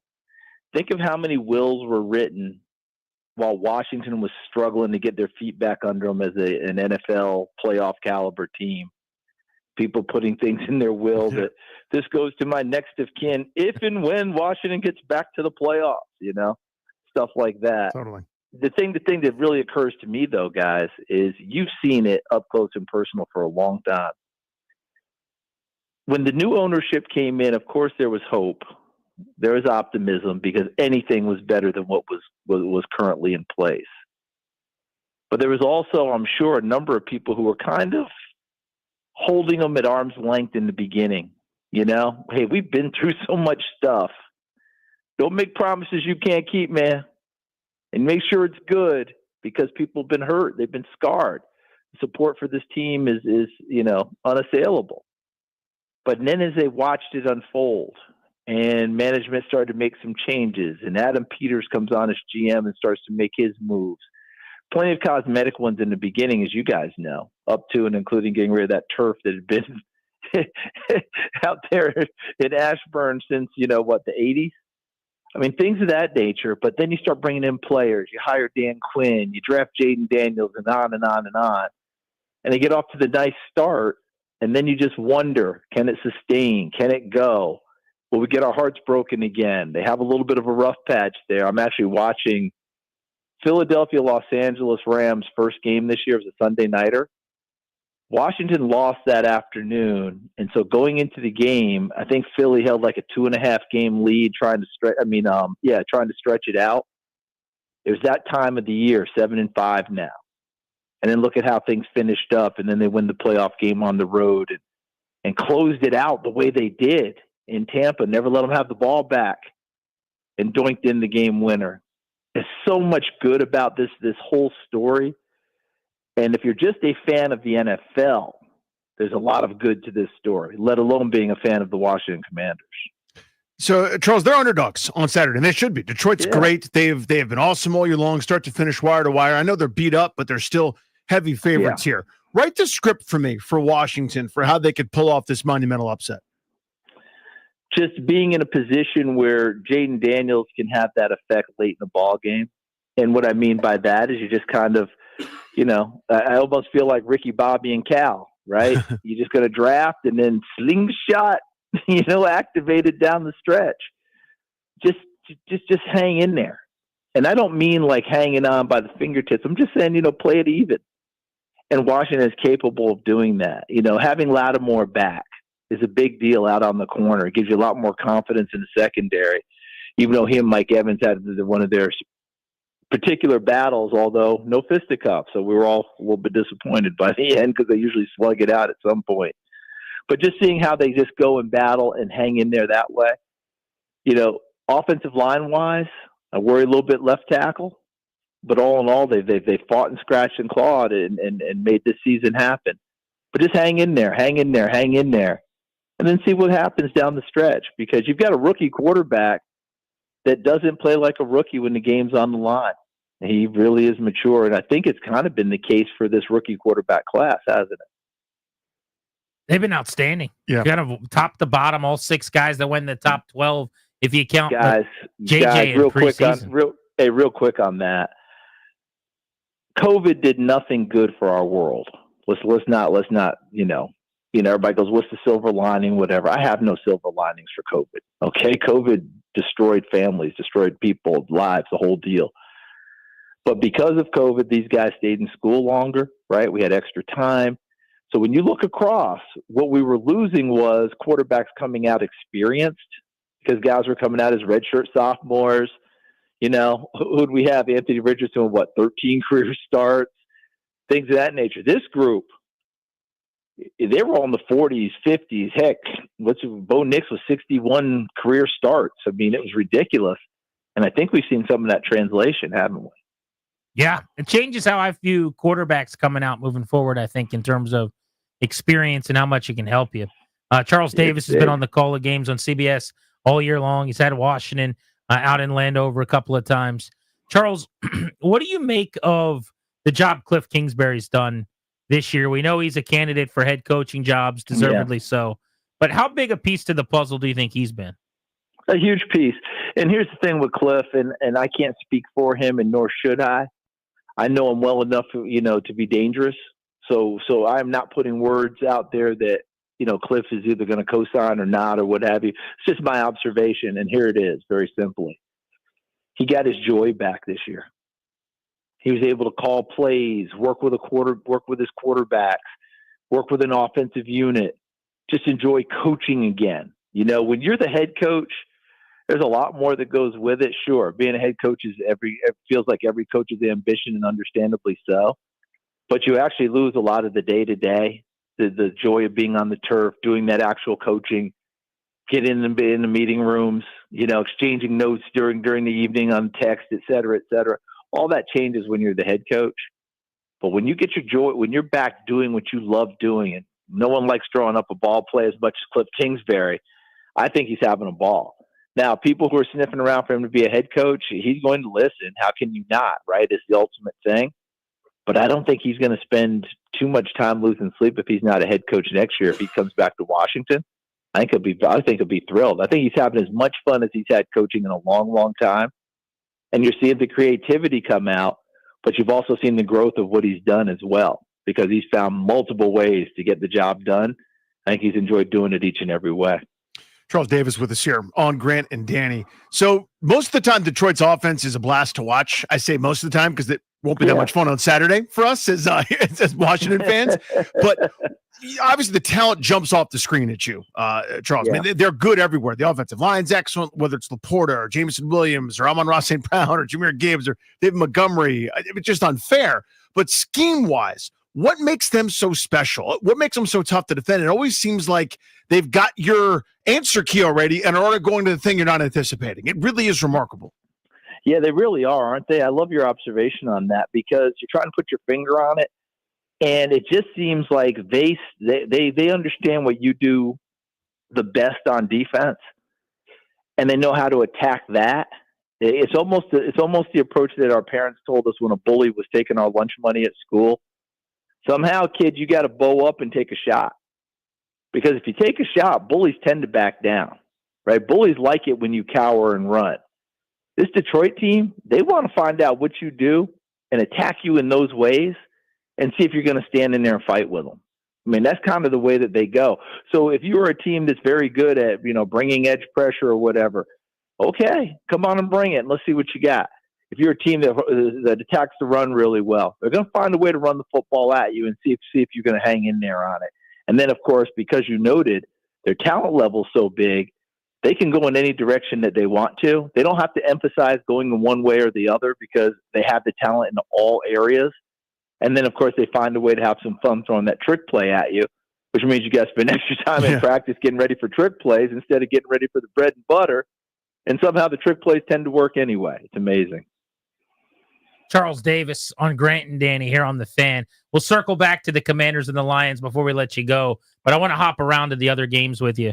Ravens-Bills feels like a Super Bowl caliber matchup, right? It is. I mean, this could be the best game we see in the playoffs the rest of the way. I'll just let you go on this one, but man, oh man, can't wait for the start. Yeah, let's boil it down very simply because people remember the Ravens blew out the Bills, but that game was getting close, and then the Bills tried their trick play, and you remember it got splattered. Josh Allen goes one direction, ball goes the other. Ravens get it. And after that ball game, I think Sean McDermott, the Bills head coach, had a nice little chat with Joe Brady, his offensive coordinator. He's like, listen, we don't need to get too crazy out there. Okay, we've got enough. And from then on, Joe Brady and that offense really, really started clicking. Here's the deal for me in this ball game. By the time they kick off, guys, on 6:30 on Sunday night in Western New York, it's probably going to be in the single digits. Okay? You have to think with Buffalo running their 4-2-5 base that they tend to sit in, 5 DBs almost all the time on the field. You've got to attack it with the run, right? And that's what Baltimore does best. Let's just say the first 10 plays of the game, Baltimore runs. Wouldn't you expect 8 of them being Henry runs? Let's see what you got. Because he trampled them last time out. That's their bread and butter. That's what they live on. And as John Harbaugh is fond of saying, running the football is in the Ravens' DNA. Well, single digits is going to test anybody, even Buffalo Bills players who are used to single digits. It's going to test you when 255 pounds comes running at you. Time after time after time. I can't wait to watch that game start and see if the game unfolds that way. He went for 199 to your point against the Bills. We saw him go for 186 a round ago in the wild card against Pittsburgh. He just turned 31. He truly is a marvel, Charles. He is. And remember what speeds he's hitting when he takes off and gets out there, because to get to 199 and 186 is not all 3, 4, 5 yard runs. There's a big sprint in there somewhere, right? But the big sprint usually is a result of the 3, 4, 5 yard runs where he just beats you up. And then finally there's a crack and he takes off and goes and does his form of secretariat. So, yeah, he is remarkable. They are remarkable. But I think the thing that I've been most impressed with Baltimore recently is that Todd Monken, the offensive coordinator, is not letting ego get involved. And what I mean by that is name an offensive coordinator that we give a lot of props to that doesn't throw the football.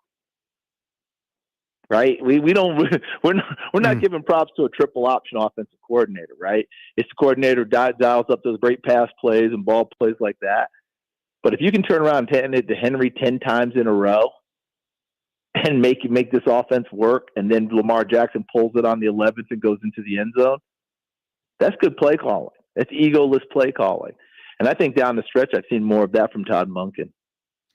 Charles, in all my years watching football, I've sort of come to accept that there are certain truths, right? Like the intensity of the game, how much, if you take a moment off or a moment of relaxation, it can come back to bite you in a million ways. And it's true for everybody, except for the Chiefs, it seems like. You know what I mean? Like I had a teammate forever ago who wouldn't put in the work, who wouldn't do anything. And then it was like, okay, it's time for the lifting test. benched more, squatted more, cleaned more than everyone else, and kind of went back to sleep. That teammate? Didn't you hate him? Oh Yes, and I'm not going to say his name, but you know the point. Like that's Kansas City was basically playing with their food on the way to 15 wins. Could have been 16 if they gave a damn in the last week. They just feel inevitable.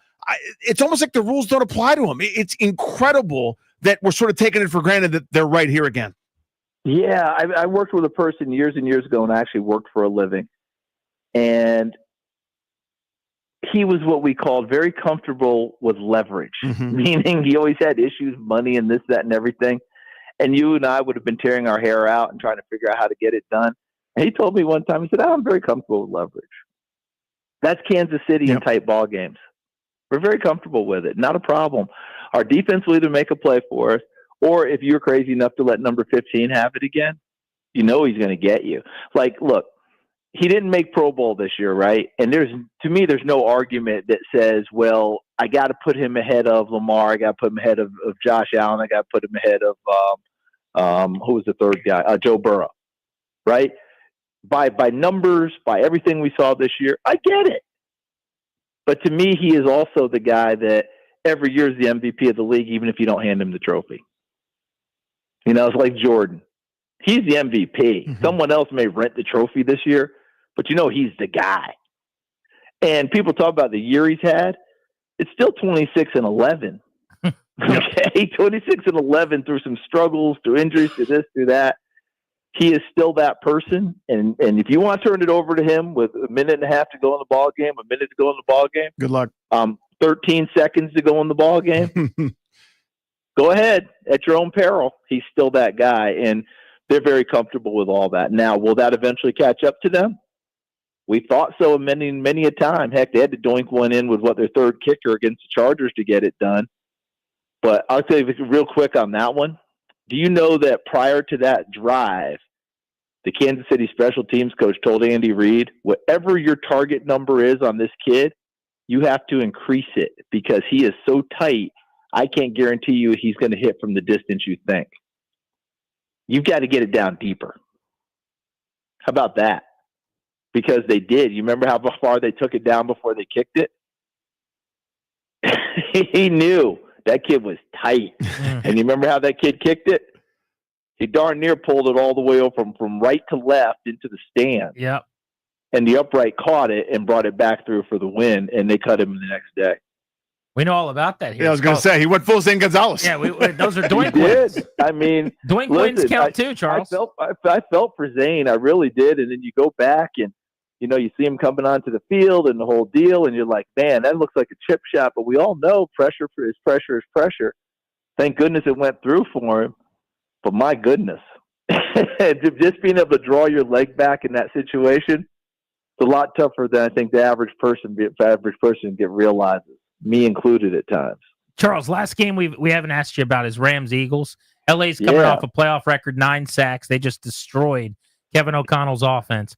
And then the Eagles survived the Packers. They didn't play that well. You tell me if you think I'm wrong, but their passing game looks kind of broken. Hurts is really struggling, just throwing the football right now. It feels like eventually that'll catch up to them. I don't know if that's this week, though.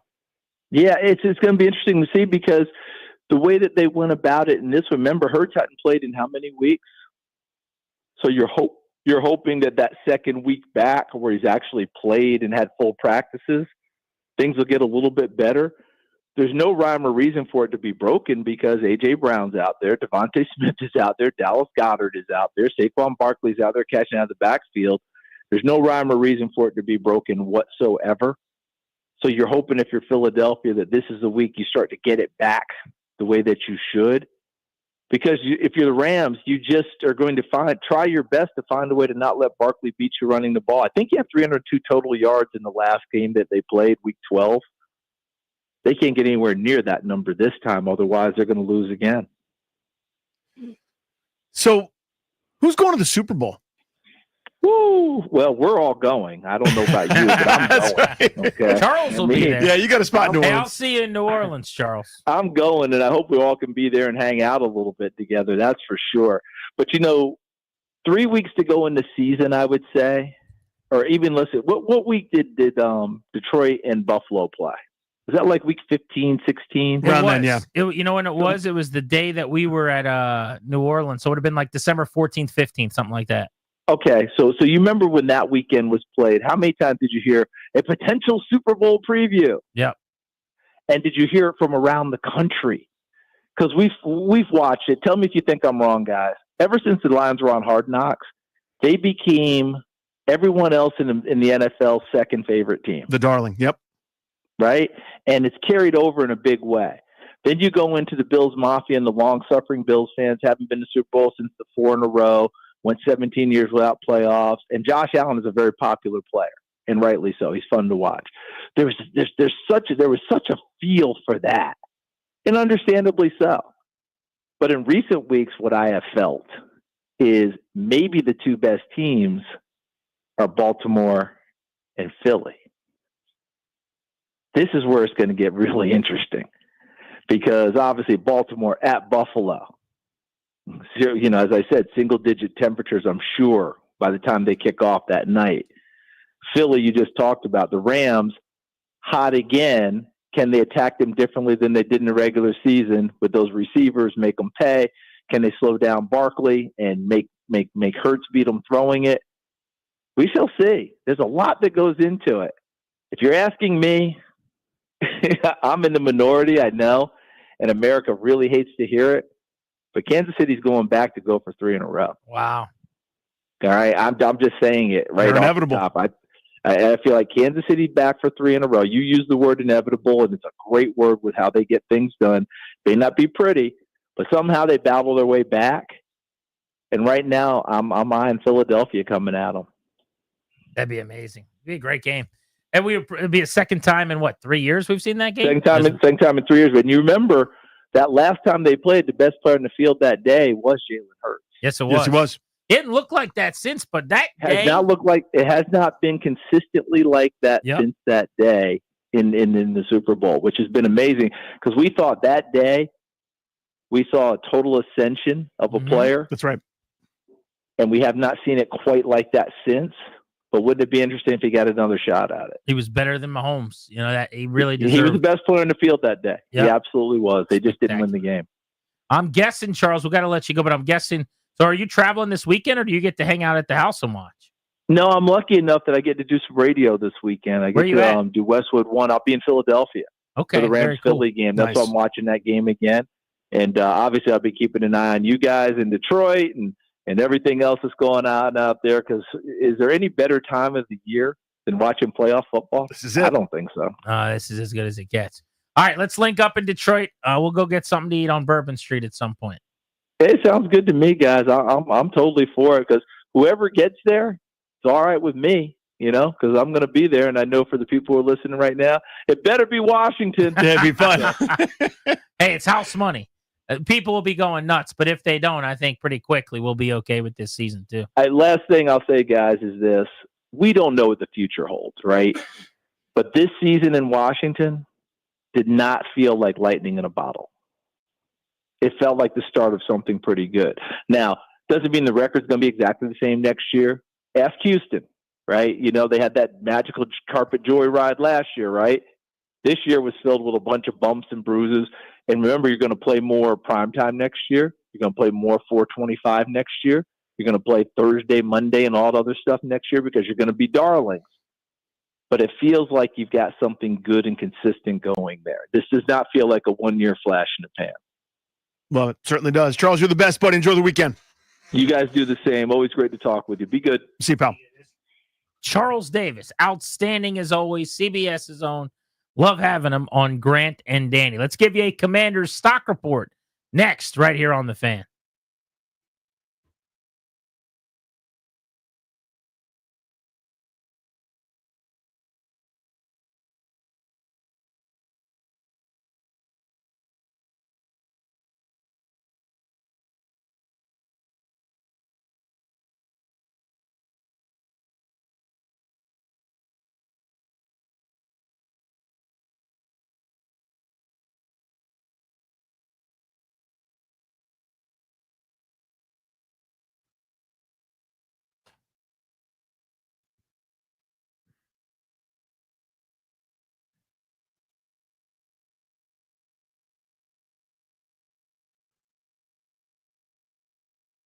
Hey, it's Grant. Get ready to elevate your game.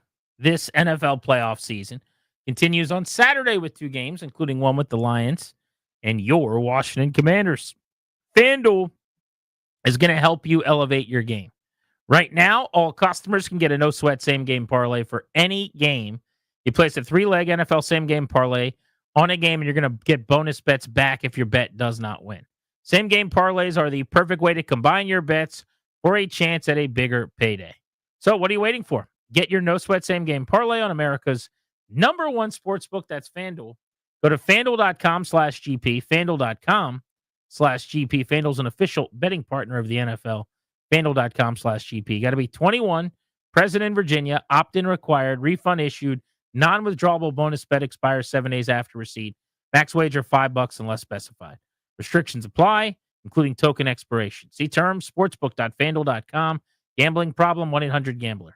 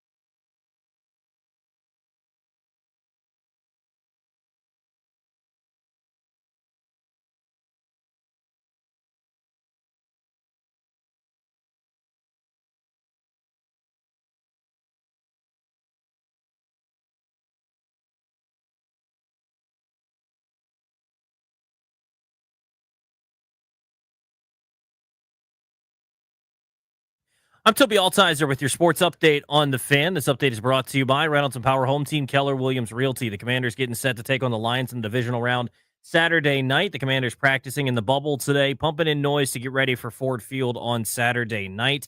Other NFL news, the Browns named Tommy Rees as their offensive coordinator. Former Texas quarterback Quinn Ewers, he's declaring for the NFL draft. College hoops tonight, the Hokies in action, taking on NC State at home. Going to be a 7 o'clock tip-off. You can hear the game right here on the Fan coverage beginning right after Grant and Danny. And in hockey, the Capitals beat the Ducks 3-0. They have the day off today before they travel to Ottawa to take on the Senators tomorrow night. Want to hear the fastest way to know what your home would sell for? Reach out to Empower Home Team. Simply text your address to 800-763-3000. No phone call, just text your address to 800-763-3000. That's 800-763-3000. From the Crop Metcalf 5-Star Sports Desk, I'm Toby Altizer on the Fan.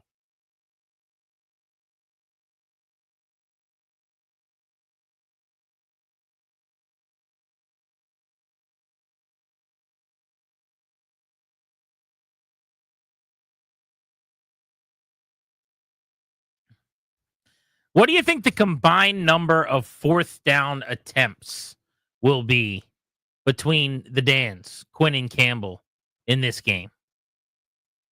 6.5 is the over-under. I'm going to say 7 total. 4 for one, 3 for another. Yeah, I think I would probably take the slight over as well. And a lot of it's going to depend on the yardage needed on fourth down. Like if it's always, if there's a 4th and 7 and you don't complete the pass that would have made it 4th and 1.5, then you got to punt or kick. You don't get to go for it. So some of it's just the luck of down and distance. Washington happened to constantly be in 4th and short, 4th and go, so to speak. And so that's why they went for 5 in the last game. A lot in plus territory as well. Exactly. Yeah. There have been games this year where in plus territory, they haven't had anything less than a 4th and 5. And so they haven't gone for any. But obviously coming in 20 of 23, in this game, 3 of 5. So you're talking about 23 of 28 on the season as a team converting fourth downs. And Dan Campbell has long kind of written the book on shirking convention on fourth down and just trusting his guys. And it really doesn't matter where they are on the field. Now, he's not overly reckless in minus territory generally, but he will go for a 4th and short with a sneak or just a power run or something. They will try to convert in their own territory if they need a foot or less. Yeah, and they'll fake that punt too on a 4th and 2 from their own 31 if they get a look that they like. Like, you got to be on your P's and Q's with them. They don't. They're in a good spot. Like, if you had, I'm trying to think of a mediocre offense. Like, if you had the Scott Turner offense from here a couple years ago, you wouldn't want to be caution in the wind all the time on fourth down in negative territory because you're not getting it. You're not going to make it up later when you have a drive and score points. You know what I mean? Like, you can afford to be reckless. Hey, if the other team scores, you know what's going to happen? When we get it, we're going to go score. The other thing you got to be careful of with the Lions is on almost every single play, there is a chance that Ben Johnson's going to go deep into his bag for a kick. Ben Johnson alert. Ben Johnson alert. Ben Johnson alert. How soon into the game before we get a trick play, do you think? He's had 2 weeks to sit at home and draw it up. Is there any chance they go the entire game off of a bye without a single trick play? No. It's going to be the time that's the right time. Whatever that is in the game for them. Like, they always, they don't do it the first possession. They don't do it like the third play. They always find that moment where you're not expecting it because their trick plays work. Other teams' trick plays, you get, blown up in the backfield, or it's cute and adorable when everybody sees it coming, or Lamine Zacchaeus doesn't reach his arms out to catch Delmy Brown's pass, or whatever. When they do it, it's we set it up perfectly. We get you right. We lull you in. We show you a couple tendencies. You think you're onto something. We give you the cookie crumbs, and you follow the bread trail, and you think you got something. Then the trap is sprung. Traditionally, except that might be a tell that it's not the Lions' day. Like if they run a trick play, like some kind of double reverse and Jamison Williams runs for a 46-yard touchdown, you're in trouble. Yeah. If they run a double pass where Jared Goff catches the ball streaking down the sideline or whatever for a 15-yard touchdown, it's going to be a long day. Yeah, if they go Philly special, but for like 50 yards. Yeah. Or on the goal line, if one of their tackles, Dan Skipper, somebody reports eligible, and they throw him a touchdown pass. That's ugly. But I could also see that feeling creeping over them if they run one of their tricks and it blows up. They lose a bunch of yards. They lose on turnover. A wide receiver throws a pick or something. Amon-Ra St. Brown throws an interception trying to fit the ball into Jamison Williams. It's going to feel like, oh, no. This normally goes well for us. That can backfire from a mental standpoint. Like, I know what I was thinking. After Washington missed both of its first 2 fourth downs, wasn't a little bit of you going, oh, you got to be kidding. Yeah, oh, not their night. Like, they've gotten these all year long. When they were lining up for the third, fourth down, and the third one, they ended up getting, but it took a little, like, it was dead on arrival. Mm-hmm. The initial play, they were 0 for 2 on fourth. They're going for a fourth down again.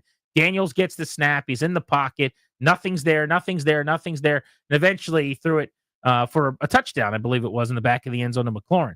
But on that play, I'm going, oh my God, they're going to go for 3. They were 20 for 23 all year. In 17 games, they had 3 fourth downs not go their way. They're about to be 0 for 3. I'm thinking that the whole time he's waiting to throw the football. Mm-hmm. And that's how you kind of, in your mind, were going, it's just different today. This is not going their way. Yeah, the Lions not getting a trick play would be the same thing psychologically. It's like what happened. I mean, this is what sports is, where you go, Steph Curry hasn't missed a free throw in 4 months, and he steps up in the fourth quarter of a game and bricks the first 2. And you go, well, how do you count on that? You know what I mean? Like, what are you going to do? Cut Steph Curry? Like, you see what I'm saying? Like, that's one of those things where they've been unbelievable. One of their big losses this year was at Philadelphia, where they failed on a fourth down play that changed the game. You don't change who you are. That was kind of a fluky thing. You've got a 90% chance. It just so happens that it was in the percentage of the bad. Let's get you a quick Commanders stock report presented by Northwest Federal Credit Union. Commanders fans, boost your financial play with the Now Plus credit card from Northwest Federal Credit Union. Join now. Visit nwfcu.org today. Northwest Federal Credit Union, official credit union of the Washington Commanders. Let's get it going. Terry McLaurin, touchdown catch in a playoff game that is 14 for him since the beginning of the season, the most in organizational history. Who had the other touchdown catch in the game? One of the other guys that normally catches touchdown passes, Zach Ertz, or maybe Austin Eckler's been a great receiver over the years. Jameson Crowder, big touchdown against the Eagles. Was it Zacchaeus? No. That's your De'Ami Brown touchdown catch that everyone had in the Office Bowl. 5 for 89, a massive, enormous, huge game from somebody not named Terry McLaurin in the receiving game. Bobby Wagner, ball is life, recovered the Baker Mayfield fumble, down and potentially ready to go down 2 possessions. Washington's defense got off the field with a takeaway, gave the ball back to the offense. The Commanders took the lead with the touchdown to McLaurin in the fourth quarter and never looked back. Wagner, by the way, a team-high 17 playoff games he's played in at this point, including 2 career interceptions, now 3 takeaways in the playoffs. He's battle-tested. Probably not a fair ask without much practice time or time on the grass or time in the scheme or time anywhere. Here in Washington, he's only played for a few minutes. But Marshawn Lattimore, so much for that ballyhooed matchup, so much for that anticipation, that hype where he was going to shadow Mike Evans. Do you mean he's going to be generally near Mike Evans and they'll double team now because he couldn't stop him one-on-one? Again, tough ask. That's a Hall of Famer. You haven't had much time. But the allure and the print and the idea of Marshawn Lattimore was so intoxicating to Washington fans that he would just come in and make this defense great. He didn't. Probably, again, not a fair ask, but it's not quite what we hoped for. Not down massively, but just uneasy the last couple of times out. Left tackle Brandon Coleman. Thought he struggled a little bit against Tampa Bay, and there were some times where he struggled a lot of bit. But they need him to be just a little bit more sound and sharper on all of his assignments, and he needs to play a better football game if they're going to go to Detroit on the road and win. Aiden Hutchinson's not lining up for the Lions. It's not like they've got a terrific pass rush. They're actually one of the bottom teams in the league at generating pressures and sacks. So it's a friendly enough matchup for him. He's not dealing with Yaya Diaby's athleticism. Yaya Diaby. And Yaya Diaby's length. But need a little bit more out of Brandon Coleman, who's been very serviceable this year at left tackle as a rookie third-round pick. Brian Robinson. Here's the yards per carry from 6 of his last 8 games. See if you notice a trend. 3.9, 2.6, 3.1, 2.4, 2.0, 1.6. No, that's not a GPA of a student that needs meetings with guidance counselors and parents. That's yards per carry. That's not good. Buoyed by a couple moments against Atlanta and Tennessee where he ran wild. Everybody did. But this is not trending in the right direction. His first half totals were gaudy and awesome and fantastic and fun. That has disappeared. I don't know whose fault it is. I'm not here to blame anybody. Just pointing it out. Jeremy Chin thought was really, really good against the Bucks. 8 tackles, 4 of them solo. He's physical. He arrives violently, like his defensive coordinator, Joe Whitt likes. Needs to be re-signed, just 26 years old. He'll be going into his 6th NFL season next year. Hopefully, his 2nd in Washington after signing a 1-year deal this year. It's time to pay the man. Dorrance Armstrong, whisper quiet for a lot of this season, right? Had himself a half sack. He shared it with Bobby Wagner, whom you mentioned, but he was all over the field, was impactful, penetrated a couple times, had a quarterback hit this past week. Again, Dante Fowler got the headlines, rightfully so. Some of the other interior defensive linemen get a little bit more credit, again, rightfully so. Dorrance Armstrong, whisper quiet, solid player. He's Danny, I'm Grant, this is The Fan. As part of our Beltway Blitz at the top of the hour right at 4, you'll hear from Caps defenseman Jacob Chikrin. We got to ask him if he's going to resign. We've also got Santana Moss on the show today at 5 o'clock and Scott Pioli, former 5-time AFC Executive of the Year with the Patriots. That's coming up on G&D. Our double play is next.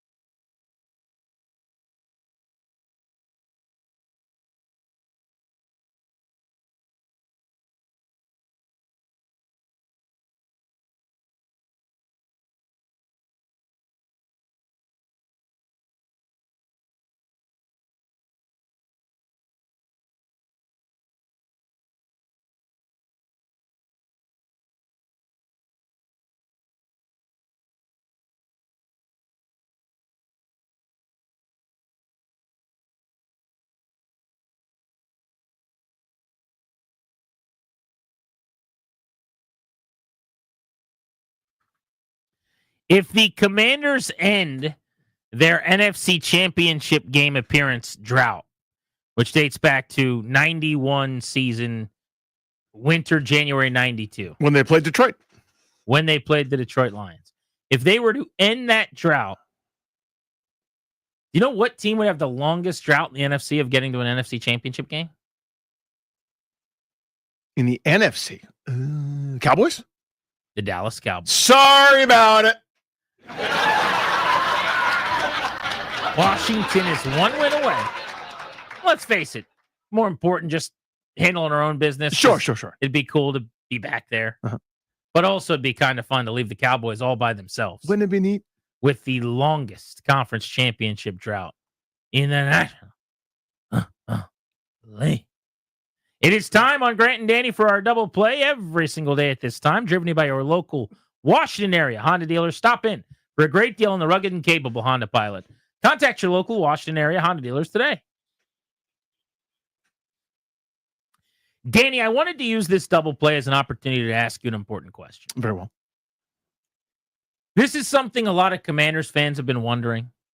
This is something people have asked me about, and they've asked me to ask you, and I said, oh, don't you worry, we'll get this covered for you. But this is something that people want to know. What has to happen? What with Washington on the precipice of a historical run? Sure. For Danny Rouillet to agree to throw that left hand up in the air and do a little dancing. Okay.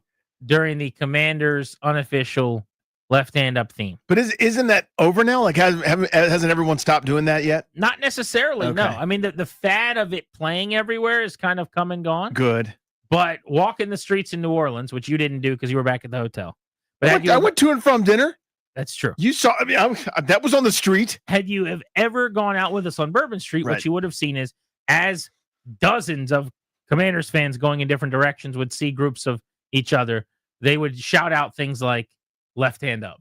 Really? Oh, yeah. Did they really do that? Commanders, left hand up. Oh, totally. People were saying that word and They then were. telling you to put your left hand. So I ask you this, I Danny. don't buy it. Are you willing today, with your beloved football team on the verge of an NFC Championship game appearance, to agree that if Washington beats the Detroit Lions, you will throw that left hand in the air and do a little rendition of left hand up?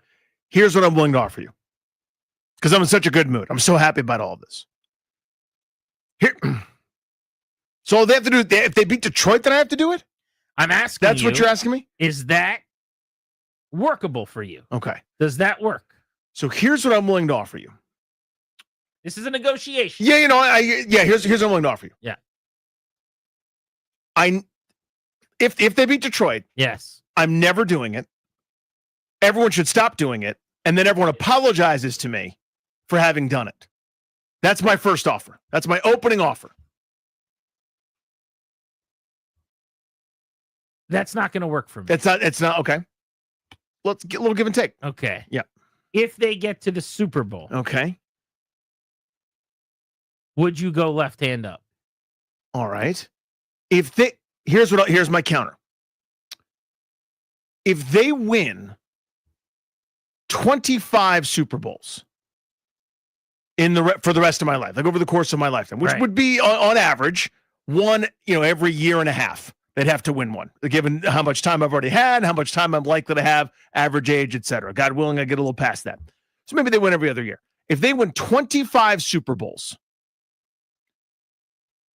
on my deathbed, you could have someone raise my left hand like I'm a wrestler that's been fading, and you're seeing if I can have my hand. That's absolutely ludicrous. Are you saying ludicrous? That's progress. That's absolutely ludicrous. So you can have the IV in my left arm, and I will allow you to use that left arm to raise it above shoulder height to see if I'm still alive, instead of my right hand. Listen, on random Mondays after wins, when they got like 3 straight wins to get to 3 and 5, Eric Bickle is going pantsless in the studio.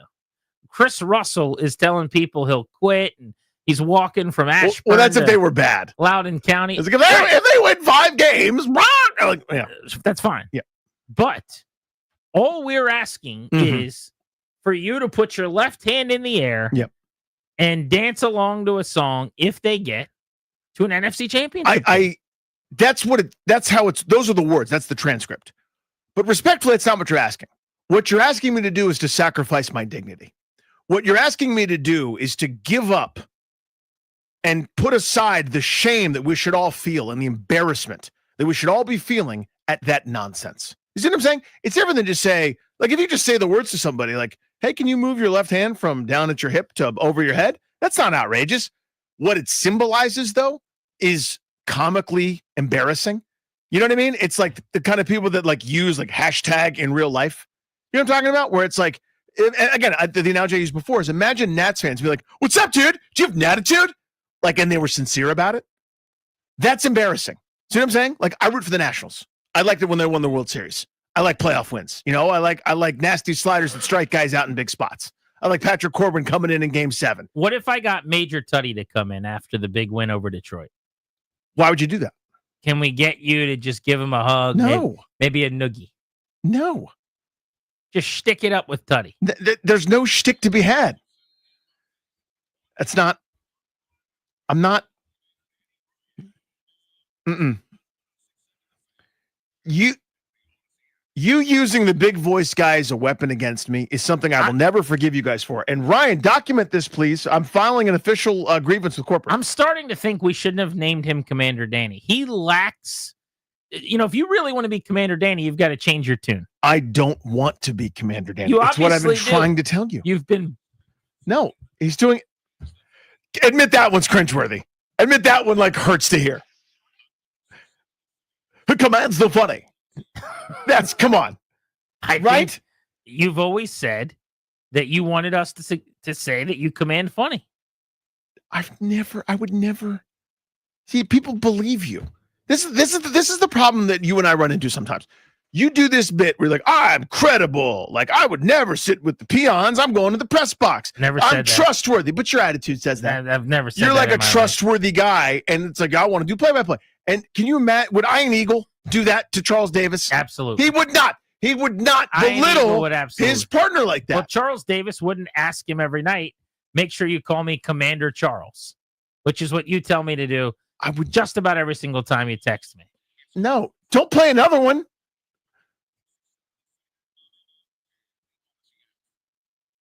Oh, Commander Danny. It's just wrong. So, do we have an agreement, Darius? Did you get that on the record? I guess I'd put my stupid hand up. No. Wow. No. We have an agreement. That's hold Chat on. GPT. Danny, real quick. Yeah. Just quiet down for a second. So, Robot Danny, if the Commanders beat the Lions on Saturday night, I'm protesting this. Did he bounce? Shut are up, you Danny. willing to say right here for everyone listening? And if you lie to all of us. So No. help you God. No. That you'd be willing to put your left hand up in the air and do the left hand up song live on Grant and Danny come Monday after a berth in the NFC Championship game. I guess I'd put my stupid hand up. Wow. No. You guys heard it here first. They do. Shut, Danny. Would you let the robot do it then? Let AI Danny do it. I don't know where that's from. I don't like it. I don't like that you have it. It feels like we're making progress. There's no progress.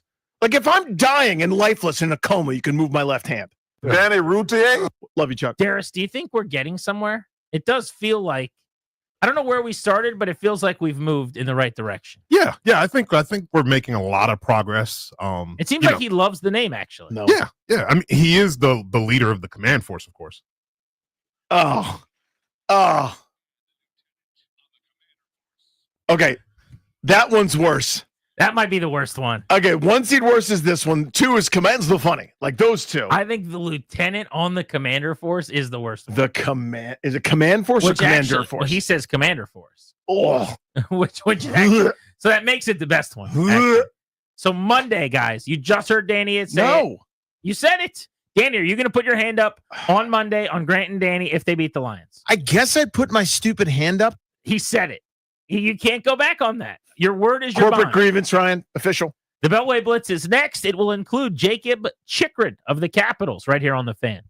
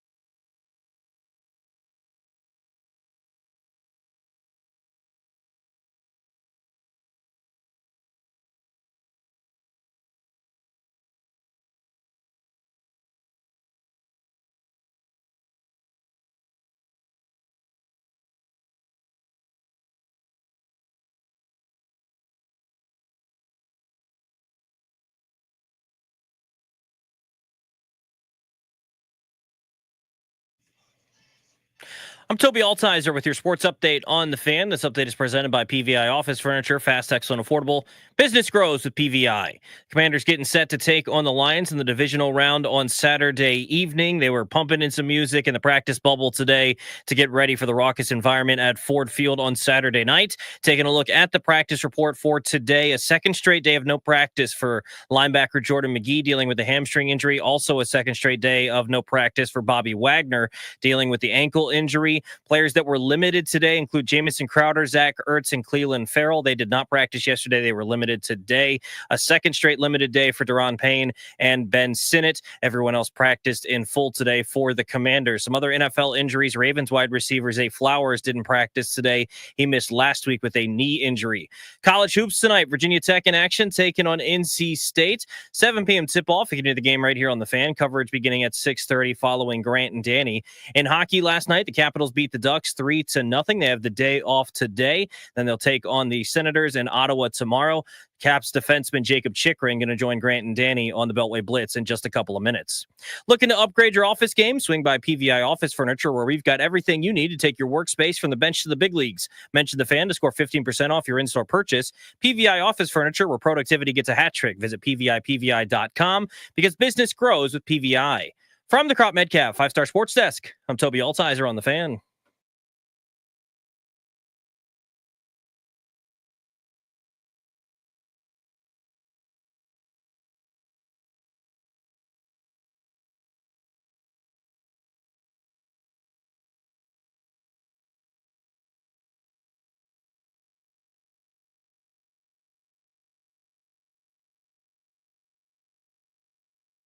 And Scott, yeah, go ahead and put up that Commander's flag, man, because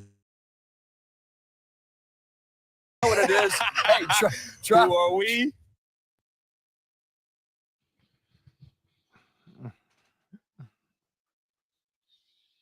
That's just Terry McLaurin trying to get Scott Van Pelt to go left hand up. Who are we? Not ashamed enough.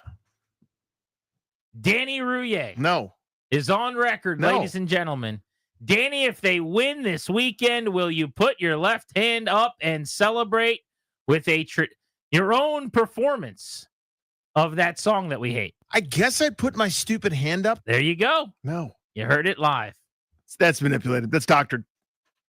Grant and Danny on the Fan, brought to you by our good friends, the law firm Condori and Murad. As Washington continues to build the foundation of success on and off the field this season, it's time for you to plan for your future as well. As the exclusive sponsor of our show, the law firm of Condori and Murad can help you update your last will and testament or set up a revocable trust for you and your family. Schedule a free consultation with their estate planning attorneys today by visiting kmlawyers.com. Be sure to tell them that Grant and Danny sent you. That's kmlawyers.com. 3 days away from the biggest game this team has played in 33 years. We'll be covering that on the Beltway Blitz. Jacob Chikrin of the Capitals joins us in just a few minutes on the Blitz as well. So let's get it started. Our buddy Kevin Sheehan, you know him from his work over on the aptly named Kevin Sheehan Show, joins us now. Kevin, let's just start with this because Danny and I have been joking about him still hating all things Commanders. Do you agree with me, and it sounds like Danny's in on this as well, that they're not changing the name after all the success they've had this year? Oh boy. I don't know. I think you guys know this too. They want to do something with it, but a long run into the postseason, which may mean just one more win Saturday night. I think everybody might have their left hand up saying Commanders lives on. And that might make many of us sick to our stomachs, but yeah, it's getting harder to do. It's hard either way because there's no easy answer to this. But my contention has always been do something because that's better than nothing. How do they win this weekend? The way they won on Sunday night, 7 possessions, scoring on 5 of them, not punting, not turning the ball over. Your best defense is your offense, and hoping that the other team makes a mistake or two. And that's what they did on Sunday night, and I think that is kind of the formula for Saturday night. The one difference is that Detroit is clearly better. I mean, they're a 10-point favorite. the Bucks were 3-point favorites. And the reason is they've got a phenomenal offensive line, an explosive running game, which is different than the one they faced last week. And yeah, it'll be harder, but I think this is one of the easiest pre-games ever for all of us. It's like two really good offenses, two not so good defenses. You got to win the game with offense, and you can't make mistakes. Totally true. They didn't turn the ball over in Tampa. They got to do that again. But the reason I give them a legitimate shot, and I feel like the 10-point spread probably isn't overly authentic to how much of a chance they get, is I don't think Detroit's defense is going to stop them. I actually like the matchup way more for Washington's offense than a week ago, not to mention you're indoors on carpet. And I give them a chance because Daniels and this offense are going to move the ball, I think. I totally agree. I mean, the last true kind of dual threat quarterback they faced was Josh Allen. They scored 48 and had 559 yards. I mean, the 49ers all banged up a couple of weeks ago, scored 34 and had close to 500 yards. The only team that couldn't do anything offensively against Detroit's defense was, the guy we saw on Monday night, who's a mess, Sam Darnold. So I agree. I'd be very surprised if we don't move the football and score points, and maybe a lot of them.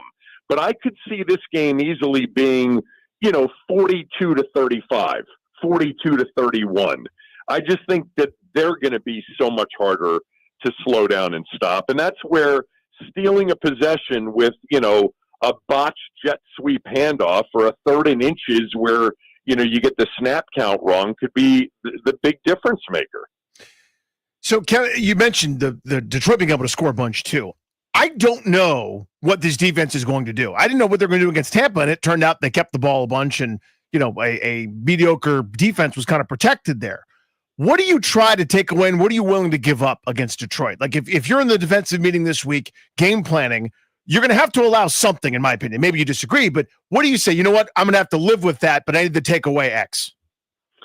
I mean, are they capable of really taking away anything? I don't have much confidence defensively that they can, come up with, hey, we're going to take this away and actually be successful doing it. I felt differently last week than I feel about this game, in that last week I'm like, be aggressive. Baker Mayfield will put it up for grabs once or twice during the game, and that could end up being the difference. This week, I'm much more thinking bend, don't break, and hope somehow, some way, they go 2 for 5 or 3 for 6 in the red zone, and that you kind of match that and maybe get the ball last. Because they're so much more explosive, like Gibbs and Jamison Williams, and I could see them scoring in 4-play drives and 5-play drives. And yeah, the ball gets back to Jaden much faster, but they're touchdowns every time for them. So I think this week is more just keep everything in front of you. They haven't really played that way. More times than not, they've erred on the side of being aggressive. So I'm not expecting that, but I think that this team, Detroit, is just they're the best team in the league offensively, and in the NFC, Tampa and Washington are next in line, but Detroit's just really good on offense. Kevin, we appreciate you, buddy. Thank you. All right, guys, take care. All right, enjoy it. Let's go around the NFL. Our buddy Mike Jones of The Athletic to help us do just that. Mike, who do you like in the Ravens-Bills game? I like the Ravens. I just feel like when you look at the way that their defense is coming on as of late, that gives you a lot of confidence, and the way Lamar Jackson's playing. Also, if they're struggling in the pass game, they've got the run game they can go to. They just are more well-rounded across the board, whereas everything is really on Josh Allen, and I don't know if he has enough help to get it done against the Ravens. Is this Rams defense this good, or is it just when they play Minnesota? Like, they looked like the 2000 Ravens the other night against the Vikings. Is that going to travel east to play Philadelphia? I don't think so. I mean, I think they are good, but I don't think that they are quite as good as what Sam Darnold made them out to be. The way he was holding onto the football, A lot of those sacks were on him. So I don't expect that we'll see that quite level of dominance. And then when you look at Philadelphia, they are really well-rounded. They can come at you with the run game with Saquon Barkley, whether A.J. Brown or Devontae Smith or Goddard. And then you have Jalen Hurts as a threat as well. I just think they're more versatile with their offense that'll put more pressure on that defense than what Minnesota did. Nobody's given the Texans a chance to knock off the Chiefs. Why is that? Well, I mean, just because, the way that the Texans ended the season and then that the Chiefs are the Chiefs. Now, if they have a chance, it's because that the tackle position is an area that's been a question mark, kind of a shaky position for the Chiefs all year long. Now, Patrick Mahomes does well against the blitz, but if Will Anderson Jr. and Danielle Hunter can come after them and really put pressure and kind of disrupt the flow, then, maybe they have a chance, but I still think it's a long shot. Who's going to the Super Bowl? I think it's the Ravens and the Eagles. So that means, just to follow up on that, Baltimore has to beat their own division rival. I know Pittsburgh's not great, but it still matters an awful lot. Then they go on the road to Buffalo and win. Then they go on the road to Kansas City and win. What a gauntlet. Yeah, but I think that they can do it. I think that they are built for it. Again, the way Lamar's playing, the way you have Derrick Henry, who can just gets more and more dominant as the game rolls along. And again, the improvement that their defense has shown, I think that they have the ability to make the run. Thanks, Mike. All right, I'll see you guys. Let's talk Caps hockey with one of their best players, Jacob Chychrun. The Caps got a big 3-0 win last night over the Ducks. Jacob Chychrun, a big part of the victory. He has been outstanding all season long. One of the top defensemen in the NHL with double-digit goals on the season. A breakout year here in his age 26 season, first season in D.C. Jacob, thanks for a couple of minutes. What'd you make of the shutout win last night? First shutout of the year for Logan Thompson. You guys played a complete 60-minute game. Yeah, I thought it was a really good game for us. I think, we don't feel like last few games we haven't felt like we were playing our best hockey, and we wanted to get back on track to, just kind of playing the way that we were at the start of the season. And I think last night, had a really good first period, and we were able to have a pretty complete game after that. So I think, it was good. Obviously, LT's still his head, and it's nice to get the first shutout of the year for him. And boys were playing well all night, so it was a good one for us. What's the difference for you, Jacob? Like, just as a guy that's obviously participating in these games, and then as an observer, what's the difference when you guys are playing the way you want, and then maybe when it doesn't feel as good? I think a big word that we were using when we weren't playing our best was, predictability, and just trying to play a little bit more predictable for one another on the ice, and just make it easier to make reads off one another. I think at times we, can try to create something out of nothing, and sometimes you need to live the fight another day, and not try to force it. I think sometimes we can force it a bit too much when we're, looking for a goal or when we just don't have our best stuff. I think, in those moments when you don't feel like you're playing your best, it's usually best to just simplify and think good things happen from there. So, I think a little bit of predictability has helped us recently. Jacob, you've been a good player throughout your career, and offensively, you've been so gifted. I think you've had 3 seasons where you've scored a dozen or more goals from the blue line. But this is kind of another level of your game in your first season here in D.C. I mean, how much of this do you think is you kind of coming into your own and coming into your prime? How much of it is the fit and maybe the scheme and things that are working for you here in D.C.? It's been a great fit. I think it's definitely been, really good to, start the year with Carly, and then since we've kind of bounced around partners a little bit, but I just think the fit's been really good in terms of, we have a lot of depth on our back end, and we've been able to kind of distribute the minutes pretty evenly, and I think we got 6 D-men on the ice at any given time that can play in all 3 situations, all zones on the ice, and really join the attack. And I think just having contributions up and down the lineup's been huge for us. But I think for me personally, the fit has been really good, and I think the power play has done a really good job of contributing at times and in big moments. And yeah, I think, for me offensively, I think I've been contributing throughout the league for, a number of years now. I think it's a big part of my game and trying to, help offensively when I can and being able to bear down on opportunities. I think, my shot's a big part of my game, and just feeling like, when I get an opportunity to score, I try to do my best to bear down and yeah, I think it's just been a good start for us as a group. And I think, when you're playing well as a team, there's a lot of guys individually that will stand out. So I just think it's a credit to the way that the team's been playing. It's one of the best shots in hockey that Jakob Chychrun has. He's been one of arguably the MVP of the team and one of the best players on the Caps this year in their unbelievable season. They're number one in the NHL in points per game at this point in the running for the President's Trophy. Jacob, I'm going to get awkward here for a second, but I do have to tell you, one of my resolutions, new year in 2025, was to make sure that you get re-signed here and don't leave. And I don't have a lot of say in this. My last name's not Patrick or McClellan. But I guess as now that you're on the show with us, this is my opportunity to do my part. Let's get that done. Let's just get this contract done. Let's back up the Brinks truck and pay you. I got a little 4-year-old. He wants the sweater, but we're waiting to find out if you're sticking around. So let's get this done. What are we waiting for? Yeah, fair enough. Well, hopefully we can get your boy a sweater soon enough, and yeah, we'll see how things go. I think. Seriously though, do you want to stay here, or do you look forward to hitting the market? Well, we love it here. I mean, we really do. I think we love the group. We love the staff. I think there's been a lot of familiar faces throughout my time in the NHL, throughout this organization who I've been with in the past, and I made the transition a lot smoother.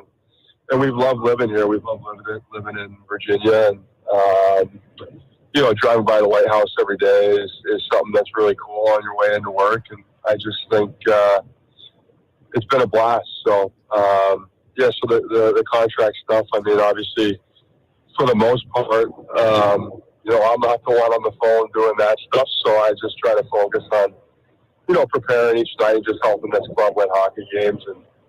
And, as long as we're doing that, I know all the other stuff will take care of itself. But we have loved our time here so far. And hopefully all that other stuff gets taken care of soon.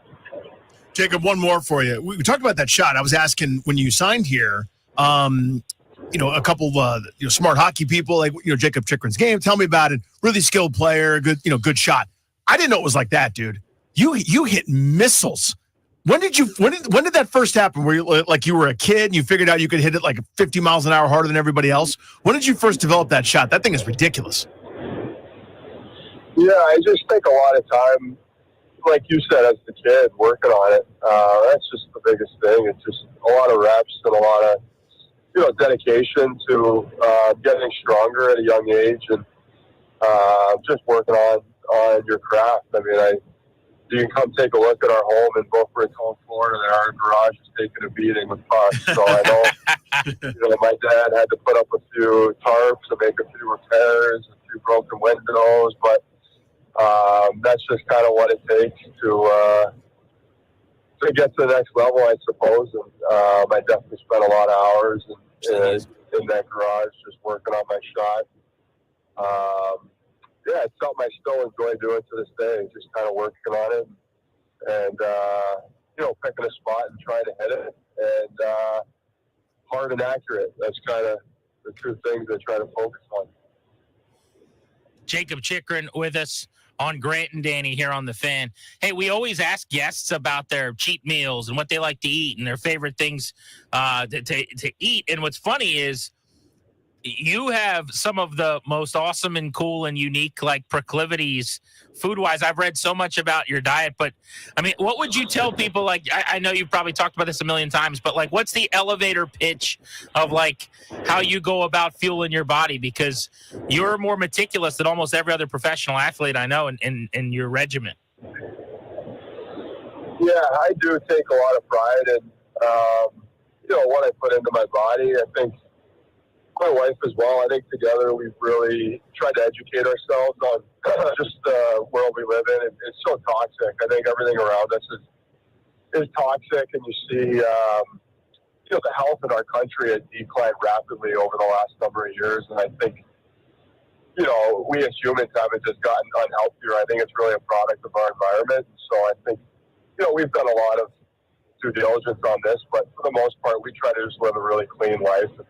I think a lot of the food in the grocery stores these days, I think 90% of it is complete junk, to be honest with you. And I'm not saying we're perfect. We definitely have our moments where we like to, have a treat here and there. But for the most part, we just try to be as healthy as we can. And that's really just sticking to, whole foods, just one ingredient foods.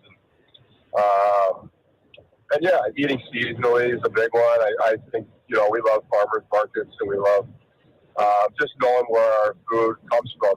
And I think that's something we've kind of got out of touch with a bit as humans, is we just, kind of take it for granted. We just go to the grocery store, grab anything off the shelf, and we don't really know where the heck it's coming from. And we like to kind of locally source our products and ingredients and make sure, everything's coming from a reputable source. And yeah, sorry to bore you guys to death there, but we enjoy it. So no, it's a good deal. We have fun with. Jacob, love it, man. Really cool to catch up with you, and continued success, buddy. Thanks for And joining I would us. say whatever you're eating, just keep doing it. Eat it more. Thanks, guys. I appreciate it. Thanks for having me on. All right, Thank you, keep buddy. killing it. You've been great. Jacob Chikrin with us on Grant and Danny. What a season he has had. He's unbelievably good. Oh, he has been a godsend. One of the great additions of the NHL offseason. One of the big reasons the Caps are the best team in hockey right now. Grant and Danny on the Fan. Isn't it amazing that the rookie quarterback of the Commanders is getting ready to play in a second playoff game, and you have complete confidence in him? You have full confidence that he's going to make the right decisions and not get fooled and not make terrible mistakes. That's where we're at with Jaden Daniels. Let's talk about that next on the Fan.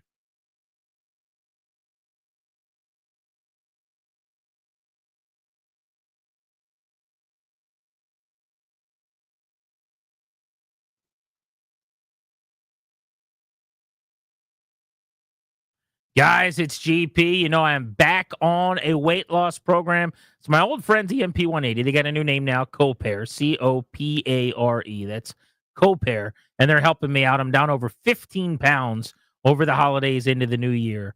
They have been helping me to add muscle and lose fat. I know that because of my weigh-ins, and I get specific details and information on what weight is being lost and if it's muscle and if it's fat and adjustments that have to be made. They've got great programs. They cater specifically to your needs. You get to choose your own program. For me, I wanted to get my hands on weight loss injections that would keep me from being hungry all the time. That would just tamp down my appetite and not make me crave things as much. And so that when I do eat off the program, that I eat less of the bad stuff, right? But 58% of their new clients are doing it the old school way that I did it, without those injections, and just sitting with coaches and getting on the scale, the same things that I'm doing in addition to the injections. Copare's got great options for you. It's a reason why they've got 700 reviews and a 4.9 average, and why they're the standard of weight loss in DC. You got to hit them up. It's Copare, and go get on a program like I've done. And like me, in a few weeks, you could be down 15 pounds and feeling a lot better.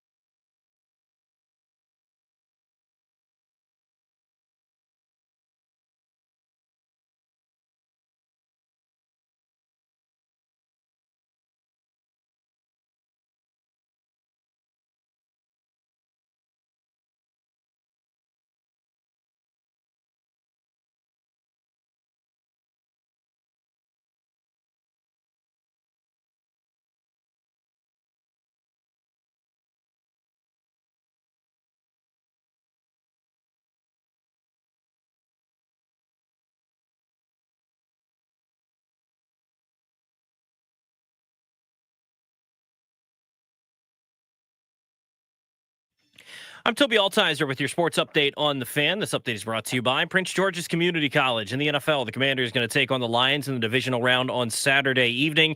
2 players did not practice today, second straight day that linebacker Jordan McGee and linebacker Bobby Wagner did not practice. Other NFL news, the Browns are naming Tommy Rees as their offensive coordinator. Texas quarterback Quinn Ewers is declaring for the NFL draft. College hoops tonight, Virginia Tech in action at home against NC State. Going to tip off at 7 o'clock. You can hear the game right here on the Fan.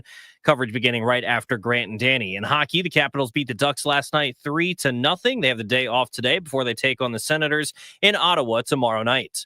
Get a degree, certificates, or take an enrichment course. Live within 6 miles of MGM. You could go for free. The local impact grant makes it possible. Visit pgcc.edu for more info and explore the freedom to learn. From the Crop Metcalf 5-Star Sports Desk, I'm Toby Altizer on the Fan.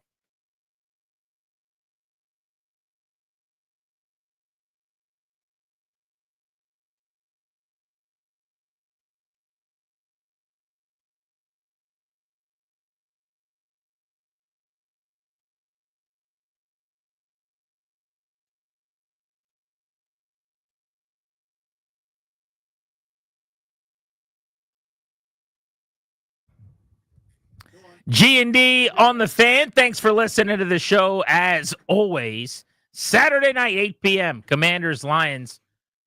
I will be on the scene representing the Grant and Danny radio program. Going to be landing first thing in the morning, assuming everything goes seamlessly. To get to Detroit, we'll do some radio. It's going to be good. Pre-game coverage right here on the Fan from Ford Field. My good friend, Chris Russell, who you guys remember from his time here at 106.7 The Fan many years ago, joins us now. There it is. Yep. Hello, boys. Just the podcast on the Deuce now. And just so happened to be in the area today. We told him to come on by the facility. I don't know. What were you doing in the area? Did you come down to the Navy Yard for lunch? Yes, exactly. I wanted to come and, check out all the new restaurants. And I had nothing better to do with my life. How everything's good lately? What have you been up to? I was busy booking airline trips so that I can, bolster the podcast on the Deuce. So here's what we're doing. Okay. Russell and I yesterday are mapping out Detroit plans. And I tell him I'm flying in first thing in the morning, day of. Now, this is something that goes back, Danny. I would say to my time on the beat, but it's just very common sense, right? If you're flying to a stadium on the day of the game, what would be kind of your idea as far as getting on a bird and getting there? You got to leave yourself some time. Yeah. The most important thing is to understand that any delay in the chain of events makes it so that you're at risk of missing the thing. You follow me? The whole point is not the hotel you're staying at, not seeing a buddy, not getting a Coney dog or underrated Detroit pizza. The whole point is to be at Ford Field, or whatever the dumb thing's called, to watch 100 points get scored. And I would even just make the case as well that if this has to be a high-stress situation where you're hoofing it and you're running in the airport and you're trying to get you're going full Home Alone. Yeah, you're going all Kevin McAllister on us and whatever else. Like, it's probably not worth doing.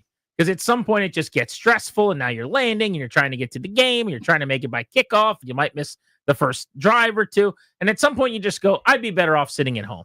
So what I did is I flew out first thing in the morning. I got a 7 a.m. flight, I believe it is. It's early. On Saturday. 6 a.m. I think it's 7. But I think it's 6. 6 a.m.? Okay, first thing in the morning. 6 I don't even know when he's leaving. Yeah, the 6 a.m. is the first flight off the base. 6 a.m. is better, by the way. I'll take it. This 300 yards. All I need to do is get to Detroit as early as possible. I'm going to get to the stadium as early as possible. I'll get set up for pregame. I'll enjoy some Coke Zero out of the soft beverage machine. Now, you won't take a nap because you don't nap in public. You can't have anybody know that you might have been sleeping. I don't want a nap. I'll be running on adrenaline. I'll be doing fine. I'm excited. Can't wait. So Russell says, I got to go home and book my flight. Now, he was planning on driving all along. 8-hour drive, right, to Detroit? 9 hour. 9 hour? Okay. Yeah, I've done that drive.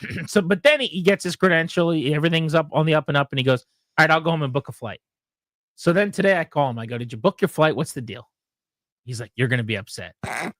Tell the people, Slashy, what time you're flying out of the DMV on Saturday with an 8 p.m. kickoff in Detroit.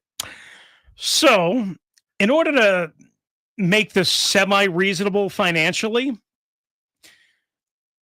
the best combination that I found was leaving Reagan National at noon. Now, mind you, not a direct flight. There are 6 hours of flights all over the country, including some directly to Detroit before that.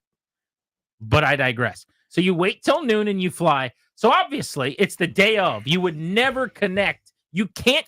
You just can't. This is the first rule of traveling to cover sports. If you go the day of your event, you're not allowed to connect. You can't Dalton. Because too many things can go wrong. So if I was connecting, what I would do is I would fly out the night before. That way, if something goes wrong and you lay over or whatever, you can still get there the next day. So Slashy's flying out at noon on a direct flight to Detroit. Yeah, the problem is it's not a direct flight. Oh, you're connecting. Yeah. So you're waiting until Imagine that. noon. You're waiting until the PM hours to then get on a plane and connect through where? Correct. Chicago O'Hare, which is nice and balmy at this time of the year. Yes, a lovely winter. Now that's the still air city, or is it what is it? The city where the air doesn't move. The Windy City. I'm sure all the flights in January will be just fine. Windy City. Arriving in Detroit at 5:30 for an 8:10 game. So he's landing, assuming his flight goes off without a hitch from DC to the Windy City. And then in the Windy City, wind can affect flights, by the way. Yeah. You're trying to, that airport stinks to the high heavens, for the record. Hurting? All kinds of delays and cancellations, and every Tom, Dick, and Harry's got a horror story. But we're getting on a plane from there to fly to Detroit to land at what time? 5:30. 5:30 for an 8:10 game. Okay, that's when the plane supposedly touches down. How long is your layover, by the way? I haven't even asked this. Watch, it's a 40-minute layover. I think it's like 2.5 hours or something like that. Oh, so you'll be chilling in Chicago. Yeah, your feet feet is up. Yeah. That's good. Okay, so at least you're not at risk of missing your connecting flight. That's nice. Yeah. Okay, so then you take off. Let's just say the best case scenario, everything goes great, and you land at 5:38. Okay. When do you think he gets off that plane, Danny? 5:58. You're going to give him 20 minutes from when he touches down. You guys know when they schedule a 5:30 arrival, if everything's running on time, that's like built in with like taxiing and all that stuff. Oh, yeah. It's not going to take me until 6 o'clock to get off the plane. Sure, you're all over it. All those flights are always early. Well, you know how those people, they stand up and they instantaneously get their bags and there's no queue, I there's don't no know about line. you, Danny, but generally when I see when a flight lands, I always assume I'll be checked into my hotel at that time. It'll be earlier, in fact. So, can I just summarize this for your audience? Before we get there, so you land at 5. We're going to give you 5:35. We're going to say everything goes great. All right. Right? Because you never have any bad luck and you never get slashed. Correct. Right? And then I'm going to hop into an Uber. Nope. This is now. So we're at 5:45. Yep. Let's say he gets off the plane. You said 5:50. I said 5:50 and change. All right, but let's say he Call gets off 5:50. the plane at 5:55, right? He waddles along. It's a big ass airport. He gets out to his car. What time's he getting in his car? 6:20, 6:25. I'm going to say 6:05. I'll say you'll be in a car at 6:05. Okay. Okay. Reasonable. But here's what's amazing. I said to him, I said, Russell, do you have any idea how far the airport is from Ford Field? And he said, it's about 22 minutes. Yeah, maybe when you looked it up at 2 a.m., don't look at the minutes, guy. Look at the miles. It's 22 miles away. So now at 6 p.m. on a game night, going into the city, into the stadium. Yeah. Now, do I think he's going to make it by kickoff? Assuming there's no delay out of Chicago, I think he probably would. Yes. But the stress, the rushing, the anxieties, like, why are you doing this to yourself? Now, Grant could do this because he doesn't have the thing that you and I are cursed with travel anxiety. Like, he goes, that's going to work out. And it just works out for him. The horseshoe, you can't see it because it's up as Tookus. For the rest of us who have to worry about delays and these sorts of things where it doesn't always work out, and whatever that list is, you were at the top. But Danny, why is he doing this? And this is my point. Because you're stressed. The instant that alarm goes off in the morning, you're more stressed than any man I've ever met. Can I just at least offer an explanation as to why I did this? Okay. So I knew I was taking a risk here. Okay. Understand that. The other option was going to Dulles for a 6 a.m. flight, which means you got to get up at 3:30 in the morning, which means you got to get to the airport at 4:30 because Dulles is always a nightmare, which means you got to whatever. fly, get there, Detroit, fine, no problem. Go have lunch with you, Greektown, whatever. Go drink Pepsi Have a Zero. nice, peaceful, restful day. Absolutely, be up from 3:30 in the morning Do until the pregame whatever. show that you're supposed to do with me. I wasn't told anything about doing a pregame show. CK told us about it yesterday. You're getting a call up to the big time. You got to do it. I was told we were fine. You were going to get to have your voice heard in Crystal Clear FM for the first time in years. And now you're back to this. Hey, everybody, it's Chris Russell. How long ago did Chris say that? Probably about a minute and a half, 2 minutes. You're going to be in Crystal that AM Clear delay. FM, and now you're going to be, it's the Rooster. Welcome back.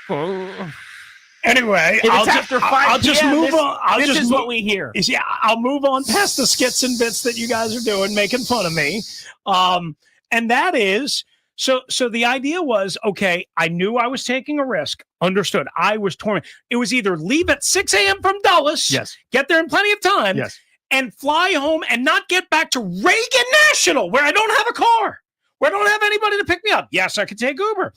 It's going to cost me $70 on Uber. He's worried about $70, by the way. Okay, hang on a That's when he second. ruined his entire weekend over. And not get home until 1 a.m, Sunday night into Monday. Russell. Whereas now, if everything goes the way it's scheduled, I can get home at 2:30 at Reagan National, the same airport that I have my car at. More than time for your dentist. What is the priority? The game that you're going to or your sleep the next night? Let's make the decision. Well, what time will I put my head on my pillow the day after the biggest game in 33 years? That's what you're prioritizing? Is your $70, sleep? man. Just don't go.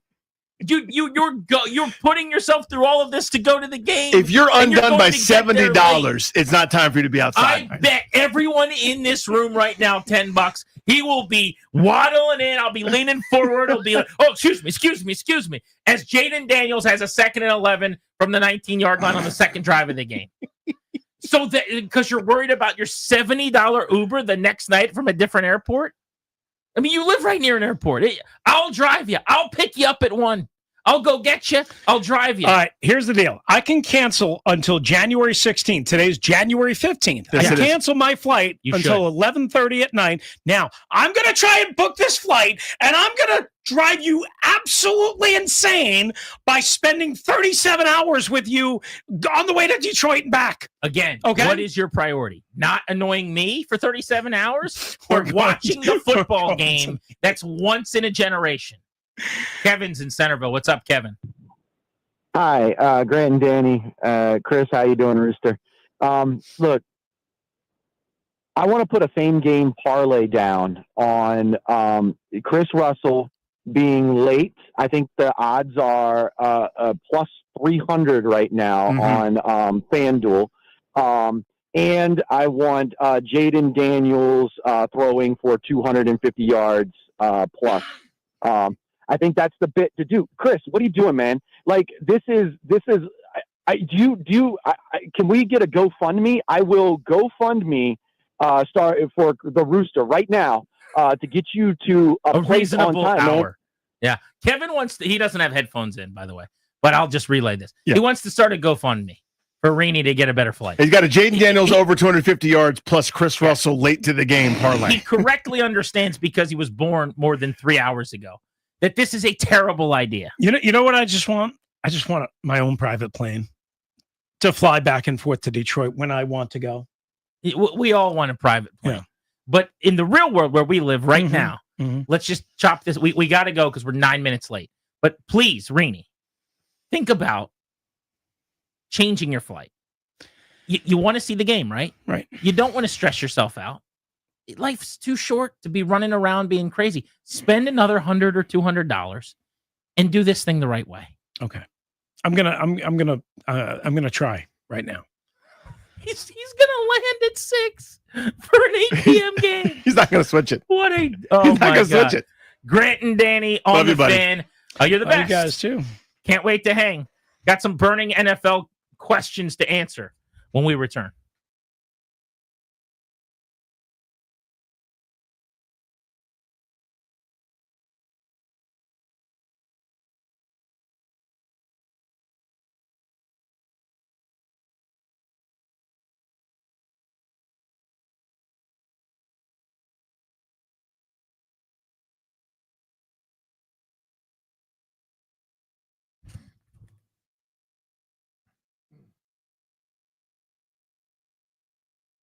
Hey guys, it's your friends, Grant and Danny, for our friends at Window Nation.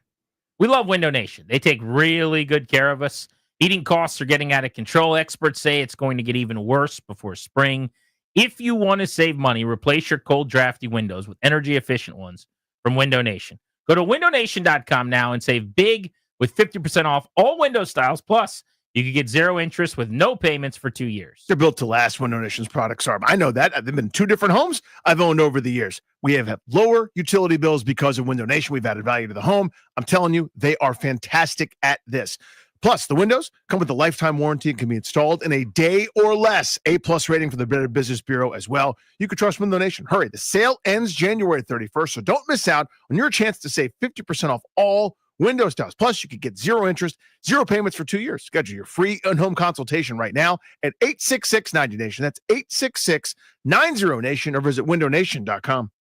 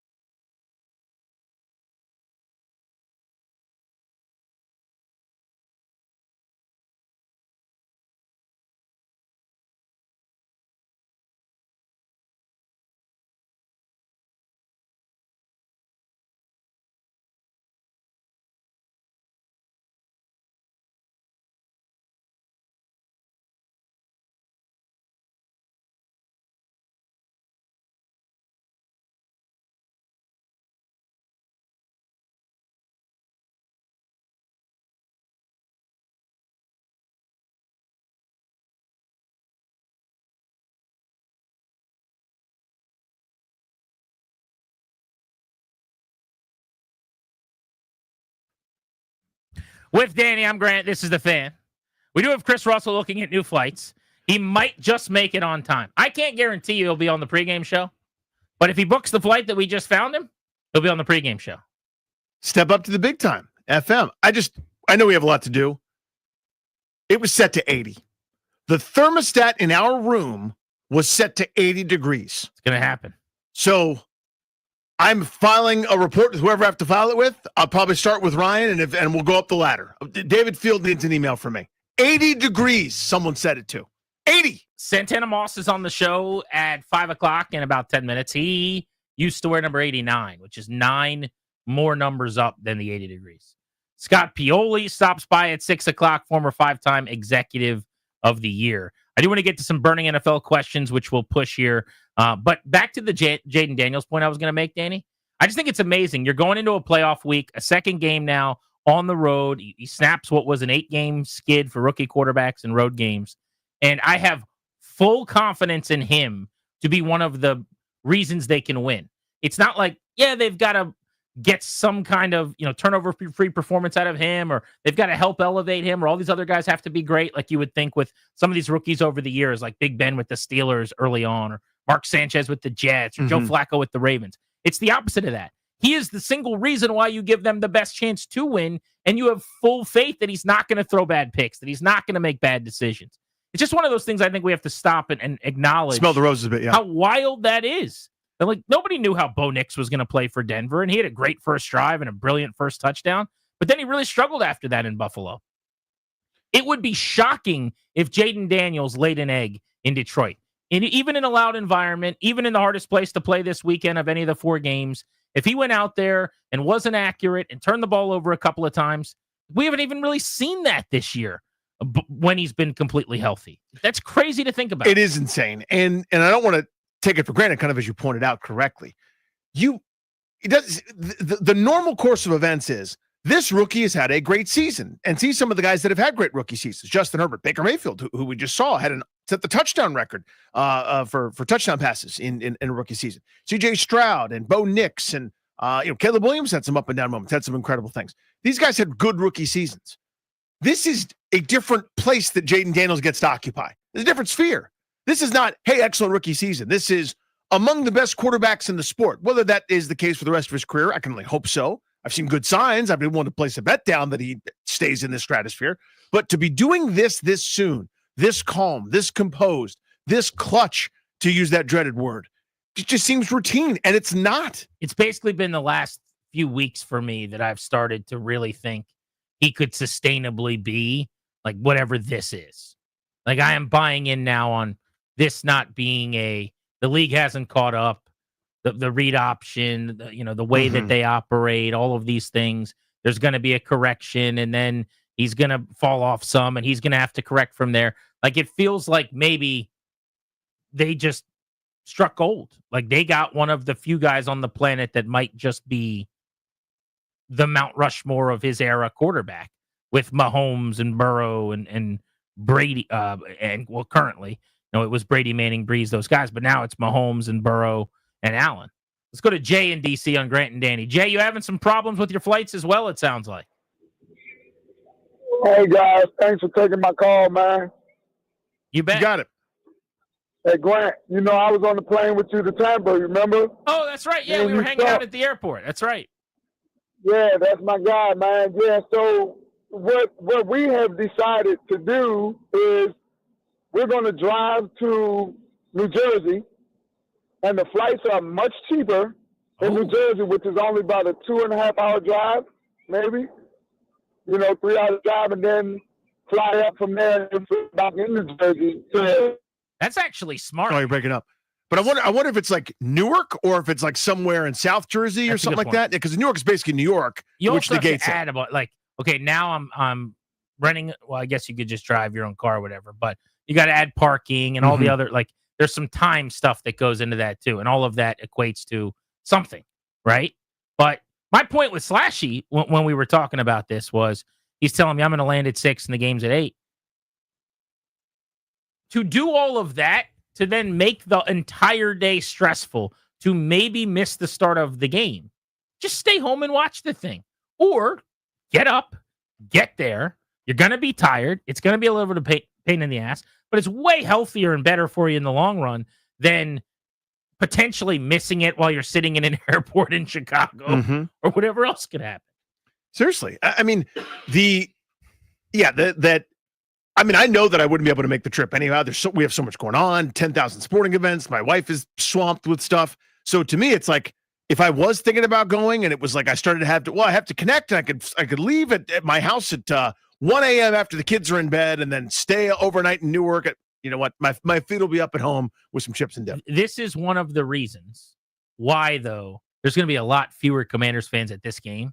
Number one, because it's Saturday? Well, no, because it's a lot harder travel to get there. Everything's more expensive. The hotels, the flights, everything. Number one. Number two, I think there's way more demand for whatever reason for Lions fans in their stadium for this game that they had 2 weeks knowing when it was than Bucks fans. I think the tickets are harder to get and they're way more expensive, by the way. Way more expensive.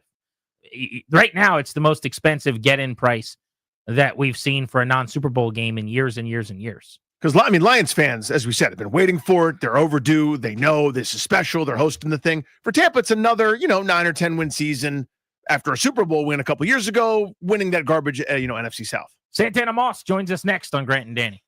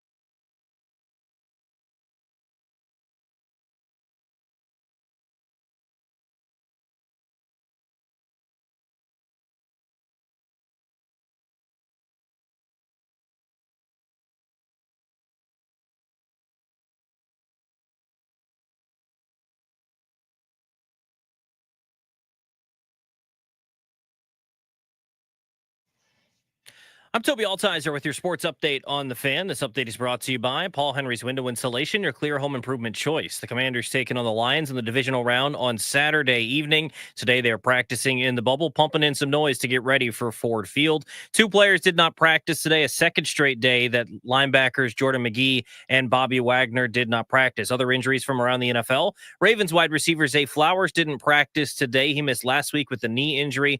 It'll be a tough go for him to be able to go on Sunday against the Bills at 6:30. Other NFL news, the Browns named Tommy Rees as their offensive coordinator. Texas quarterback Quinn Ewers is declaring for the NFL draft. College hoops tonight. Virginia Tech in action as they'll take on NC State at home. 7 p.m. tip-off. You can hear the game right here on the Fan. Coverage beginning just after Grant and Danny at 6:30. In hockey, the Capitals beat the Ducks last night 3-0. They got the day off today before they head to Ottawa to take on the Senators tomorrow night. This month only, get $100 off each window with a 5-window minimum and $500 off each door at Paul Henry's Window Installation. Schedule your no-pressure free estimate today at paulhenryswindows.com, your clear home improvement choice. From the Crop Metcalf 5-Star Sports Desk, I'm Toby Altizer with your sports update on the Fan.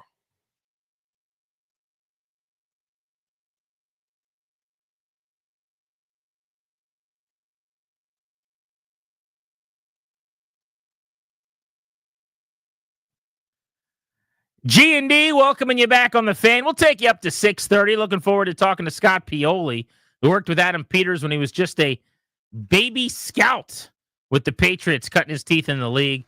Also, last year was helping out at LSU and got to know Jaden Daniels. So that should be a good conversation. That is coming up at 6 p.m. But right now, let's get to the Rude Guest Hotline to talk to a former Redskins legend, a guy that was on this team as a key contributor the last time they were making a playoff run into round number 2. Rude is the most reliable heating and air conditioning products in the DMV, and they make Santana Moss possible right now. Tana, good to have you on, Grant and Danny, and happy playoff football, buddy. What's up? What's up, Grant? How are you, man? Doing, man? Good, buddy. Dude, how about that game? Good. You were sitting right behind me for much of the night in Tampa. It was back and forth constantly. It was one of those high energy, high nerve games. Do you feel that now that you're not a player when you're sitting there watching that the nerves in your stomach, or do you still have the player gene where you don't really feel that? It. Man, you don't know what I've been going through the last I've been retired for 10 plus years now. Like, it is nerve wracking to sit there and watch a game, especially of a team that you just feel like you put everything in that you ever had in your soul when you was once a part of it, and now you still putting everything in it because you're that much of a fan. I mean, bro, like, I have to go to games, and I honestly had to tell myself, like, Tanner, I always pray. I still find myself doing some of the same things I did as a player. I pray every morning before the game, like, hoping for us to have victory or whatever. Guys would come out of that thing injury free. But I always tell myself, as long as it's a great game, I care less what happens with the score. And they gave us a great game, but then now you find yourself at the end of it saying, okay, it was a good game, but now I want to win. So, man, it's nerve-wracking, but it's great to watch too. Yeah, it's a blast. It's a privilege to feel, that queasy feeling in your stomach for a game that matters so much, which is different than meaningless football down the stretch, Santana. So going to what you can take out of that Tampa game, right, where you go, okay, I know that we can do that now. Let's see what happens against Detroit. Like, what can we translate from one game to the next here against a really, really good opponent? I think one thing I translated from this team all year long, it didn't really matter who the opponent, and I find it odd week in and week out because, we all do this thing where we're basically watching the team, we're analyzing the team, we're telling you what we think the strengths and the weaknesses are. But what they've shown time and time again is, look, bro, they have a motto. What is it called? Anytime, anybody, anywhere. You know how that stuff go. I don't even know the whole line, but it's true. Like, they really don't care who the opponent is. As long as they handle business, take care of themselves, then they have a chance. And so that's how I look at Detroit now. We can look at, Detroit, and let's give them credit. They're a juggernaut. They're one of those teams that you don't want to be caught up in a shootout with. But that's what they've been doing. Lately, they've been allowing teams to score, and they've been doing the same thing. I think what this team has shown us that when the tough gets going, the going gets tough, they find a way to pull it out. And I love the fact that they're battle-tested. I love the fact that they went toe-to-toe with just about everybody. And when you're in the playoffs, you can scrap what you did in the regular season. It doesn't matter. Now it's time to just be your best at this given moment. And that's what you saw, Sunday night. They was their best at that given moment. Now it's time to do it again Saturday night. It's one thing for Jaden Daniels to have been as unflappable and calm all season long as he was, but to see him in a playoff environment barely react after the game-winning field goal and just be the exact same guy as he went out and played as well as he did in Tampa. As someone who played in the league as long as you did, how impressive is that, and what does that make you think of? I can rock with it because I understand the feeling. Being him is not taught. That's who he is. You see what I'm saying? So when you say unflappable, he's a guy that's not phased at times. I understand that because that's me. You have to understand that you can't get too high or get too low. There's going to be those moments that's going to allow you to do so. We saw how much he loved the fact that Mariota went out there and won the game in Dallas. So he has showed you that he can be that person. But sometimes when you being you and you doing things that you have done before, you can't get too high on it. Hey, it's a game. So, at that moment, I get what he was going through because no one knew that ball went in. All I heard was the doink. You know what I mean? So at the time, man, I was laughing about it because I'm like, brother, I feel you. Them nerves right there, that I had the same nerves because I was literally in the tunnel watching it. And I'm like, did that thing go in or not? And then I heard the reaction of it, saw the fans and saw the players. That's when I react. So I love the fact that he's that way because, like I said before, it's going to be different things that he experienced in this league. It's not going to always be a high. And we've seen already this year that he had some lows. But as long as you know how to understand them both, then you come out on the better side of it. And I think that's what he's shown already in his first year. Santana Moss with us here. Oh, Grant and Danny. So, Santana, I want to ask you about the receiving group. De'Ami Brown had a fantastic game against Tampa Bay. So, speaking of things that I didn't necessarily see coming, he had 30 catches on the year, was fine, but they didn't use him that way. And all of a sudden, here comes the playoffs. As you said, doesn't matter what the regular season happens. This is available now. Look at what that guy did. Just a couple huge plays for this team in playing winning football. Just what have you seen from him in general? And then kind of opposite Terry, it seems like it's been a different guy every week. I loved everything about that performance for De'Ami. I talked to him a couple of days ago. We just taped the show, the Players Club that's going to air out this particular Saturday. I believe it's going to be Saturday night. Might air right before the game. But I told him, I say, bro, on our pregame show right before the game, I talked about all the receivers, but I spoke, well about him and just what I believe that he was for this team. And I said, we've been waiting on De'Ami Brown to be De'Ami Brown that we saw in North Carolina. And sometimes it takes longer for guys. But I said this year, the sample size that they gave him, he caught, 30 or 40 attempts. And I said, yes, true, some of those have been slip screens, but he's moved the chains with it. And sometimes as a receiver, sometimes as a playmaker, you have to settle for what they give you, but do it so well to where you can't be replaced. And you saw that the other night. Sunday night, they put him in the game. They didn't know what they was going to get out of De'Ami, but De'Ami was playing so well, they didn't even want to bring him out the game. And he laughed about it because I said, I watched it because I've been watching him since day one. So I loved everything about it. And I think games like that help a guy like De'Ami really build his confidence and say, hey, I can do this consistently. That's all it's about in this league. We ask questions time after time as fans and as people who watch this game, what allows guys to be, put on that pedestal? It's about the consistency, how they play the game week in and week out. That's what you see from Terry. He's been consistent from day one. And that's why we love Terry. That's why we think of him the way we think of him. De'Ami, I want him to feel what he felt Sunday night. Bring that into Saturday. Bring that momentum. Bring all that stuff that he did, because if he can play consistently like that, we don't need to go searching for other wide receivers. He can be that guy. Santana Moss on Grant and Danny. Tana, so much has been made about the Lions offense and all of their weapons. We're going to ask callers in a minute who scares you the most. I want your answer on that. Which of their skill guys do you worry about having the biggest day? The running back. Jahmyr Gibbs. That bottle rocket, man. Hey, I mean, you look at a guy like him, it's almost like looking at younger, faster, I guess you can say running back that the Eagles have. Can't even think of his name. Barkley? I'm having the brain freeze. Barkley, Saquon. They don't have the same attributes when it comes to just, physical attributes, but the way they play the game is so dynamic. Gibbs he's a home run hitter. He's a guy that if he gets past that second line of defense, cancel Christmas because it's going to be, tough sledding. So, I love it. I love this game. I love Montgomery game too. I'm not sure how effective he's going to be with the MCL. Offensively, you got to give Goff some props. I think when he was written off from LA, man, he came to Detroit with a mindset to go out here and reclaim some of the things that he felt that he should be reclaiming as far as on his name, and just say that he's a good, NFL quarterback, and he's done just that. But I think when I look at all the guys, he stands out the most. Gibbs stands out the most, but also, their receivers, both of those guys out there have 1,000 yards this year. So we have to just be ready for everybody. And that's what I love about what we have now defensively, because that's what I've seen this year. This year, you've finally seen a defense that's playing together. You know what I mean? Like for years before, we had individuals that went out there and had Pro Bowl numbers.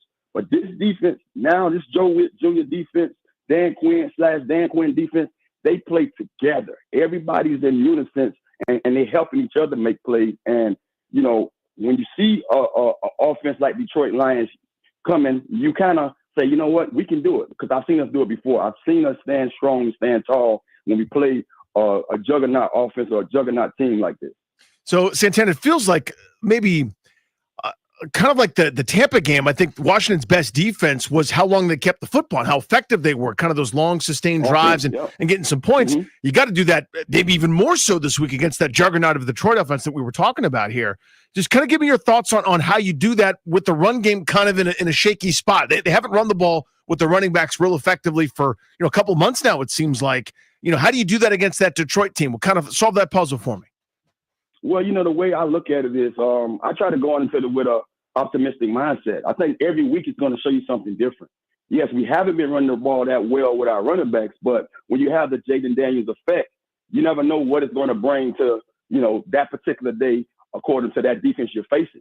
Now, Jaden's a guy that defense has to also be mindful that if we don't be on our P's and Q's, he can break outside this pocket and it could be all hell for us. So with that being said, when I'm watching film and I'm watching some of these other guys, like when I watched the Buffalo tape, Josh Allen gave him hell. And they didn't know at times when Josh Allen was going to have the ball running or not. And when he didn't pull, guess what? Cook out the backfield for a long game. So that's how I look at it. I'm saying to myself, can we take a little bit from every team that they faced that had a quarterback similar to ours that used his legs well and bring that kind of game plan or show them some of the things that they saw in that game that handicapped them a little bit stopping the run?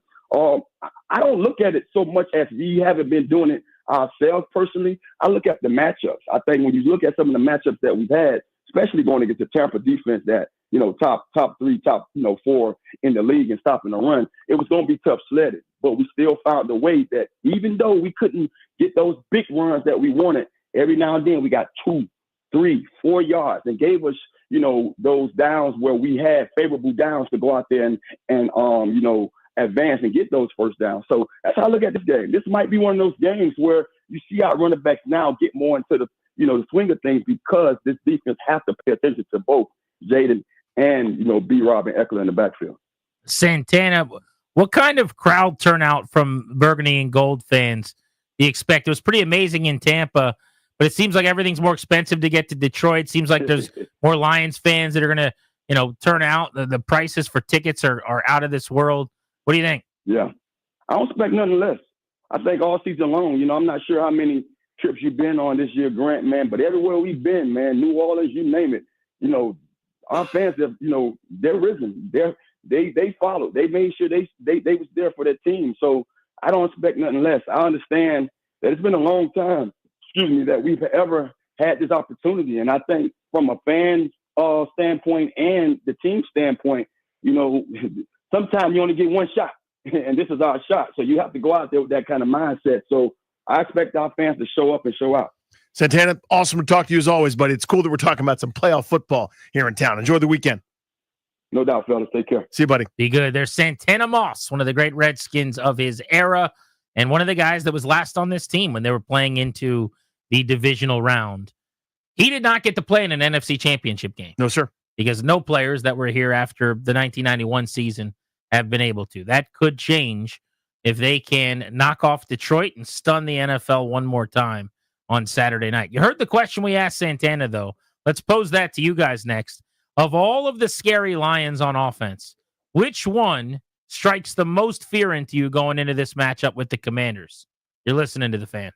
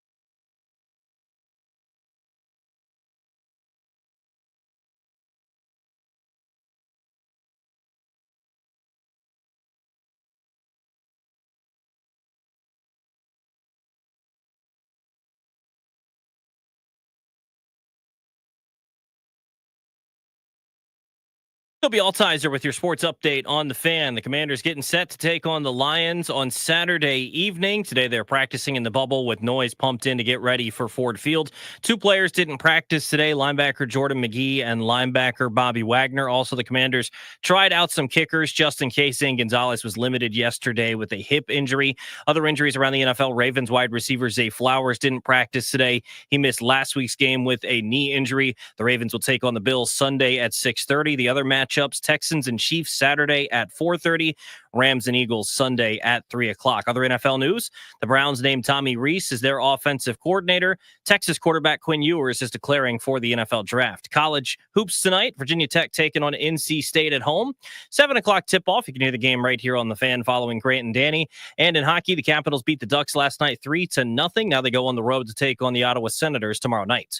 From the Crop Metcalf 5-Star Sports Desk, I'm Toby Altizer on the Fan.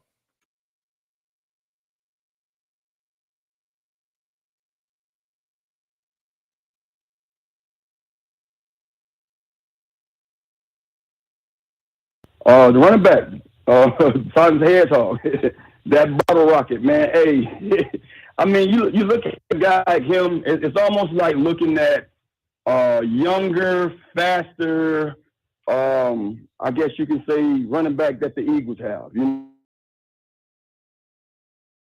the same attributes when it comes to just, physical attributes, but the way they play the game is so dynamic, Gibbs is he's a home run hitter. He's a guy that if he gets past that second line of defense, cancel Christmas because it's going to be, tough sledding. Cancel Christmas is a great line by Santana Moss. Welcome back, Grant and Danny on the Fan. I think I'm going to steal that. That will be used on this show in the future. If he gets through the first line of defense, cancel Christmas. Jahmyr Gibbs is actually my answer to the question as well. We're going to hit the phones on this in a second. So you can line up your calls now at 800-636-1067. That's 800-636-1067. The Lions are absolutely loaded with weapons. Washington's defense is probably not built in a way where they'll be able to slow Detroit down. We know they're not going to stop them. The question is, can they slow them down? I think this is a game where you got to try to get a couple of takeaways. That's the path. You got to get a hand on a football at the line of scrimmage, bat it in the air, get a pick. You've got to jump a lane in the secondary, disguise something and confuse Jared Goff maybe. And on one of those in-breakers or those like timing routes, the digs in the middle of the field, maybe it's Luvu sinking from the linebacker spot, or maybe it's a safety coming down and blowing something up. You got to pick off a pass. Maybe it's a punch fumble on Montgomery as he's fighting for extra yards. He hadn't played in a few weeks. Maybe the timing's a little off. He's not in football shape, whatever. But it's going to take a couple takeaways to me because you're just not going to force many punts. You're certainly not going to force punts from their side of the field with 3 and outs or anything that doesn't result in them going on little drives. And if you look at the weaponry, it's Amon-Ra St. Brown, who's a top 10 receiver in the NFL, who's uncoverable in the slot. It's Jamison Williams, who's an absolute burner, is electric. He is a strike-up-the-band player, Danny. Yep. What they've now gotten out of Tim Patrick in the second half this season has been ultra impressive.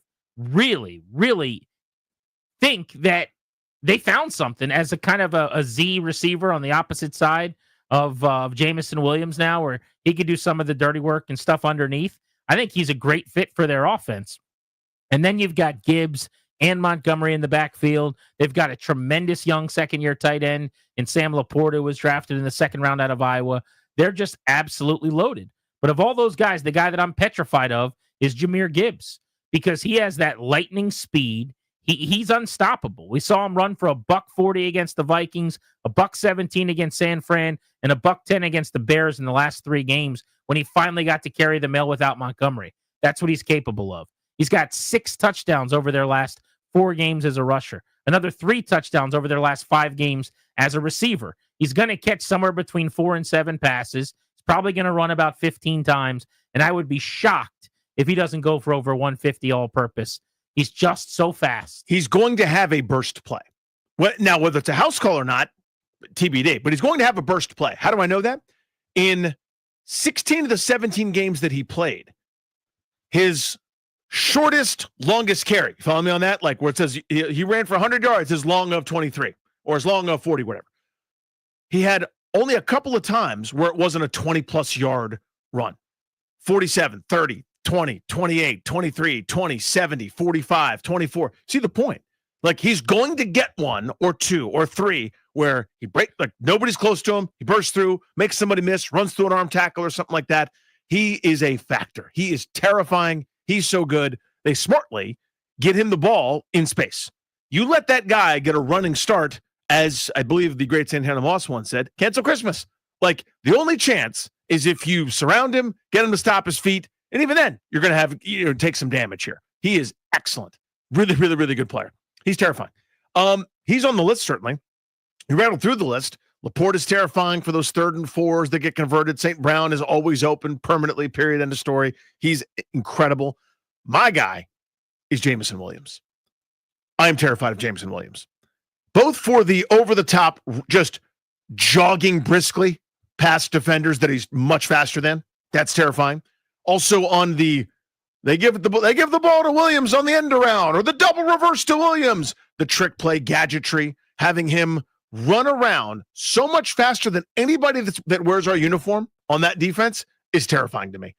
That's the guy that is the easy button. So they have a couple easy buttons. Gibbs is the first one, who turns 2 into 17.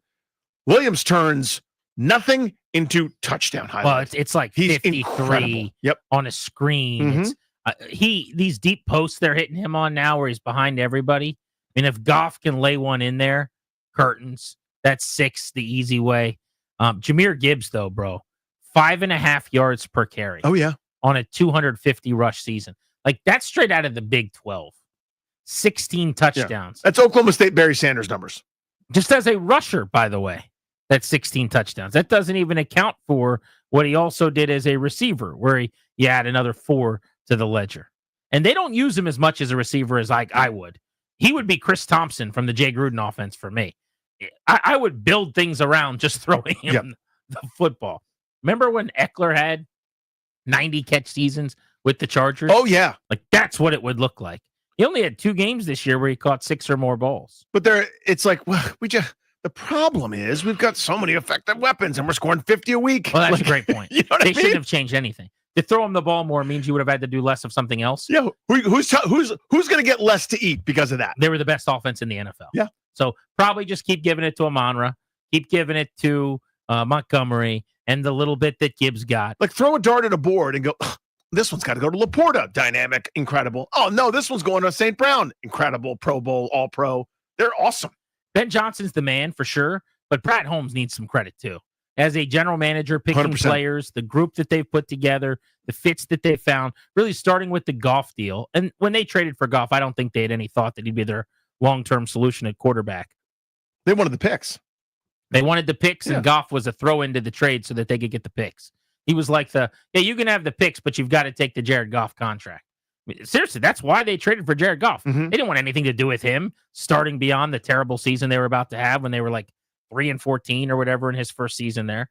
But as it turned out, you start adding those weapons, you get a scheme that fits him, you get a coach that works with him, and they put all the pieces together. Let's go to Tom and Reston. Of all the Lions' great weapons, who are you most worried about this weekend? One of the guys you mentioned, kind of under the radar a little bit, but Laporta really scares me. It has, it's been a few seasons since we were terrible against tight ends. I can't really remember a tight end killing us this year. I guess Freiermuth had that game-winning touchdown when we played the Steelers, but we've done a good job against tight ends so far this season. But Laporta really worries me with the short intermediate stuff that just moves the sticks. 100%. Yeah. Again, there's no wrong answer here when you talk about their weapons, because that's the formula, right? Where if you end up in one of those 3rd and 5s, 3rd and 4s, and you're like, okay, we got a chance here. It's not a 3rd and 1 where they're going to go for it no matter what. You've got, I got to make sure that there's nothing over the top because they're aggressive. I got to make sure that it's not Ross St. Brown, who's so good in that situation. How about big physical Sam Laporta, who can truck people and run away from larger defenders? I guess I'm going to go back to the same thing I just caught myself with when I said I would do this more with Gibbs, and maybe it's the same point with Laporta. I'm actually shocked he was not more involved in their offense, though. I am too. And again, this is not a criticism. Yeah. It's surprising. He only caught 60 balls. Now, to his credit, he came on pretty strong at the end of the year. And if you notice, maybe it was like they were saving him, or they know he's a big-bodied guy and you don't want to get him banged up or whatever. But for the most part early in the season, there were a lot of weeks where he caught 1 or 2 passes. For one of the better tight ends in the league, which bar none he is, by the way. That should never happen, in my opinion. But how do you argue with it? Like, he caught 1 ball against the Cowboys. It was a 52-yard touchdown. They scored 50 points in that game. He caught 1 ball for 25 yards against the Vikings, and they scored over 30 and won in that game. I tell you, he had 2 for 13 in the Tampa game, and you'd say, oh, that's not good enough. And that was one of the few games that they actually lost. But for the most part, 2, 1, 3 catches, and they were scoring 1 million points. So what's the issue? But toward the end of the year, he went 7 for 111 when they went off against the Bills and scored 42. He went 7 for 63 against the Vikings in the biggest game of their year in Week 18 when they hung 31 in a 22-point win. So he's coming on, and maybe that is someone to have to worry about. I will say, as far as production against tight ends this season, now this is all 3 tight ends in a game, right? So not just the number 1 tight end per team. So in other words, like Washington in every game faced 3 tight ends that were active and occasionally on the field. So when you look at those numbers this year, the Commanders gave up 79 catches to the tight end position, which is probably just outside of the top 10 in the NFL.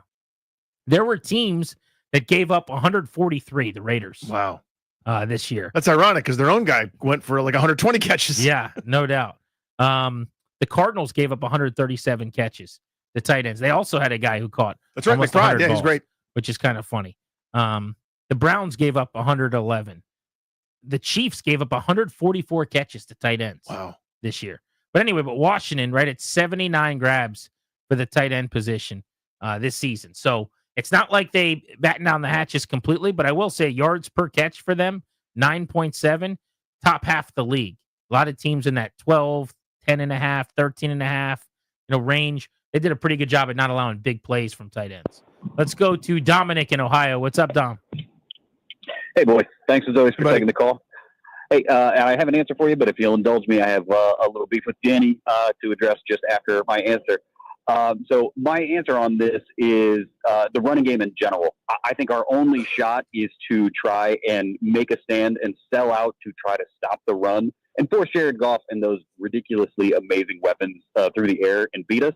And maybe we get lucky and get a tipped pass or something bounces off a head, or someone accidentally just muffs one and we can create a turnover. I think that's our only real shot, because if we try to stop, or if we try to play just complimentary defense and try to shut down everybody, we're just going to get rolled. Now, my beef with Danny, I received a certified letter, and I'd like to share it with you guys. It was for my application into the Commander Force, and it reads, "Dear Dominic, thank you for your application. While we appreciate your support and readiness, we have rejected your application for the following reasons. As you know, since 2/22/22, the attendance at Northwest Stadium is mandatory. Lieutenants like myself have not missed a single game. We are at the stadium every week, left hand up. Also, you're living in the worst city in the cornfield of Ohio, Columbus, Ohio, is a detriment against your application. Because of these reasons, we regret to inform you we cannot accept your application into the command force. Sincerely, Lieutenant Commander Danny Rouillet, left hand up. P.S. You're bad at darts." Unbelievable. You didn't even let Dom into the Commander Force? This whole thing is a farce. This whole thing is... This is just so. First of all, it's not mine. I don't know where that came from, officer. He sent that letter to you, Dom? No. No. Oh, don't do it again. Again. Which member of the Scary Lions offense are you most worried about? 800-636-1067. Plus, let's hit some burning excuse me. We'll get through this thing together. Let's get some burning NFL questions off the hot stove next on The Fan.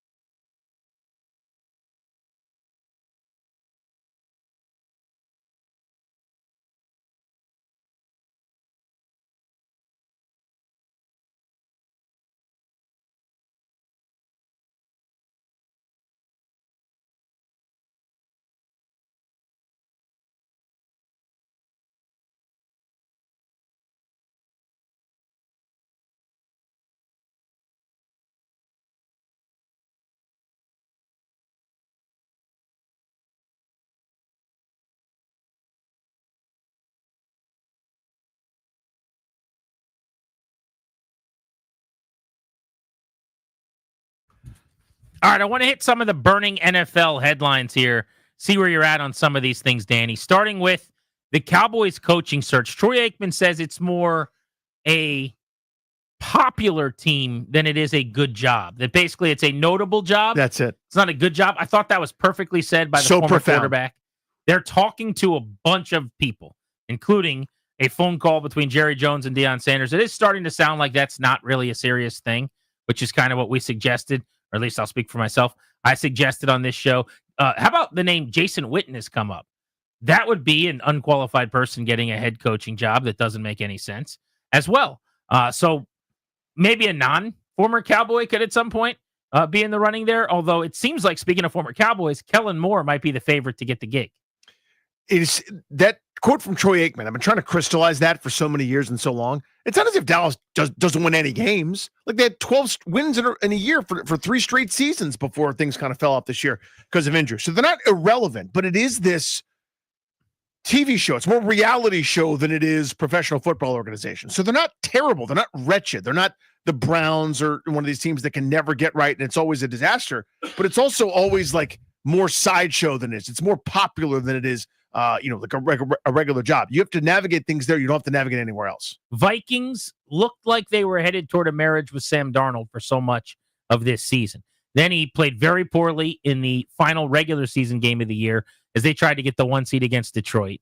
Cost them. Wasn't the sole reason they lost, but it was a costly, bad performance by him. And then in the playoffs, another dud. He stunk again, this time against the Rams. And again, it wasn't all his fault. He might not even been the biggest problem. He got hit all night long. He got sacked 9 times. I would say probably at least 4 or 5 or 6 of those were on him anyway. He held the ball forever. But it now looks like, based on Kevin O'Connell's comments after the game, if you're reading between the tea leaves, they might just roll with J.J. McCarthy and let Sam Darnold hit the market. What do you think the Vikings should do? I think you let Sam Darnold walk away. You got J.J. McCarthy, who looked good, looked promising. To me, you squeezed every drop out of that stone that you were going to get from Sam Darnold. You know what I mean? Like, that's a beyond an achievement to go 14-3, to be a whisker away from having home field throughout and be the 1 seed and have a bye. He took you as far as he can take you. You need McCarthy. They're now well run. They're talented. I don't know if Brian Flores ends up leaving because he's getting head coaching looks and he should be a head coach again. But right now, their recipe is pretty good. It's thank you very much, Sam. We appreciate it. We'll write you a nice recommendation, but it's McCarthy's team. I would tag Sam Darnold. Would you trade him? Yeah. 1 year tag, I think, was $38 million this year. It'll be a little bit more than that this coming season, but the cap's going to go up again like it does every year. But I think you could trade him. There's enough teams looking for quarterbacks that on the open market, he would not make $40 million now, probably. But don't you think you could ship him like for a few picks? There's no reason why you wouldn't be able to do that. Get something for him. Don't let him just walk out of the building for nothing. We learned our lesson the hard way, a la Kirk Cousins in that regard. So, but the question then is would someone pay him that in free agency? And the answer might be yes, but might not be. If the answer is no, it's still a 1 year deal. Someone would that's true. They would trade him. They would then rework the deal and they'd give him a Baker Mayfield contract or whatever. Like, hey, we're going to give you 3 years and $100 million, or Geno Smith contract. Right. Because to me, the downside of doing I'll call it the Paulson plan is just in case you don't get the offer you want or anything. Now you got a guy for $38 million for a team that's got a Super Bowl window that's not your dude. But I see your point. You could be left holding the bag. To me, I would kind of do it clean. What is McCarthy's health? I mean, he's coming off of this. It's not like it's a minor injury. No, it's true. It's a serious knee injury. He's probably not going to be able to rehab as extensively as he would have, like, starting the offseason. It's not that big of a deal if worst case scenario, you have Darnold for one more season. For the beginning of the year, he's your starter. And then if you eventually he's not starting and McCarthy is as the year goes on and you're paying him a ton of money, that's not ideal, but it's not terrible. It's not the end of the world. I also just don't think that would be the case. I think if you have to eat some of that money, trade him and get some picks back, I just want something. Yep. I just turned his career year, basically went up in smoke in front of my eyes. But because I was able to turn him into a 35 touchdown guy, I should be able to get something out of that. Like, my work needs to result in something. How about the Steelers and Mike Tomlin? Stuck in the exact same position year in, year out. I watched his end of season press conference yesterday. Tomlin said that he saw enough from Justin Fields to feel like he should be a starter in the NFL this year. which was interesting because he didn't want him to start over Russell Wilson, who wasn't Just playing not for you, I guess, a sir? starter in the NFL. So figure that out. But he also just might have been saying something nice at the podium. Steelers might be going back to the well on quarterback. They What should. would you do at QB if you were Tomlin in Pittsburgh? Now, I don't know intimately their cap situation when it comes to those two quarterbacks. None of them are under contract. They Yeah. don't have a single quarterback under contract. So they're the Cardinals of the NFL in so much as they refuse to The bottom Arizona out. Cardinals? So the St. Louis Cardinals. Okay, in 'cause baseball. there is a Cardinals of the NFL. Well, that's true, actually. They're the St. Louis Cardinals in the NFL should further qualify. You win 81, 82 games a year. I know the Cardinals have jumped up and been really good and won World Series, but it's basically the same deal. Everyone else will tank and get bad to try to get good, and the Cardinals refuse to do it. They refuse, and it's hard. I guess it's maybe a bit easier in baseball to have more success, but Pittsburgh cannot and will not bottom out. They're too good to pick top 5 or 10 to have easy access to a quarterback, and they're not good enough to go win playoff games. Since the last time Mike Tomlin and company won a playoff game, Dan Quinn, I think, took the Falcons to a Super Bowl, got fired, and then has won another playoff game for a different organization as the head coach here in Washington since Mike Tomlin and the Pittsburgh Steelers won a postseason game. That's insane when you start thinking about that kind of time. And as competitive and as good as they've been and well-run as they've been, this is kind of that quandary. It's like maybe more appropriate is the Atlanta Hawks of the NFL. So they're good, but you got to go, again, that veteran market to try to do this dance that you just finished doing again. Last NFL note I'll slide in here on the way out. We got to get ready for Scott Pioli. We should talk more about this either at the end of the show or tomorrow. But there are rumors circulating that Ben Johnson to the Raiders is starting to really gain a lot of steam.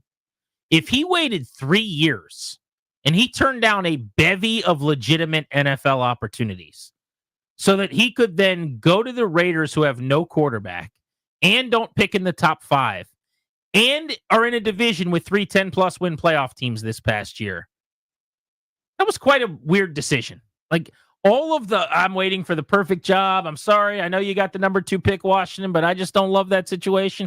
He did that to a bunch of teams over multiple years. This year, he's like, I'm going to be really choosy. It's got to be the perfect job. The Raiders in the division with Mahomes and the Chargers, who just 111, and the Broncos who are just getting going to 110, who have no quarterback and don't pick in the top 5. That's the gig you were waiting for all along. That would be something. Grant and Danny on the Fan. Scott Pioli joins us next, the 5-time Executive of the Year.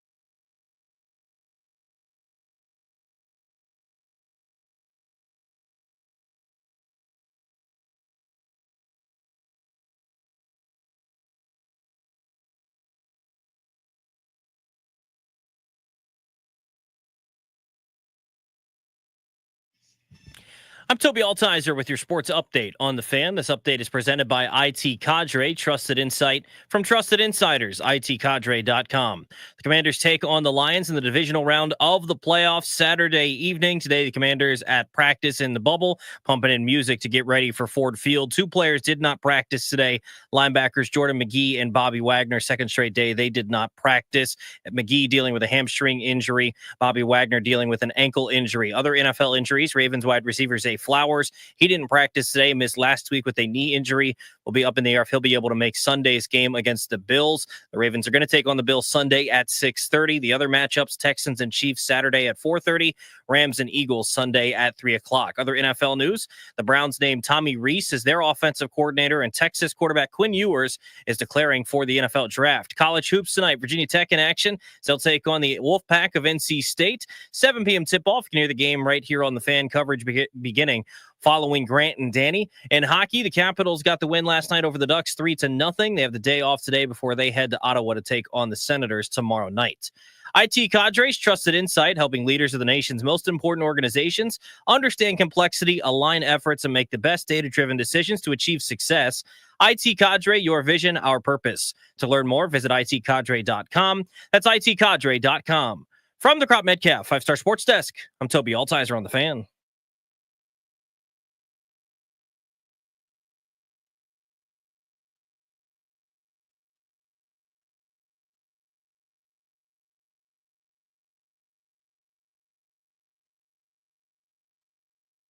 Welcome back, Grant and Danny on the Fan, taking you up to about 6:20 this evening. Virginia Tech basketball comes your way when we are done.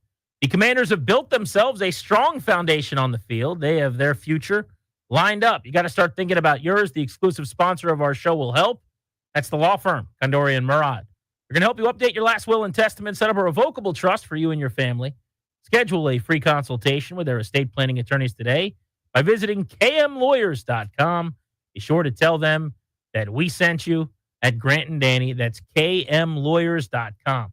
Reminder, Friday, we are out in Manassas at Uptown Alley for a Friday field trip. We're going to be partying ahead of the Commanders and the Lions. Wear your burgundy and gold. Come on out and have a good time. There will be food. There will be drinks. There will be fellowship. Should be a blast.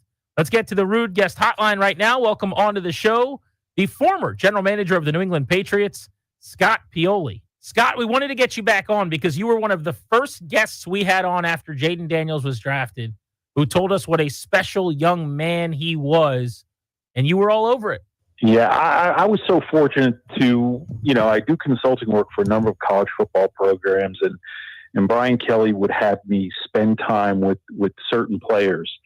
And I remember the day I first met Jaden and trying to figure him out, right? And in the sense that the way he carried himself and the energy that appeared, but the energy that he had internally didn't look the same. And he's just, we spent a lot of time talking about more personal stuff, me getting to know him. And first of all, I'm so happy for him. I'm so happy for DQ. For AP. He's just, what you guys are getting as a player is right on what I hoped and thought it was going to be. But what you guys are going to have in the community for hopefully, more than a decade moving forward. He's just an amazing young man, and he's just the same dude every day, all the time, same guy. What's the best attribute? I mean, it's hard to pick. There's a lot of things that I like. This has been such a wonderful ride, Scott. But what's the thing that kind of sets him apart? Because there've been a lot of talented guys. There've been a lot of nice guys. There've been a lot of good kids. But it just still feels different here. What's like that one thing that you put at the top of the page? I don't see, and I think it's dangerous to ever put things as the one thing or the top thing. But I think one of the many things it starts with is that he's the same guy every day. It's consistency, and that's what people want out of leaders, right? In order to sustain true and genuine leadership and followership, you want to know what to expect. You understand that things may get different. What the players and his teammates don't need is that dude to change, right? The circumstances, the situations, those things are going to change. But if you're getting the same thing. At least you know that there's real authenticity there. And to me, that's near the top of the list, that he's the same guy all the time, every day. But I don't think you can overlook one of the biggest things I determined about him and spending time with him is that he's both smart and thoughtful, right? And there's a lot of people that are smart that aren't necessarily thoughtful. And then there's thoughtful people who aren't real smart. He's got a really nice combination of both of those things. And he also has this internal energy and passion and commitment that you really can't coach, right? He has a rare work ethic. And while he was at LSU, he learned the proper and appropriate work habits. I mean, he knew some before that, but he really honed them in his 2 years at LSU for sure. Scott Pioli is a 3-time Super Bowl champion, a 3-time Executive of the Year. You may not be a good person to ask this, too, because I feel like the Patriots, year in and year out, were just expected to win in the playoffs, and it almost became the norm. And you guys didn't really go on the magical carpet ride, I guess, after that first season. But what's being experienced here in D.C. is mind-blowing. They win the 12 games in year one. Nobody saw that. Then they go to Tampa as an underdog, and they win. Now I know they're a big underdog against Detroit, but there's this kind of growing quiet confidence here. What's that like in a locker room if you've ever been around something like that, where it almost doesn't matter what kind of chance people are giving them anymore? They really do believe they got the goods right now. Yeah, I would say that was our first Super Bowl season, right? We were coming off a 5-11 season. We had signed 23 free agents, and none of them were household name guys. It was Mike Compton, Mark Edwards, and, guys like that. Joe Andruzzi off the street. To me, it's a quiet confidence. And I'll say this, DQ, when I was with him in Atlanta, he has this ability to get players focused and say, hey, listen, the outside stuff, you're going to hear it. It's out there. You're going to hear it from your family. Ignore it the best you can. Don't say that. Don't listen to it, right? DQ's, he's not full of it in any way. And I think watching this team now kind of reminds me, and I'm trying to be careful because I want to manage expectations, because I don't expect them to win the Super Bowl, and that's not a knock at them at all, right? I expect them to think about what's happening this week. And I think the tough part comes is when you're good and you know you're good and you're playing collectively better than what the parts are, which is what I think, the Commanders are doing right now. Other people's expectations become unrealistic. And if and when this does end, I hope that everyone remains supportive and encouraged, because it's never going to be a straight line, right? After our first Super Bowl, we didn't even make the playoffs the next year. And then we got good. Understand that this is still, as magnificent this season is, this is still the beginning of the process for the Washington Commanders. Scott Pioli with us here on G&D. And you mentioned the beginning of the process, Scott. I was actually talking to a dad this morning, dropped my kids off at school. Detroit's a couple of years ahead of Washington in this build. Their first year when they did this, Dan Campbell takes over. I think they're 4-13, if memory serves. That's probably where Washington should be. And here they are, 12 regular season wins, out of 13th in the first round of the playoffs. So to me, I'm going, they haven't even had a chance to really do the overhaul yet. Usually it's kind of like you're power washing the previous regime's pieces, and you don't have, all the $100 million worth of talent and the years of draft picks kind of layered. They couldn't be more ahead of the game here. Would love your thoughts on that. Yeah, well, first of all, you said the $100 million players. I love that. That's a great thought, because don't ever get salaries confused with having good players and a good team, right? Just because a player is high priced and a quote unquote star player, that's not necessarily going to translate to success. And I think they're just doing such a good job right now, and they're putting other elements in place, because here's what's happening.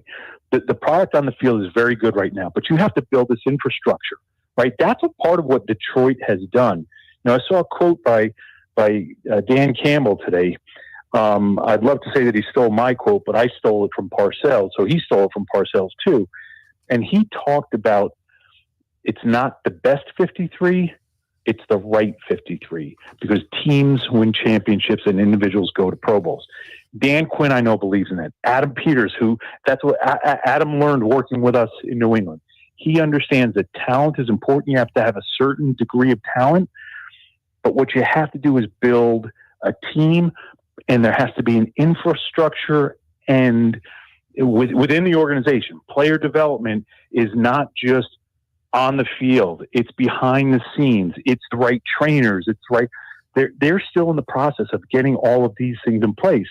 And there's people that the big thing that you're going to have to face at some point in time is there's attrition due to success, and you have to have a developmental talent pool throughout your organization because there's going to be, once you start having success, there's going to be talent drain. Again, not only on the field, but throughout. I mean, people are talking about Cliff Kingsbury, becoming a head coach. That's probably going to happen at some point in time. Well, who's next? How are we developing? Who are we developing? It's organizational. Scott Pioli, you see why we wanted him on the show. Great insight not only on Jaden Daniels, but was with Adam Peters as well, joining us here on Grant and Danny. And I think I shortchanged you. You had 3 Pro Football Writers Association Executive of the Year awards, but you won a couple others as well. So I don't want to shortchange you. That's 5-time Executive of the Year. I appreciate it, but you know what those awards mean? It means you're surrounded by a lot of really good, talented, hardworking people, and those awards were cool and all, but man, we had so many good people, so many that went on to be GMs themselves. So I was blessed to have the right people around me. Well, to that point, and a pretty good quarterback and a pretty good head coach. He was fine. That didn't hurt. I want to ask you about a couple of those people. Mike Vrabel's back in New England as the head coach now. Yeah. And first of all, it's a perfect fit. It makes sense. But they're now an org that's going to have 3 head coaches in 3 years, which just to think about that's kind of a Washington or a Cleveland type thing is wild. What do you make of not only Vrabel coming back, and is this kind of what they needed to become stable again? Well, first of all, I'm really excited for Mike. I think the world. He is a dear and close friend. I'm disappointed for Gerard, right? I think, Robert,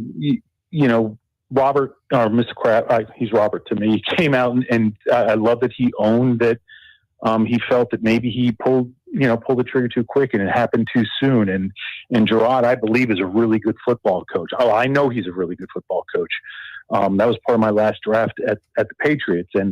And I just hope he settles in after this and continues to get to work, and some point gets time to be, gets this opportunity again.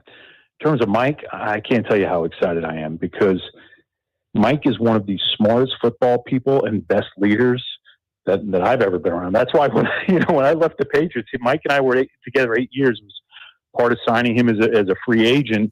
We brought him in on a 2-year deal.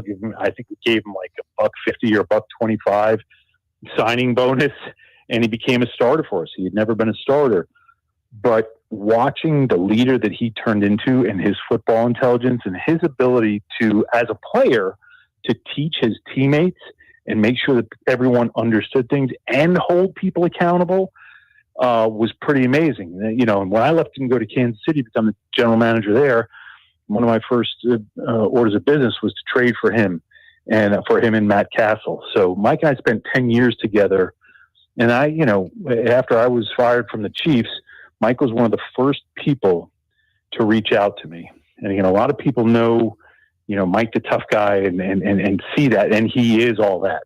But he's also a very compassionate human being. He's one of the first people to reach out to me and say, "Hey, listen, I know you're probably going to need to get away. Why don't you come out to Columbus?" He was coaching defensive line at Ohio State at the time. So why don't you come out to see me and Jen, stay with us, and just be around football people for a while. So I'm excited for Mike because I know he's going to be really good. He has been really good, but I'm just excited for him the person as well. Scott, quick one before we let you go. You're down a level. UNC just hired this young guy. I think it's Bill Belichick, a younger coach, guy that's not much better than your resume. I think you know him a little bit. What do you make of that whole thing? It may have been pronounced in Croatia. At one point, yeah. Just stunning, right? I mean, no, please, no reason to apologize. What a time to be alive. I mean, what a time, right? I mean, he's just within a handful of wins of the all-time record, and here he is down in the ACC. He was walking in a high school hallway the other day, recruiting. Like, Mom and Dad, I want your son to be a Tar Heel. Like, it's amazing. It really is. But again, I think that goes back to much of what Bill is about. Again, I was fortunate. I got to know Bill when I was a sophomore in college, and that was before he was rock star Bill. And he's a teacher. His mom was a school teacher. His dad was a coach and teacher. That's who he is and what he is at the core. And again, I know there's times he doesn't want to be mixed up in the mess and the silliness, and he's a teacher and he's a football coach. And this, he wasn't sure. I wouldn't want to speak for him. My understanding was that he wasn't sure what opportunities he was going to have, and he was not going to sit another year out of football and being around football, competition, and teaching. Scott, we appreciate the time. Excellent, as always. Wonderful insight on so many of the people in the news. When you have a legendary career like you did with so many successes, I guess you know everyone in the league. So it's great to get you on. Thank you so much. Thank Grant. Really appreciate you guys having me. I really and can't wait to watch this game, man. It's gonna be fun. I'm going to tell you what. There's going to be a lot of bodies flying and a lot, as they say, a lot of snot flying from some of those hits this weekend. No doubt. He's not alone. We're all counting down to the Commanders and the Lions 104 this weekend. Now, they were never probably going to play on Sunday because the Rams had a Monday night game, and once Green Bay lost, it was pretty clear that it was Vikings-Rams at the Eagles, so that game had to be on Sunday. Mm-hmm. You couldn't have Washington-Detroit with Detroit off of a bye and the Commanders playing on Sunday and the Rams or Vikings playing on Monday, not give them the extra day. But I will say I would have preferred probably the Sunday kick. Me too. So for sake of argument, if it was Steelers-Broncos, Washington would have been on Sunday. Yeah. Don't you think? Yeah, I would think so. Yeah. Sure. But I don't know about you. I just kind of feel like an extra day of rest would have helped a lot. Mm-hmm. You got back super late. I'm trying to think of when I walked out of the locker room. It was probably almost 1 a.m. Yeah. And they were barely getting ready to get on the buses and stuff. Then you get to the airport, then you fly home, then you land. You lose pretty much the entire Monday. So it's Tuesday before you're kind of coming back to life. I bet you're still feeling a little bit of that fatigue and stuff until Wednesday back on the practice field. And then you got a game on Saturday. And oh, by the way, now you're playing a team that had a bye and has been sitting around for 2 weeks. So it's just another reason. It's just another way to stack the deck against you. And it's by design. You're the 6th seed. Yeah. You're the wild card. And the regular season should matter. Being the number 1 seed, you should get the benefit. You should get privileges, 100%. Of a bye week and a home game. And it should be really, really hard to get knocked off. But the Commanders just don't seem to care about any of that stuff. And it's not like this team's going to be feeling tired when the ball's in the air. Yeah, it's very easy to feel sorry for yourself, right? Like how unfair something is. Any complaint that Washington might have is relevant, and it's correct. Someone could go, "That's adorable." How about the Rams? They've gotten a lot more to complain about than you do. So shut up and get down to business. Nobody cares. No one's here to feel sorry for you. I remember talking to Mike Rizzo for so many years when they deal with injuries, and he's like, "Well, it's not like the other team's not going to pitch their best guy." You know what I mean? Like, you have a couple guys that are hurt. Sorry, we got to go play. The game's still on the calendar. You got to go do it. So they've adopted this attitude. It's not just something you turn on and off, but you go play. I mean, you go get in a little street fight style with these guys and see what happens. It's also nice that the injury report doesn't reflect any major issues. Now, they had a couple of things that went on in that game where you thought, oh no, maybe this guy's not going to be quite right. But Daron Payne is going to be playing through the break in the finger, whatever that was. It looks as though pretty much they're going to be all systems go. Bobby Wagner didn't practice today. He's still dealing with an ankle. So that's one guy that's not going to be near 100%, but he's not going to miss that game. Mm-hmm. He'll be playing in his 18th career playoff game. Zane Gonzalez yesterday was limited in practice, was dealing with some kind of a hip issue to the point where they had to work out kickers this morning. And I guess yesterday. This will never end, by the way. It's so true. But Zane did practice in full today, so they're back to, I'm sure, feeling like he's going to be all set and good to go. Hope so, man. I can't do. What would that be? Their 7th kicker this year? If Zane couldn't go, if you're counting the training camp and off season guys. I don't even know what I'm counting anymore. If you're counting McManus, then I think that would be kicker number 7 on the season.